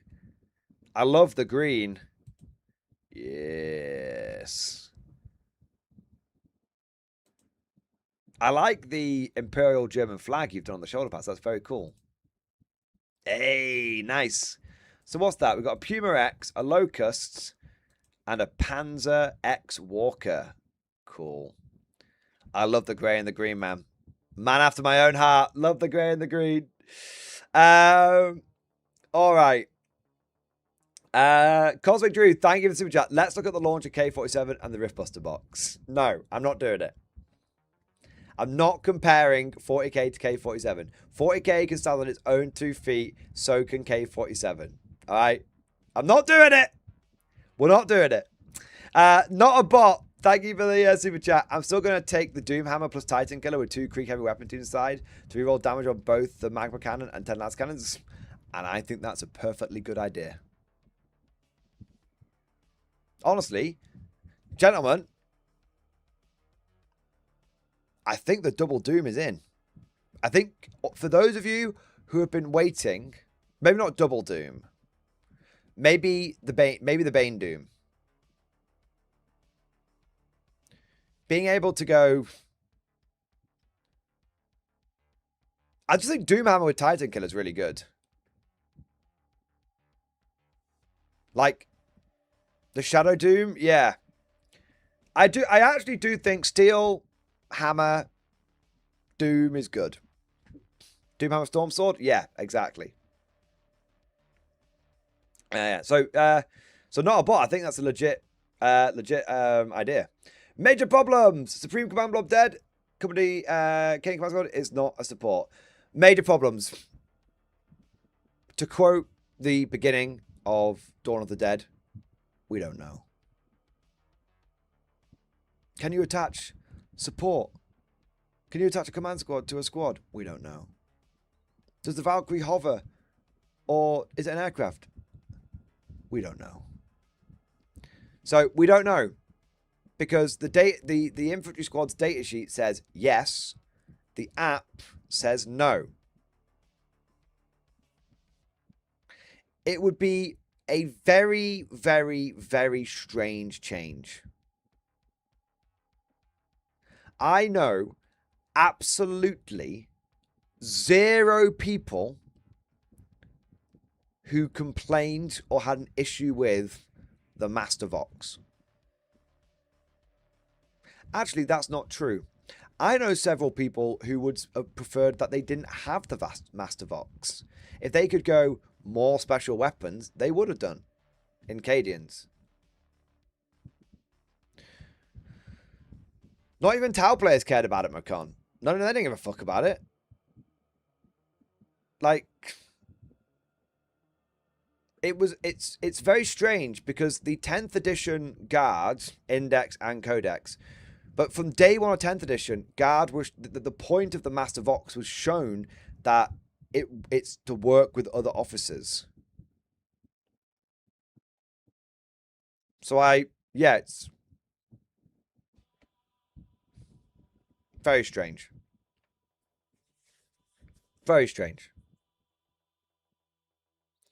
So yeah, I think it's a bug. I think it's a bug. What do we got next? Ed Bailey, thank you for super chat. With guard commissars can't join Borg and Ogrind with the abhuman attachment, or am I going mad? I can't see it when I look at the attachment thingy. Don't worry, Ed Bailey, you're not going mad. GW has gone mad. So this is what I was saying. So Ed Bailey, I understand your confusion, right? Obviously, you would think that to find information out about your detachments, that you would go to the faction pack of your faction, right? So here's the faction pack. It's been updated, legal for match play from 20th of June. So it's updated, it's fresh, hot off the presses, ready to go. You go down to Abhuman Auxiliaries, you look through it, and you see the exemplar of duty, and you see that it just says that this model has a thought, feel no pain. You see that there. That is not where you find that you can attach commissars to Ogren squads. Oh, I know you think it should be there. I know it's not in the FAQ further down as well. We just to be pedantic and to drag the joke out even longer, we can scroll down to the FAQ. Go, give us a moment. Yeah, just give us all this stuff. 1 minute. Yeah, very good. Very good. Excellent stuff. Excellent stuff. We go down to the FAQ. We look through. No updates to the abhuman detachment. No. No update to the not an update to the commissar's ability, like shown with the Cadian command squad. No, not there either. No, scroll through. No, it's not there either. It's not there either. Where you find out that you might be able to attach the commissar to the Ogren/Borgren squad is if you go to Warhammer Community, go to the Minotaur Field Manual, go to the Ashburn, and then if you scroll all the way down to the bottom, you have the enhancement, Abhuman Auxiliaries, and it says Exemplar of Duty, Upgrade, Leader, Ogren Squad, Borgren Squad.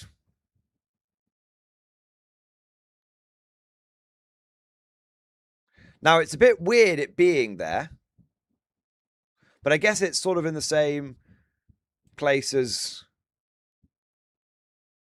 Abhuman Detail. But Abhuman Detail also says in Grizzled Company, also specifically, where's Grizzled? Where are you? I might have gone past it. I've gone the wrong way. Excuse me. But Abhuman Detail specifically says that you can do it. So people are assuming that because it says it here for Abhuman Detail, that it's a mistake in the faction pack, and that this is correct. I have some pushback on that. One, why would Abhuman Detail be 20 points and Exemplar of Duty be 10 points for exactly the same thing? That doesn't make sense. Also, what do you think the likelihood is that they just, the intern or the AI was prompted to update the Minotaur Field Manual and it mixed up Abhuman and Abhuman?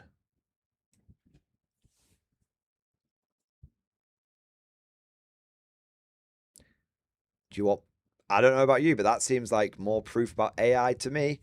From the AI, add Leader, Ogren Squad, Borgren Squad to Abhuman Detail. AI goes off and goes, okay, we've got Abhuman Auxiliaries there. We've got Abhuman there, we've got Abhuman there. Add it there, add it there.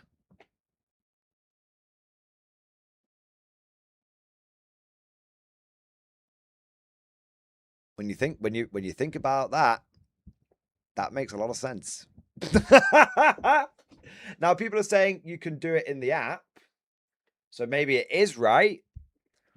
Yeah. Maybe it is right. Who knows?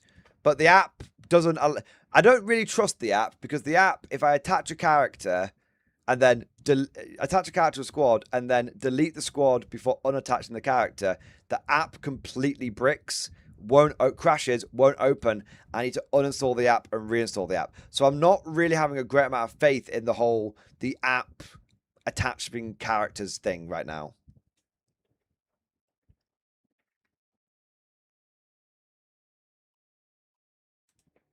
Kanoya needed to put make no mistakes. Yeah.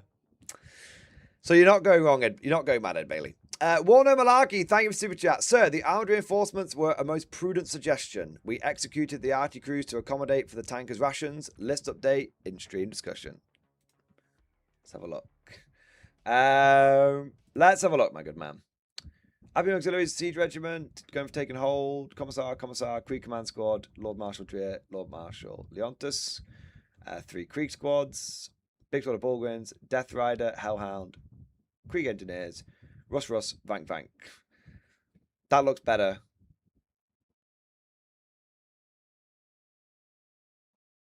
Commissar joins them. Dreer joins them.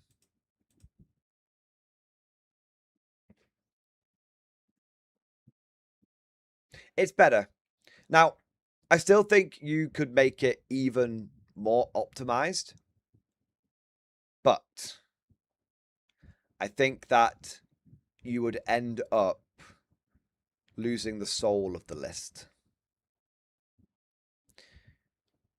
So I think it's fine. I think this is a nice mid ground between making an effective list and a list that feels like a guard list. So there you go. I like it, mate. There you are. Denzel Wenzel, thank you, 28 months, man. X-Force, baby. Wonderful stream, MG. Listen to discussion. Let's bring ROC. What's ROC? Rogals on Chibata? That doesn't sound right.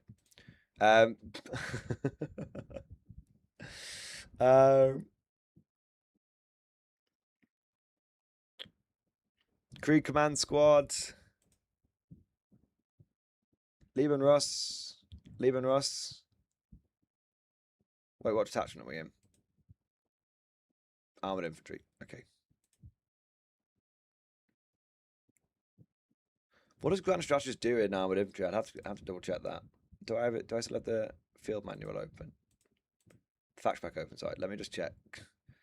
Because Grand Strategist does something different in Armored Infantry. Okay, it gives you a redeploy. So just to make you aware, Denzel Wenzel, that Grand Strategist in Combined Arms is different to Grand Strategist in Armored Infantry. So you might have in Grand Strategist in Combined Arms, it gives you the extra order. Grand Strategist in Armored Infantry gives you the redeploy. So just to let you know, you might not want the redeploy or you might want it, just to let you know. Yes, it is confusing.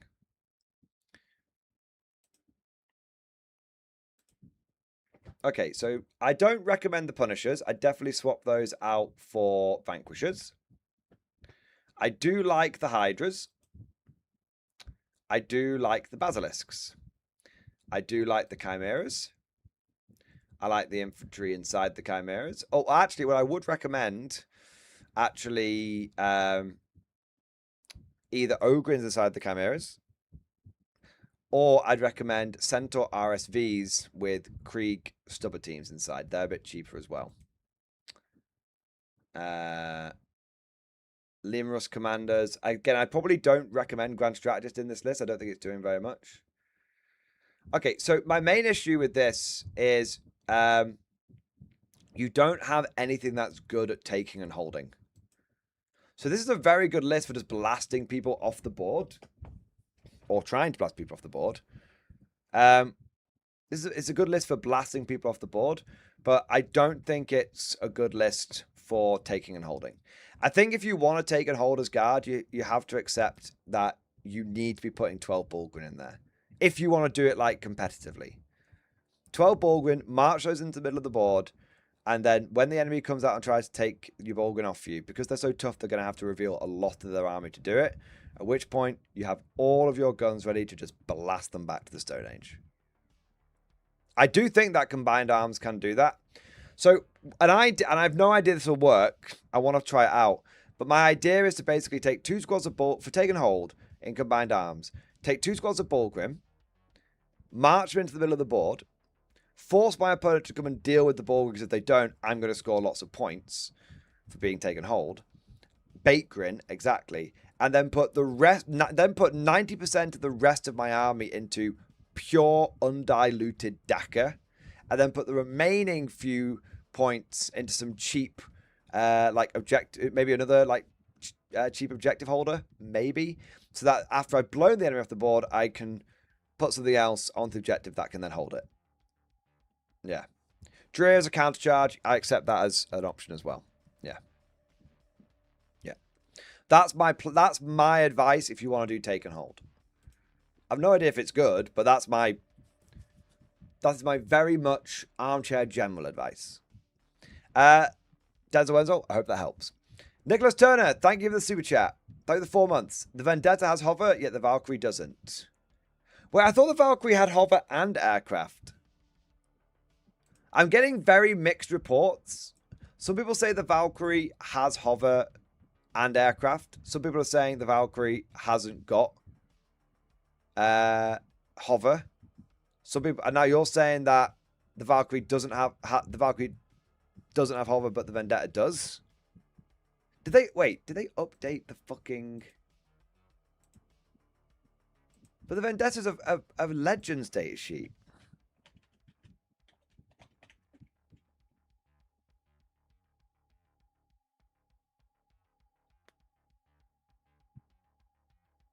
Why did they update all the Legends data sheets? Lol. So the Vendetta has fly and hover. So that has hover and not aircraft? Wait, guys, so they actually went through and updated like the Legends data sheets to all have like the frame keyword. I fucking hate the frame keyword. Why not just say hull? The hull. The Riptides still have hulls. No, they've got bases. They don't even care. Why frame? Like, genuinely, why frame? Such a weird word to use. Hull is a much better word, but anyway.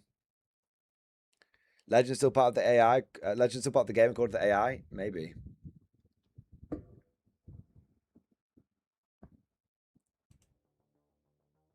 Missing transport now, though? I don't think Vendetta had transport. I think it lost that a while ago, didn't it?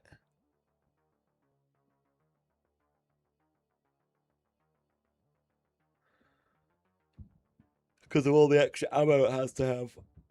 I thought I did anyway. I could be wrong. Anyway, it's... So they got the Vendetta right, but they didn't get the Valkyrie right, of course.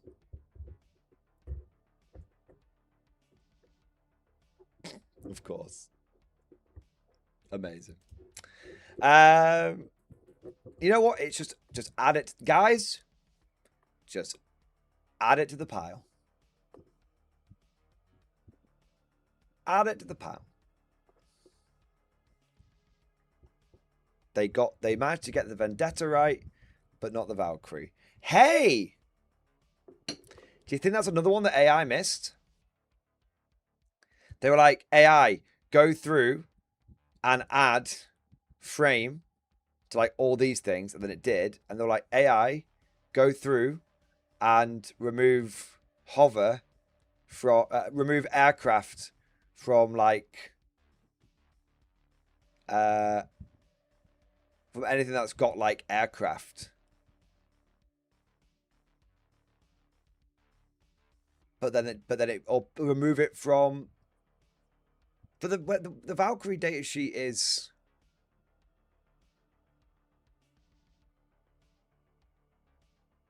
Maybe they're waiting for the codex to come out. I don't know.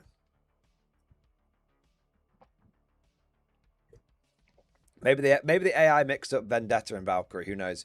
Maybe the AI just did it in the Legends stuff because it's the Mutor Field Manual, but not in the Oh, you know what it probably... Yeah, but you know what it'll be? They will have gone Control F aircraft, delete, delete, delete, delete, delete, delete, delete, delete, delete. But they wouldn't have... They've not bothered to go to the FAQ yet and type Valkyrie remove aircraft keyword.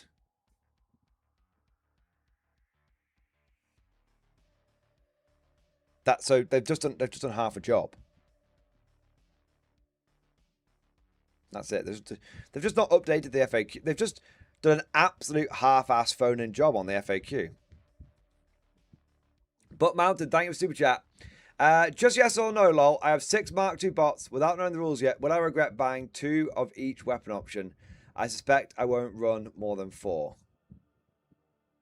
Oh, Mark II bots.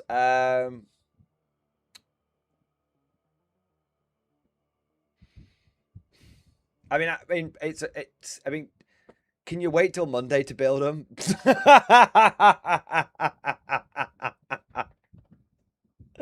Can you wait till Monday? Work on something else in the meantime. Because you're going to want to know what... You're going to want to know what the Mark IIs can get. And you're going to want to know things about the automated director as well. So, like, that might influence your decision. Right? That might influence things a little bit. So,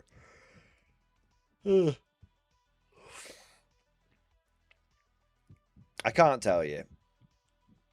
I mean, if you built 2 of each, it would be fine. But, you know, there's a chance you won't want any light autocannons. But you might want some. But there's a chance you might not want any. So, yeah. That's the thing. So, kind of have to... that's why it's best to wait till Monday. Then you can make an informed decision. I'll tell you this, though. I'll tell you this.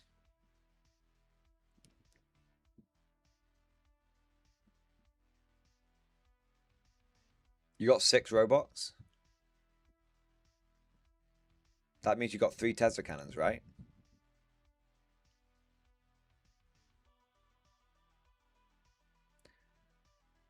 I'd build all those Tesla cannons. And then decide what kind of autocannon you want when you get the rules for that.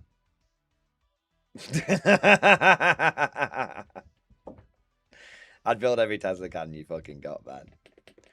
Mo Tesla, less problems. Mo Tesla, no problems. Yeah. Woo, baby. Every Tesla you got, baby. All right. There you are. Giovanni, thank you for the 10 months. Got a list identity discussion. Want 2 big tanks? I think 2 big tanks is not a bad idea. Let's have a look, mate. Steel Hammer, yes. Baneblade, Commissar, Doom Hammer. But it's Steel Hammer and Alpine Auxiliaries. Okay, cool, makes sense. Gaunt's Goes, Lord Marshal Dreer, Deputy Engine Seer, Bulgrin Squad. Caden Recon Squad. Caden Recon Squad, Death Riders. You got Dreer in there? Yep, that's fine. Kazakin, Engineers.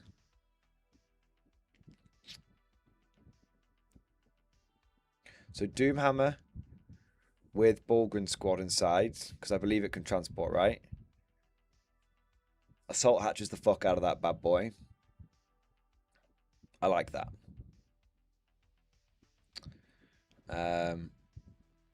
Baneblade as a command option. I think that's a fine choice as well. Can you ignore cover on that Baneblade?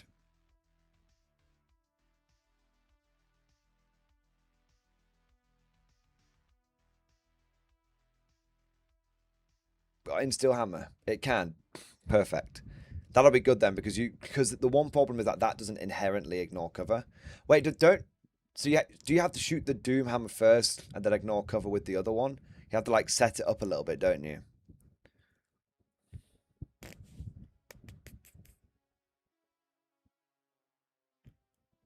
I guess what I'm thinking is it would be nice if you could get if I don't know if there's an option that does it. It can be heavy bolts, yeah. I was kind of thinking, and bear you don't necessarily have to do this. I'm just chucking this out as an idea out there. It could be kind of nice to be like, I will take one super heavy that ignores cover on its main gun, and one super heavy that doesn't. I'll fire the gun that ignores cover at the enemy unit, and fire all my other weapons maybe elsewhere where I've set things up with a Hellhound potentially. And then I go to my Baneblade and I finish off what I was shooting at with now the ignores cover. The Hammer does ignore cover. The Hellhammer does. But you probably want... So does the Bane Sword. Anyway, it's an idea. Don't change anything just yet. Just keep it in the back of your mind and play around with it. So Doomhammer with big bulge boys, big bulging boys in there, supported by a Baneblade. That's fine.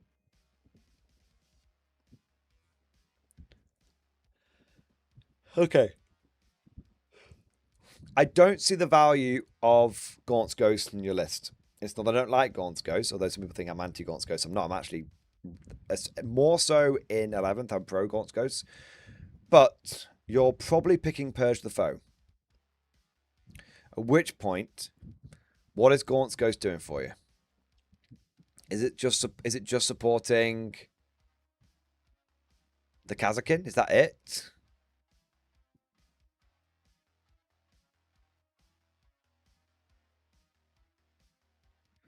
Could do secondary work.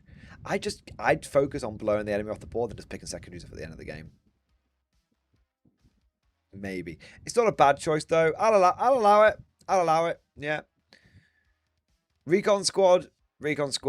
Again, I guess they're doing the same thing, right? Maybe doing some objective play or infiltrate stuff. Yeah.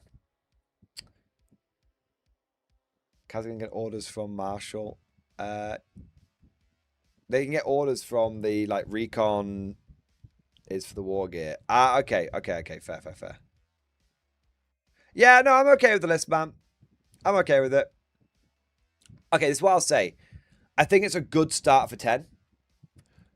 My advice is it's a good start for 10. I can see which direction you're going in. I can see what you're trying to achieve with it. The only thing to do now is to play test it. Because play with what you've got and then identify what works and doesn't work and tweak accordingly. That's the stage you're at with that list. Yeah. Because I can see what you're trying to do. We need to see if the rubber meets the road. Yeah. There you are. Yeah, so go forth with confidence is what I say. Before you change anything, go forth with confidence and then tweak based on battlefield results. Because I don't want to say be too specific, because the issue is like I've not played a game yet, so I could give advice and that advice being wrong. So go with what you've got now and then tweak based on battlefield results. I'll play some games as well, and then we can maybe reconvene and tweak the list together in a few weeks or something. Nicholas Turner, thank you for super chat. I think you're right. The Vulture is also hover / fly, no aircraft. Yeah. So it's just the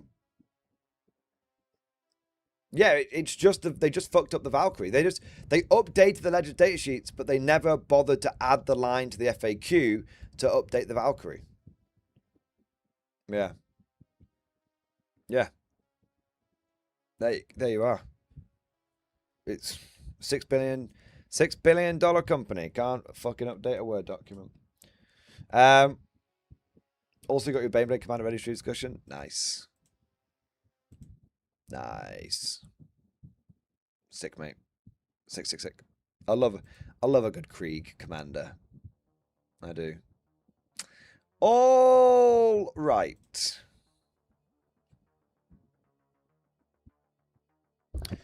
I need a wee and a drink. I'm not going to drink the wee, though.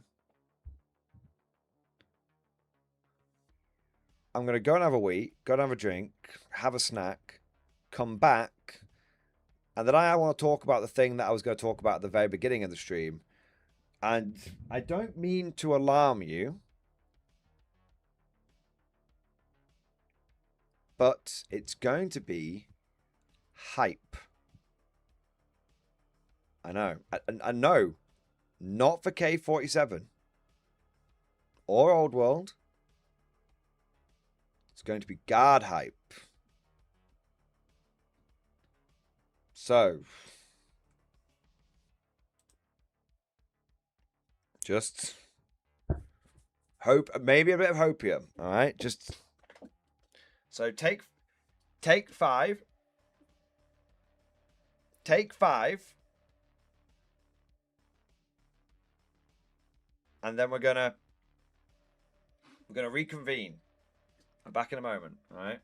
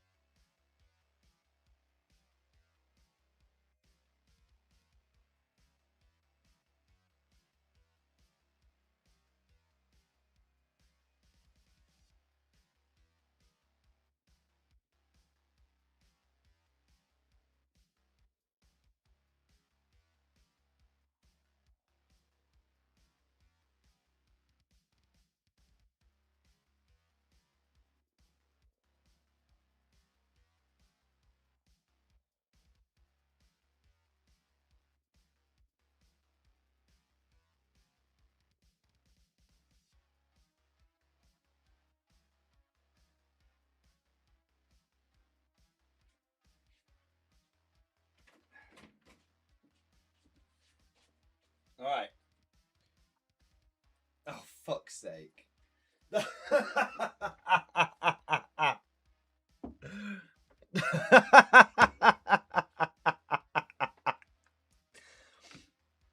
Look, all the money raised for charity.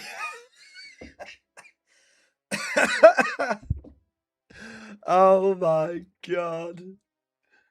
Oh my god. Oh my god. I step away. What can I say except you're welcome?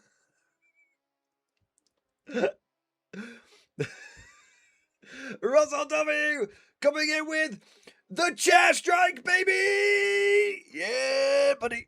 Yeah, buddy. Yeah, buddy. Absolute chairima. Absolute chairima. Oh my god. Russell W, you crazy, beautiful bastard. Like, as I walked away and I was like, I wonder if anyone would be mad enough to do a whole like chair thing again. And then of course you were.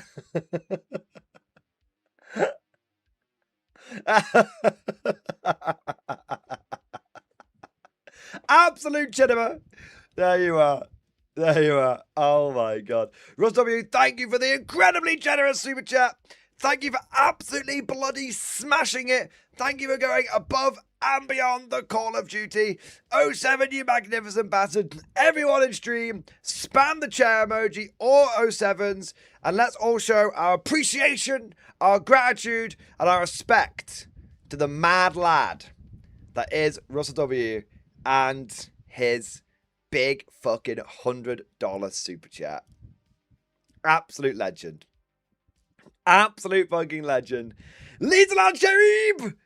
Chair vault! Chair vault!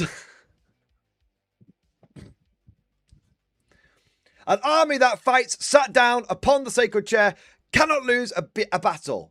To suggest otherwise would be blasphemy. Chair vault! Chair vault!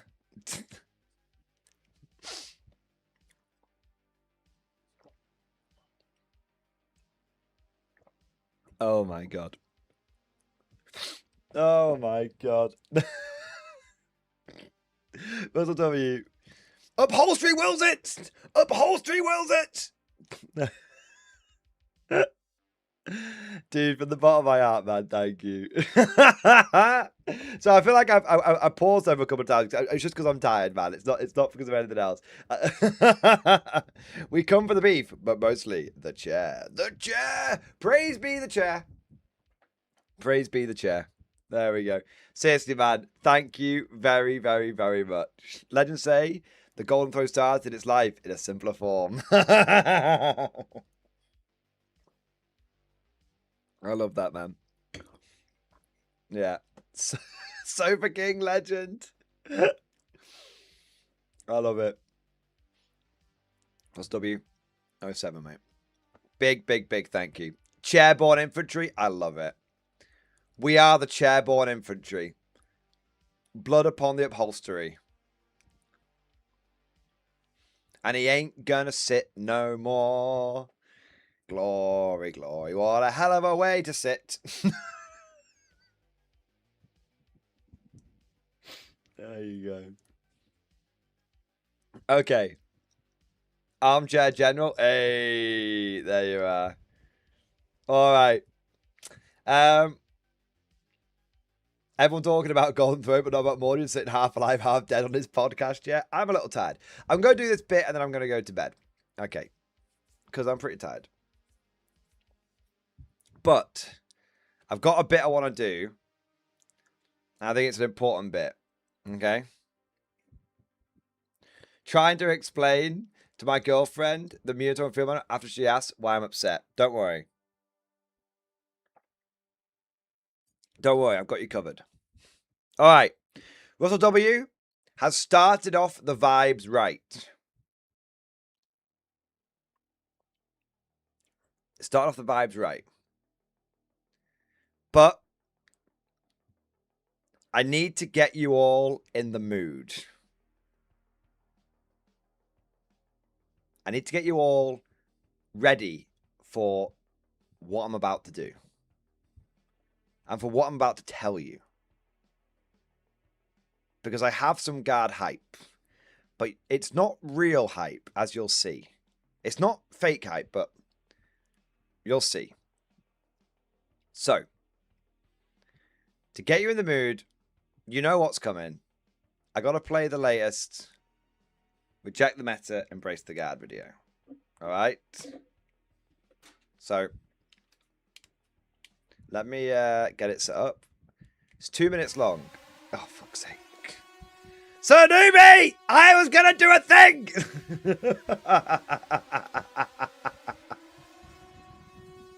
Praise be the chair! Praise be the chair! All hail chair! All hail chair! Sir Newbie! Fucking hell. No thing! More chair!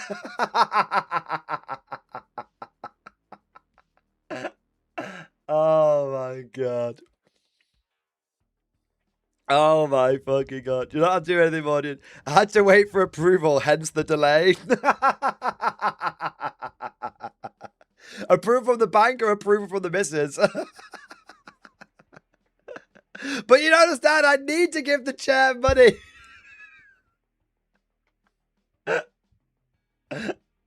We've detected some suspicious activity on your account. Can you confirm it's us? Enter in your secret code word, your secret answer, in order for us to allow an order for us to send these funds.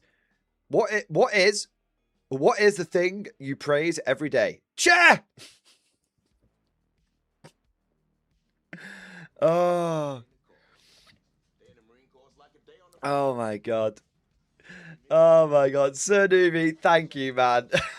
From the tip of my toes to the end of my big rubby nose and from the bottom of my heart, thank you for jumping on the chair. On the, not the hype train, the hype chair. The hype chair!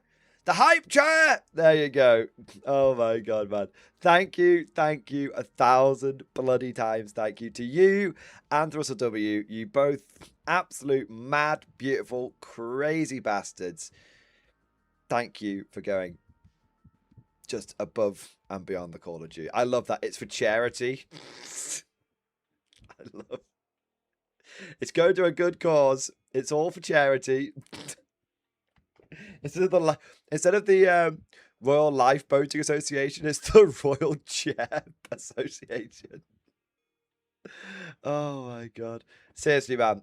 So Newbie, what's W? Thank you, boys. I said it before. I'll say it again. Thank you.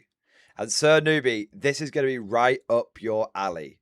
In fact, I'm going to need you to share that paraphrase of Yarek's speech, because that's going to be very relevant.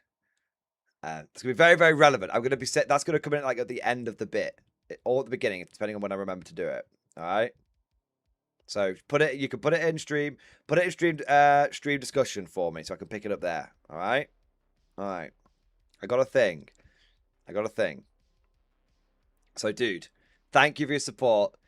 This is going to be right up your alley. You're going to absolutely love it. And thank you for being an absolute Giga Chad. All right. Marco, thank you for super chat. Is the guard hype that the bump isn't a hernia, but you're pregnant? It's not, actually. It's not. It's still a hernia. Turns out men can't get pregnant. Social media lied to me. Anyway. All that bumming for nothing. Right, moving on. All right. A bit of a joke in poor taste. I apologize. Right. I've got a thing for you. Okay? But I got to get you, like I said, I got to get you in the mood. So, gentlemen, it's time to get in the mood.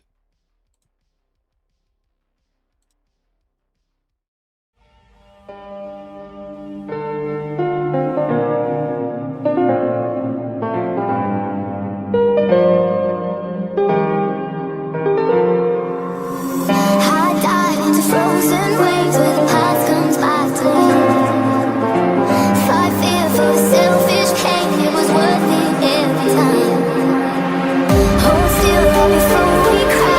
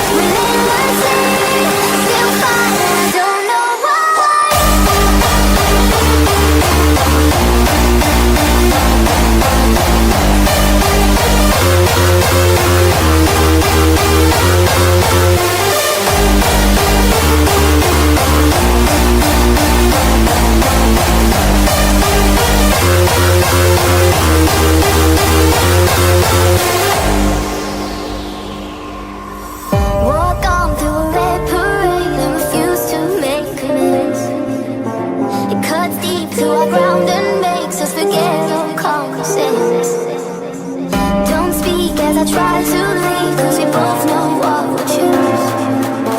If you pull and I push too deep, and I'll fall right back to you. Cause you are the piece of me I wish I didn't need. Chasing relentlessly, still fine and I don't know why. If I this heavily, why are you my remedy? If I this heavily, why are you my remedy? If I this heavily, why are you my remedy? If I this heavily, why are you my remedy? If I this heavily, why are you my remedy? If I this heavily, why are you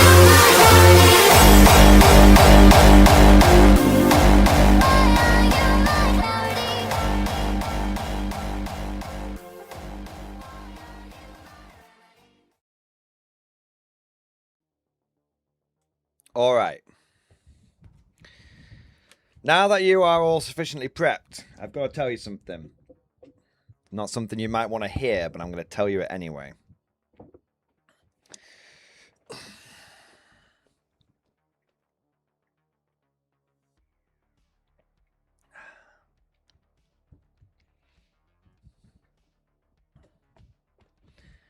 Gentlemen, soldiers of the Emperor's true finest, hear me, brothers. The Munitorum Field Manual for the launch of 11th edition has been terrible. I think we can all agree that the changes made in it have been nonsensical. Why the Cyclops went up in points, we don't know. Why obvious things like tank commanders not getting granular points, I don't know. But we've had our time to mourn. We've had our time to be beefy. We've had our time to be salty. But all of that is out of the system now. And let me just say, no, it's not good. No, I'm not coping. No, I'm not going to just throw everything out of the pram, go full cathartic mode and just go, well, I'll just run 200 guards into people. And if I die, I die. I don't care. Because that's very shallow. That won't last very long. That's not the right attitude. That's not what I'm saying here. What I'm saying is, we are in a world of shit, but this is where it gets interesting.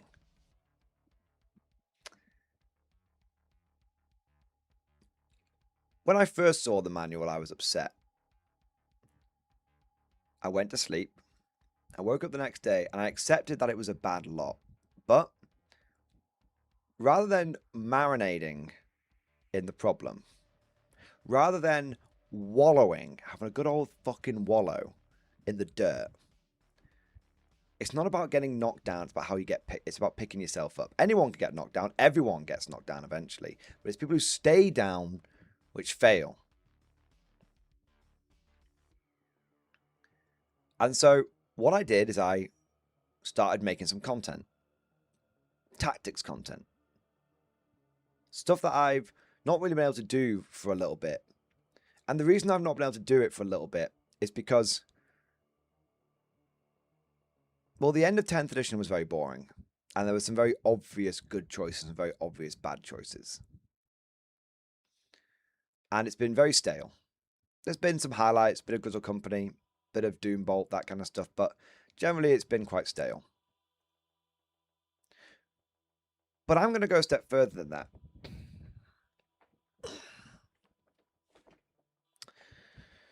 I'm going to say something that you're not going to like. I'm going to say something that you need to hear. Because I think all of us, including myself, have forgotten ourselves. Have forgotten our way. I think we've had it too fucking easy. I think 10th edition was too easy. I said from day one that all our data sheets were really good. I said from day one that Guard were one of the best factions. It just took a while for people to acknowledge it. I said we were good before Grizzled Company came along. I said we were good before the Codex came along. I was taking Mechanized Guard and smashing the fuck out of Metalists with it before we got all the fancy new things we needed. Before we got Grizzled and all that kind of bollocks.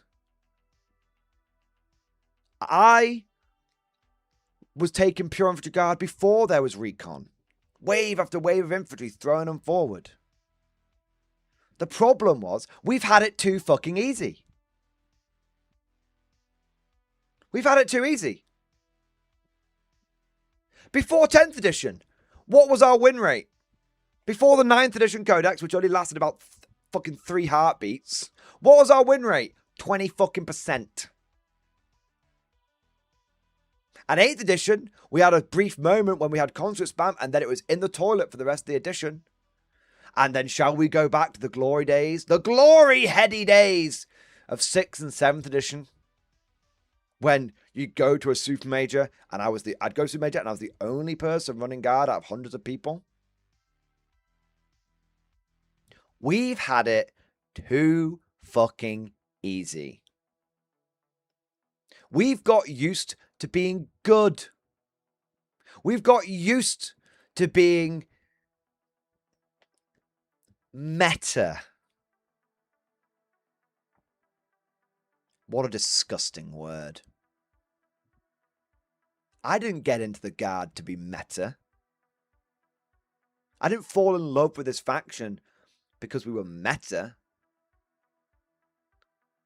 I haven't played one faction non-stop for 22 years without a break continuously because I thought Guard were good. Guard in 3rd and 4th edition weren't very good. I had my entire army get picked up by a single squad of Khorne Berserkers. That's what comes. Overrun! Overrun! You guys don't even fucking know Overrun. You guys haven't got a fucking clue. And I think we've all forgotten. Back in my day, we didn't have any fancy, smancy detachments. We had an army rule, a single rule, and a couple of relics. And we had to share the relics. It's true. It's true. I didn't start this channel because Guard were good. I started this channel for one very simple reason. Guard were fucking awful. Guard were unusably bad in 7th edition. And the general prevailing wisdom online is that Guard were trash. You shouldn't even bother collecting them. Bag of shit. And what I did is I went, you know what? I don't believe that. I believe that we're good. I believe that we can do something. And even if we are bad, I believe that we could make people respect our faction.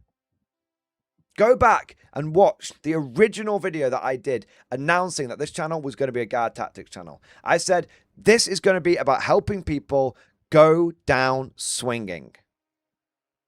Sure, you're going to fucking lose. The least you can do is give the enemy a bloody nose on the way down. The least you can do is you can make them work for it. The least you can do is you can make them sweat. Those factions and those players who fancy themselves tournament winners felt a very noobish chill go down their spine.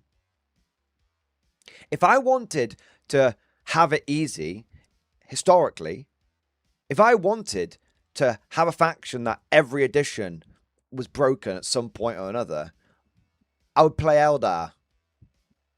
I'd play Tau. There's dozens of factions out there which have always been better, consistently, day in, that have the reputation. This is what you collect if you want to be good. I never pick any of those factions. I don't play Eldar. I never bought a Tau model in my life. Only Tau army I have is my brother's one that I borrowed for the channel to prove a point. That's it. I'm not a Tau player. Not a Marine player. Not an Orc player. I'm a Guard player. And what we need to remember right now is that, yes, we're shit, but this is exactly where we want to be. This is where we get good at the game. This is where we make people not complain about our faction, respect our faction. Anyone who's still taking Guard to the table day in, day out, week in, week out, month in, month out, tournament in, tournament out. If you turn up to the club with Guard and you get a reputation of, yeah, he's got Guard, but fucking hell, he knows what he's doing with them. That's where you want to be. Do you know why I stopped playing 10th edition? Do you know why I stopped playing 10th edition? When, just at the moment, when Guard started becoming meta and everybody started talking about them. Oh, Grizzle Company this, Grizzle Company that, all that kind of bollocks, right? I got bored. Turn up to any fucking tournament, 3-2, 4-1, piece of piss. Do it with my fucking eyes closed, didn't even fucking try. It's boring, it was too easy. That's why I got bored of 10th edition. It was boring. It was too solved. It was too obvious. There was too many good things. We didn't have to work for it. We didn't have to get down in the fucking dirt and start working out, is this unit better than this unit? Does this work? Does that work? Having to think outside of the box. No. It was netlist, bloody netlist. That's what it was. It was netlist, fucking netlist, left, right, and center. Oh, take Rogue or Dawns. Oh, blah, blah, blah, blah, blah, blah. Fuck that noise. This right now, when we're bad, when we're staring down the barrel of we're staring down a double-barreled shitstorm, this is what separates the men from the boys. This is where the people that are Guard players stick it out through thick and thin, and this is where the people who jumped on the Guard because they thought they were good can fuck off. That fucking simple. None of us chose the Guard because we thought it was good. Ask yourself this: when you were getting into the Guard, when you were mapping out your army and everything, were you getting platoons of Guards because you thought they were good, or were you getting platoons of Guards because it's the goddamn infantry corps, and every day in the corps is a day on the farm, every meal a banquet, every paycheck a fortune, every formation and parade? I love the corps. Of course you did. Did you get into the Guard because you thought the tanks were good, or because you thought they were cool?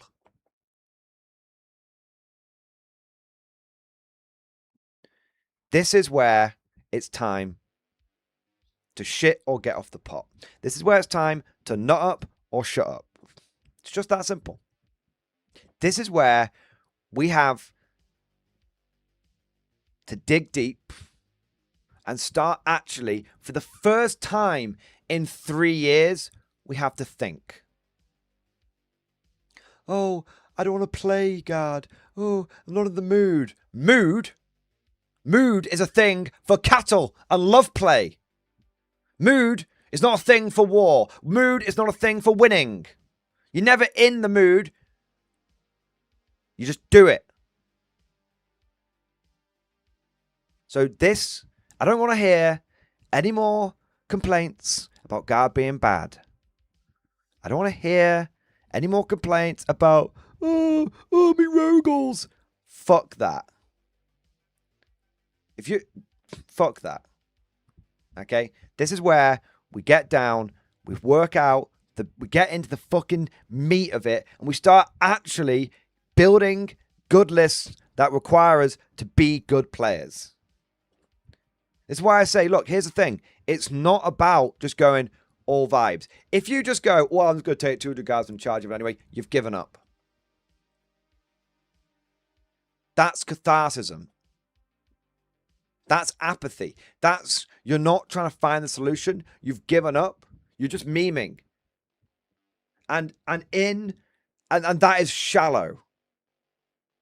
It's shallow. It might satisfy you for a time, but there's no depth to it. after a few games of going pure vibes and no one else is doing it, you're going to get pretty fucking sick of going pure vibes. I'm sorry, that's not the fucking world we live in. That's not the game that we live in. That's not the edition that we live in. That's just not the way it works. Do I fucking wish that I could turn it with infantry and tanks? Of course I do, boys. Do I wish I could turn it with pure infantry guard and it'd still be good? Of course I do, boys. Of course. I'm not saying you're fucking wrong. I'm never saying you're fucking wrong. You're absolutely right to be fucked off, pissed off, angry, and angry with GW. Of course you are. I'm not running defense for GW. I'm furious at them. I've done a whole fucking video earlier today talking about how this entire launch is an example of abject fucking failure and how this company has become a joke, a bad joke without a punchline. I'm not telling you not to be angry. I'm telling you to take that anger and do something productive with it. That's what I'm telling you to do. So this is it, guys.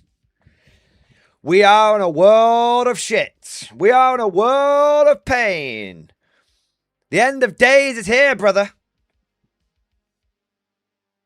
The Grim Reaper's knocking on the door. He wants to come and take your army. He wants to come and fuck your win rate up. And you know what? This is exactly where we want to be. This is exactly where we want to be. I'm not happy about 11th. I'm not happy about GW. But it feels good to be back. Back in the trenches. Trenches, we've been living in a palace. And we didn't even fucking realize it. Now, we're back in the trenches. And it feels great. Feels great. Well, at least that's what I think. But of course, all of this is just like my opinion, man. Let me know what you guys think down in the comment section below or in the live chat.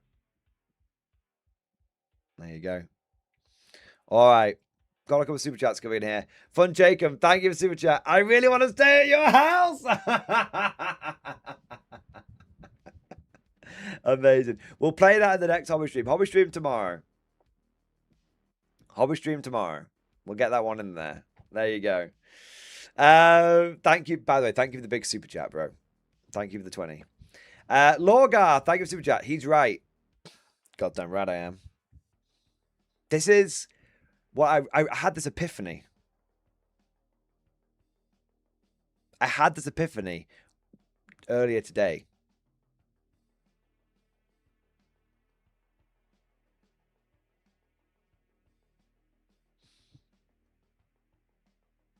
That 10th edition treated us too good. That 10th edition made us soft. We've been living in high command, boys. That's it. You've been living in a dream world, Neo. This is the guard as it is today. You think that's meta you're breathing now?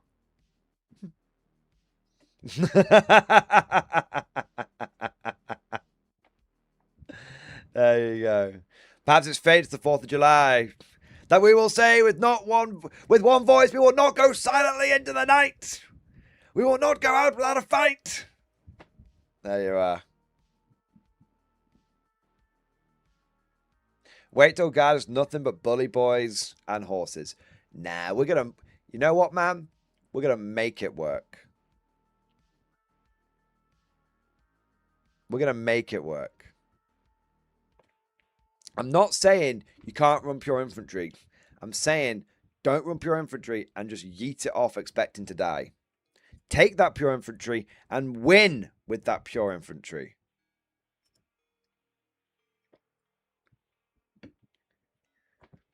Take a list. Practice. Take a list. Hone it. Practice it.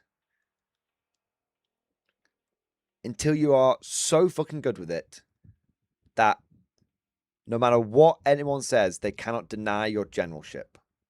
Just like Stillmania said back in the day. There you are. Panda Squirrel, thank you for the 5 months, man. For the Emperor, guard forever. Exactly.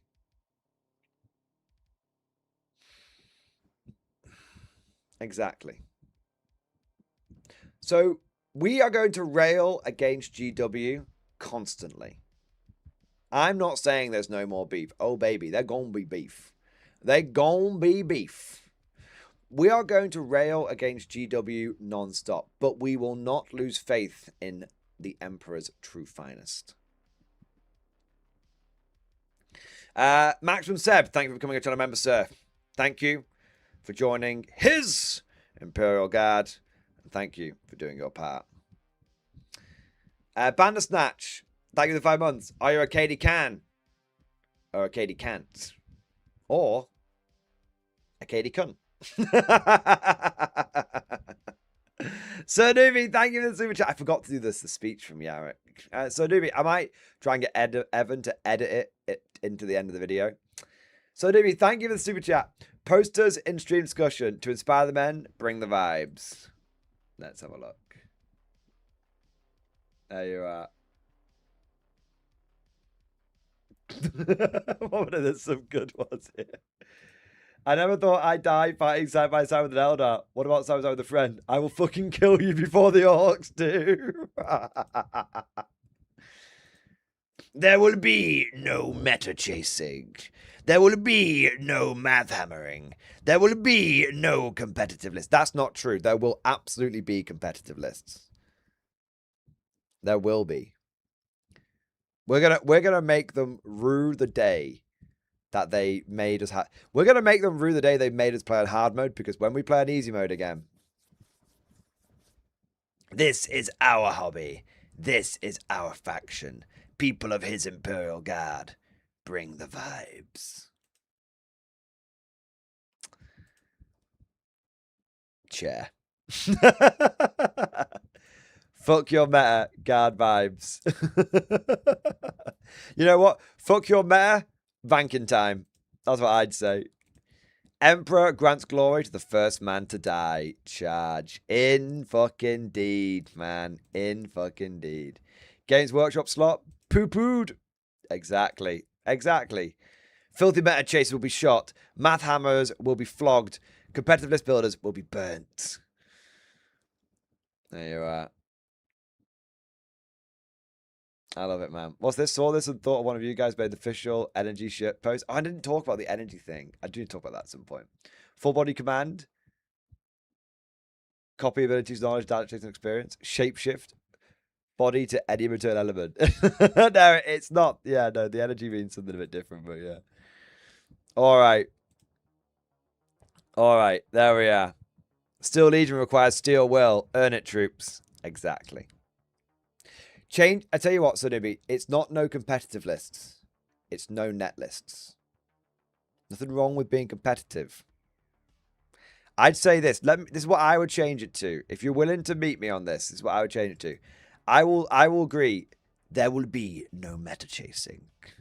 There will be no math hammering. There will be no net lists. This is our hobby. This is our faction. People of his Imperial Guard. Bring the pain. That's what we need to do. It's not about vibes. It's about pain. Forged in steel, tempered in blood. Immortalized in pain. There you are. All right. Fidel Castro, thank you for the super chat. Lost in stream discussion, having fun workshopping. Oh, list, I think you meant to say. Okay, this idea may not be met in position, but I think being able to slow post movement the first round, maybe 2 rounds of strip cover this anymore, or using central. Everyone is obsessed with trying to make siege work. I love it. An extra ration of grog to the first man that can get a positive win-loss ratio with siege detachment at an RTT or GT or higher. There you go. So Caden Castellan, Caden Shock Troops. Caden Castellan, Legacy Sidearm, Caden Shock Troops. Why are the Caden 155? I don't think Caden Shock Troops have got a step cost, man. So yeah, you might be 10 points. You might have overcharged off 10 points there. Recon Star Enhancement. Ah, okay. Is that what you can outflank, is it? Okay. Caden Command Squad, Commissar, Rogel Dawn, Caden Shock Troops, Caden Recon, Kazakin, Vank, Sent. Do you have a tank commander? Yes, 2 Rogel Dawn commanders. You find them. So 4 tanks. 1 Recon squad, 2 Kazakin squads, and 2 10-man squads. Oh wait, no, there's wait, I'm a bit confused with how the list's been. Let me look at it. I'm a bit confused. So is this 1 unit and this 1 unit, and then this isn't attached to anything? Or is it meant to be attached to something? Is it lone cocking it? Or is it meant to be like in here, but you didn't want the army builder to fuck it up? Okay, I think I'm getting it. Yeah, okay. Yeah. Yeah, it's meant to be attached, but the app's fucked. Yeah, okay, cool. Yeah. Yeah, I'm gonna fucked it up. Yeah, totally get it, man. Okay, now that I understand it, I'm liking this list. 4 tanks, couple of cents, couple of Kazi blobs, Recon squad doing good shit. Looks like infantry and tanks to me, son. And I think it's got play.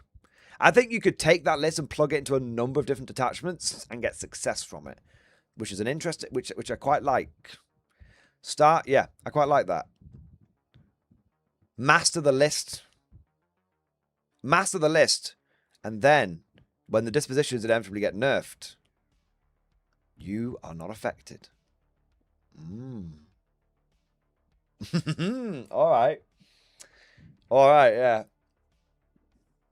The guy battle line already has a step cost built in for taking at least 1. I love that. Yeah, I love that. All right.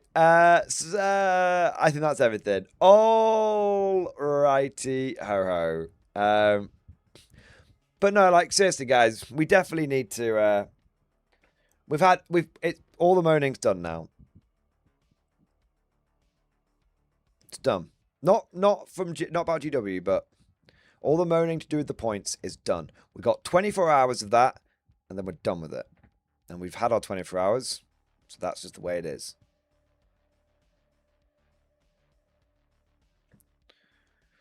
Mad Larkin Mordian list in stream discussion. It's guard. Nice. Nice, man. Steel designation. Steel hammer and designation force. Baneblade, Caden Stellan, Doomhammer, Gaunt's Ghost, Tech Presented, Arty Team, Ballgrin, Hippo, Scout Scent, Aquilans. How many Ballgrin? 1 squad? Interesting. I honestly don't know if I'd bother with the artillery teams, bro. I do think we're kind of down to... Right, guys, I'm going to say... Right, so Mad Larkin, I don't think your list is bad at all. I double hammer. Yeah, fucking great. Love it, all right? So no complaints there. But you've made me think of something. The 4 pillars, I think we're down to 2.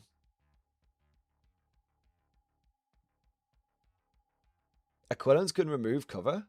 Since when?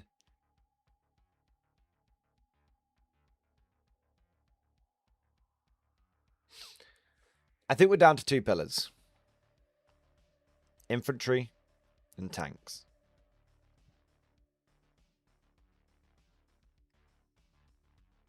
That's where we're at.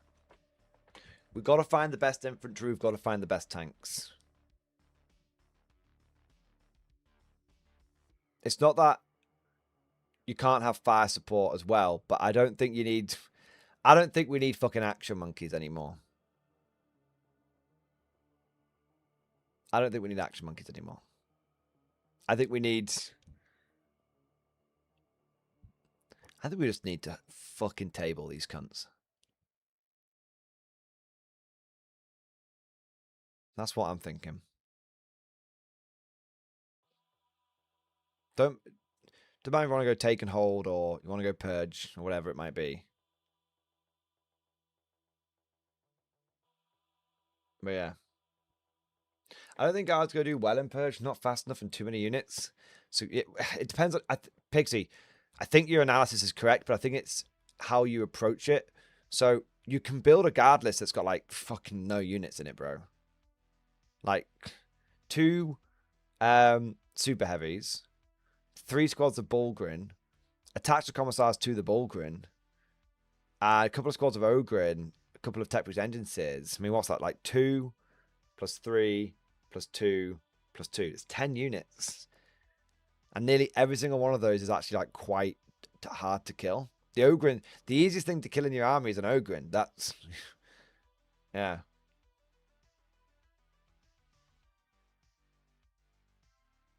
Yeah. So I don't know, man. I know what you're saying, but I think you can build into it.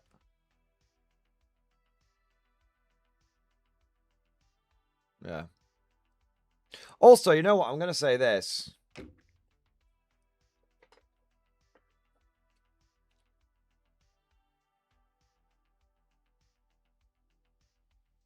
This is not the first time we've had to pay 75 points for a guard squad.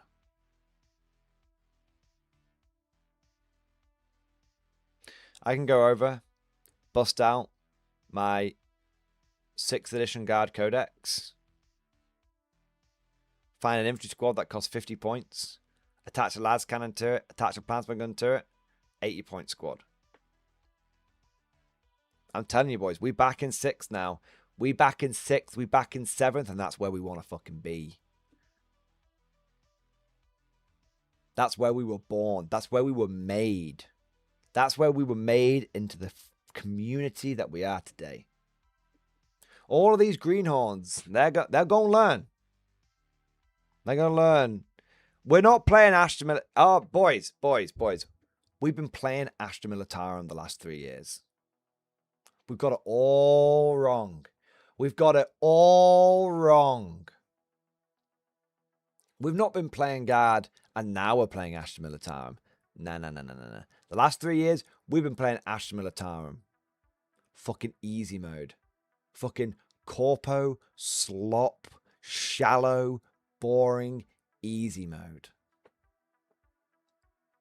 Now, we're in the Guard. Now, we're in the Imperial Guard. There you are. You're in the Guard, son. You know what? For 3 years, we've had a 16-hour life expectancy. Fucking piss take. Absolute piss take. Now, you're a hardened veteran if you get double digits in minutes.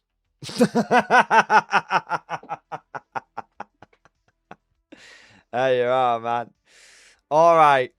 What do we got next? So, Newbie, thank you for super chat. My full vibe list and stream discussion.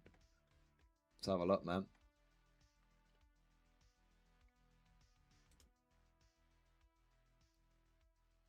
Creed Command Squad.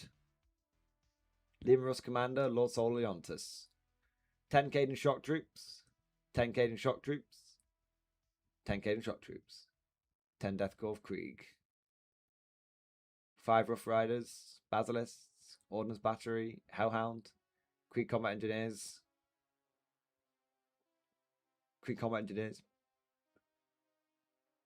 Heavy Weapons Squad. Flamers. Heavy Weapons Squad. Flamers. Eradicator, Vanquisher. Interesting. 4 tanks. A lot of infantry. I don't think the 5 Rough Riders are doing all that much for you. And I would point out that this is using old points, but I imagine you've adjusted for that. It's a very 10th edition coded list. I think you could tweak it without losing the spirit of it.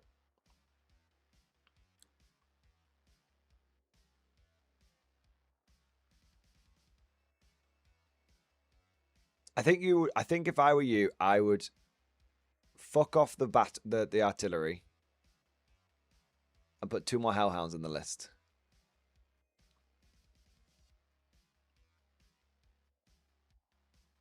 That's probably where I'd go. Give yourself as much ignores cover as humanly possible. That's what I would do. Triple Hellhound every day, son. Only got 2 Hellhounds? You've only got 1 in the list. So fuck off 1 of the artillery. And then put another Hellhound in. keep the Stuggerlisk. Fuck off the Field Horse Battery. Yeah, that's what I'd do. That's what I'd do. Thoughts about the Hellhounds? Burn them all, Danger. Burn them all. Flamers and flamers, boys. Flamers and flamers. Flamer on the hull, a photo cannon on the top. Ain't got time to be fucking around with heavy bolters and shit like that now. Just gotta burn the fuck out of them. But again, going for pure vibes. Going for pure vibes doesn't mean you can deny yourself building a good list and winning games. That's what I said. If you've got to the point where you go, I'm not going to change that, I'm going vibes. I'm not going to change that, I'm going vibes. You've given up. You've lost. You're doing a disservice. You might not want to hear that, so newbie. You're like, that's a bit mean, Mordian. I'm not being mean.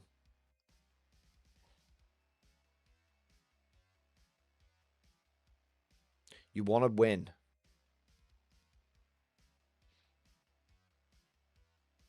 It's that simple.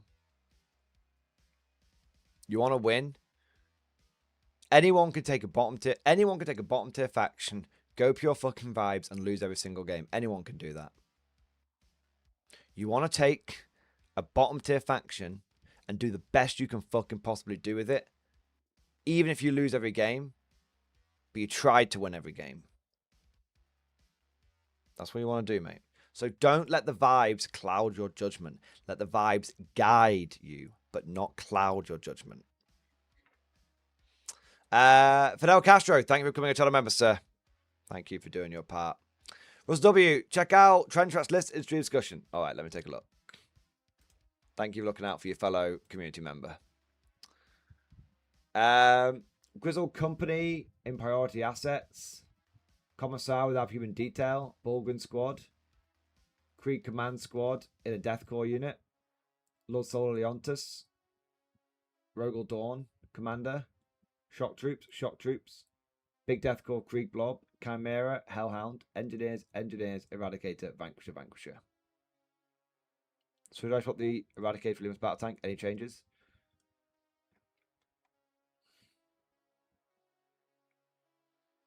So, the issue I have is I don't know your missions very well.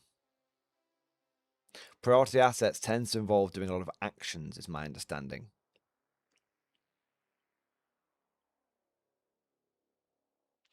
I don't know if your list is bad. I'm not convinced that the detachment you've picked is the best one. That's where my feedback is. You could take the. Let me have a look at your list, for example.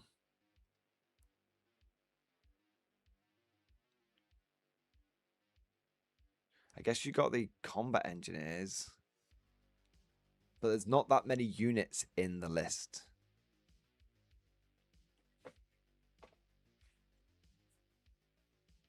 There's not that many units in the list. Priorities is a mix. You need to do actions, yes, but often the same spot over and over. You need to focus heavy on one location most of the time. Interesting. It might play well into it then.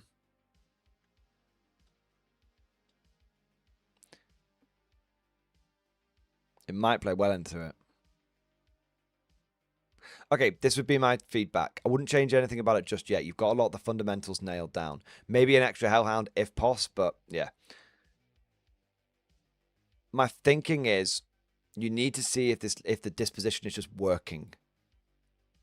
And if it's just not, then it might be a case of tweaking the disposition before tweaking the list. That we need to get out there and be playing games and find out what disposition feels good for the guard. That's our number one priority, gentlemen. We defined our disposition. I'm strangely leaning to take and hold. Very strangely leaning towards it. Even in a purge meta, I'm leaning to it because I think there's a chance to hold the middle and basically turn the middle into bait for your opponent. But we'll have to see.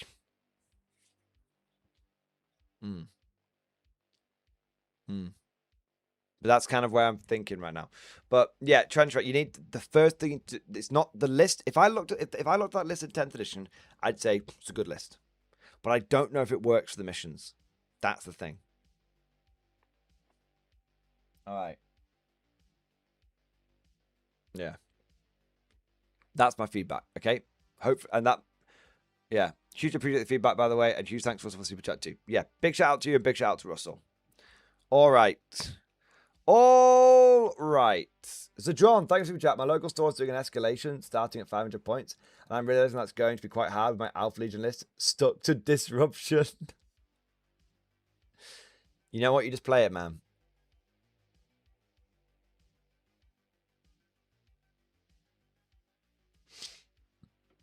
I mean, escalation is just play it, dude. Play it the best you can possibly play it.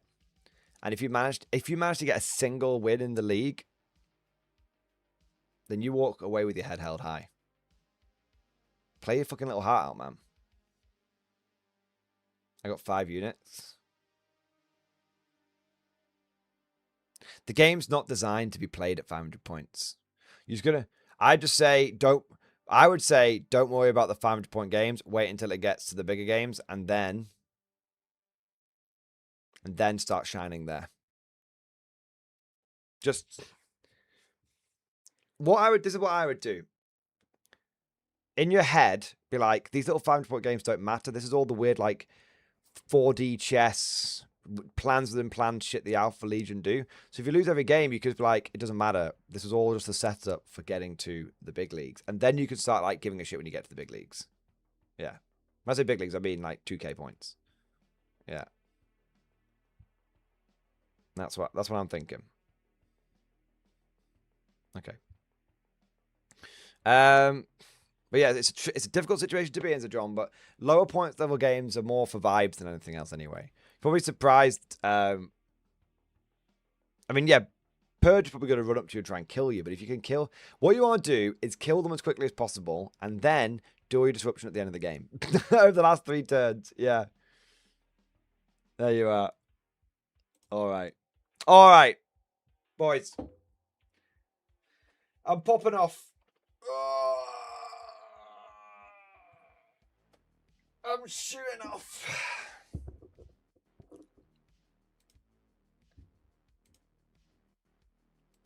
But before I go, I've got a couple of things to say.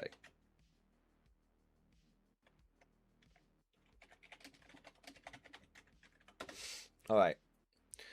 Before I go, I want to say a massive thank you to all of you who have joined today's stream.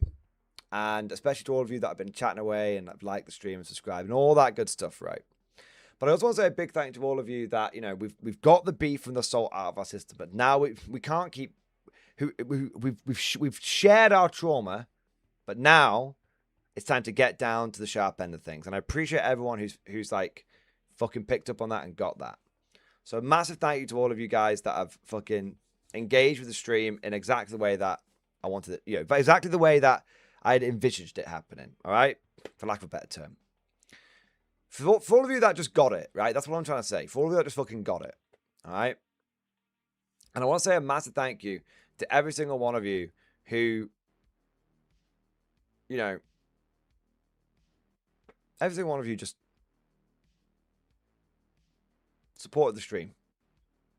I don't just mean with super chats. I'll get to that in a second. I mean, like, support the stream, got on board the guard vibes, all that good shit.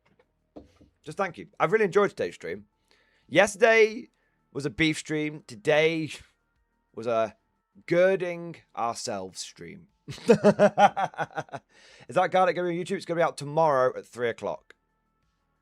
There you go. Yeah. Fortify your trousers, gentlemen, and fix bayonets. Exactly, right? So there you are. So thank you to all of you. Thank you to every last guardsman out there. There you are. And it is going to be hard. It is going to be brutal. But just know that this is all part of the process. It's all part of the process. Just... You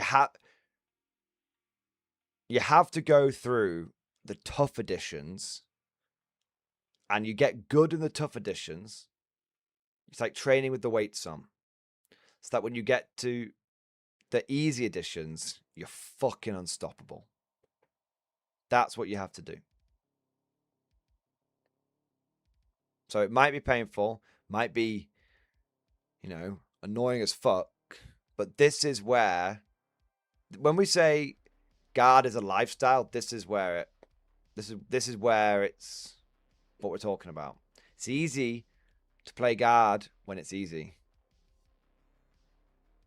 It's tough to play guard when it's hard. I mean, think about it, guys. Think about it. We're back exactly where we want to be. Tau overpowered. Guard bottom tier faction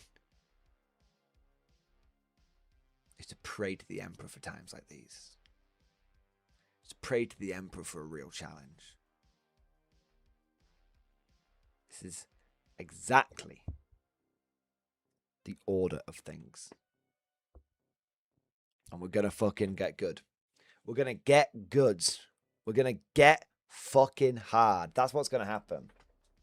We're gonna get fucking hard, boys. That's it. We're in guard mode, baby. We're in guard mode. Yeah. And on that note, I want to say a massive thank you to all of you who also... One last little video. You'll love it. All right. Yes. That's up. Yeah, absolutely.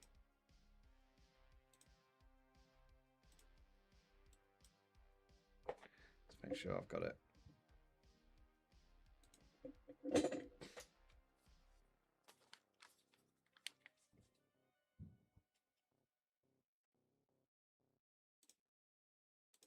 Gentlemen, prepare to defend yourselves.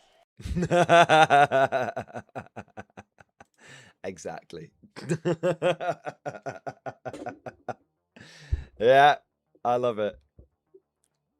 I got another one for you.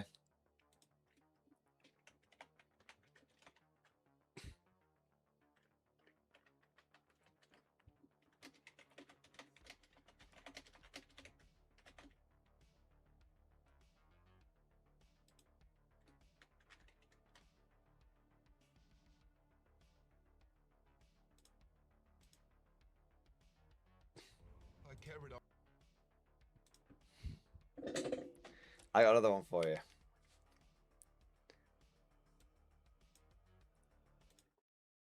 Out my orders. I sent in all of my boys. But the Germans engulfed us. They have artillery, aircraft, tanks. And me, what did I have? The sacred duty to resist. I have to report to the boss. Perhaps you'd prefer to avoid the red tape.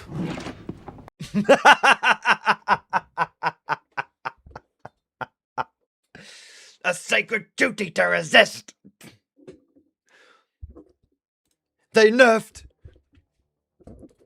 I went to the tournament. I sent in all of my men. But the Tau, they engulfed us. They had riptides, ghost kills, stealth suits. And what did I have? A sacred duty to resist. I've got to report this 05 loss to the I got to report this 05 loss to the boss. You might want to avoid the red tape.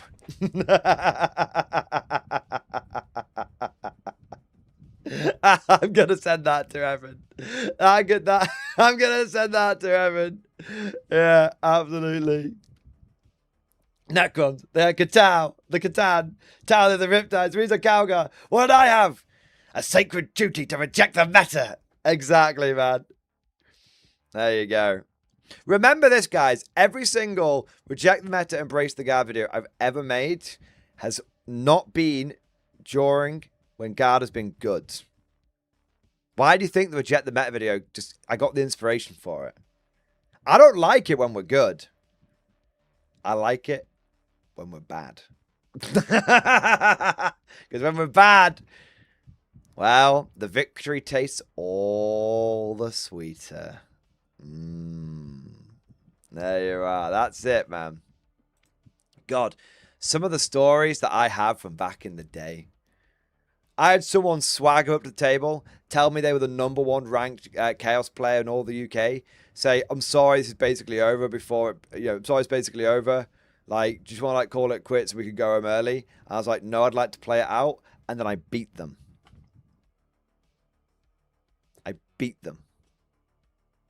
Oh, he said, he said he was second, and this was to win the event. It was an RTT, but it was still like an ITC registered one. And he went, he was second. He said, after I've won this event, I should have points to become first. And I stopped that guy from becoming first, and I won the event. With Guard, in 9th edition, when we had a 20% win rate.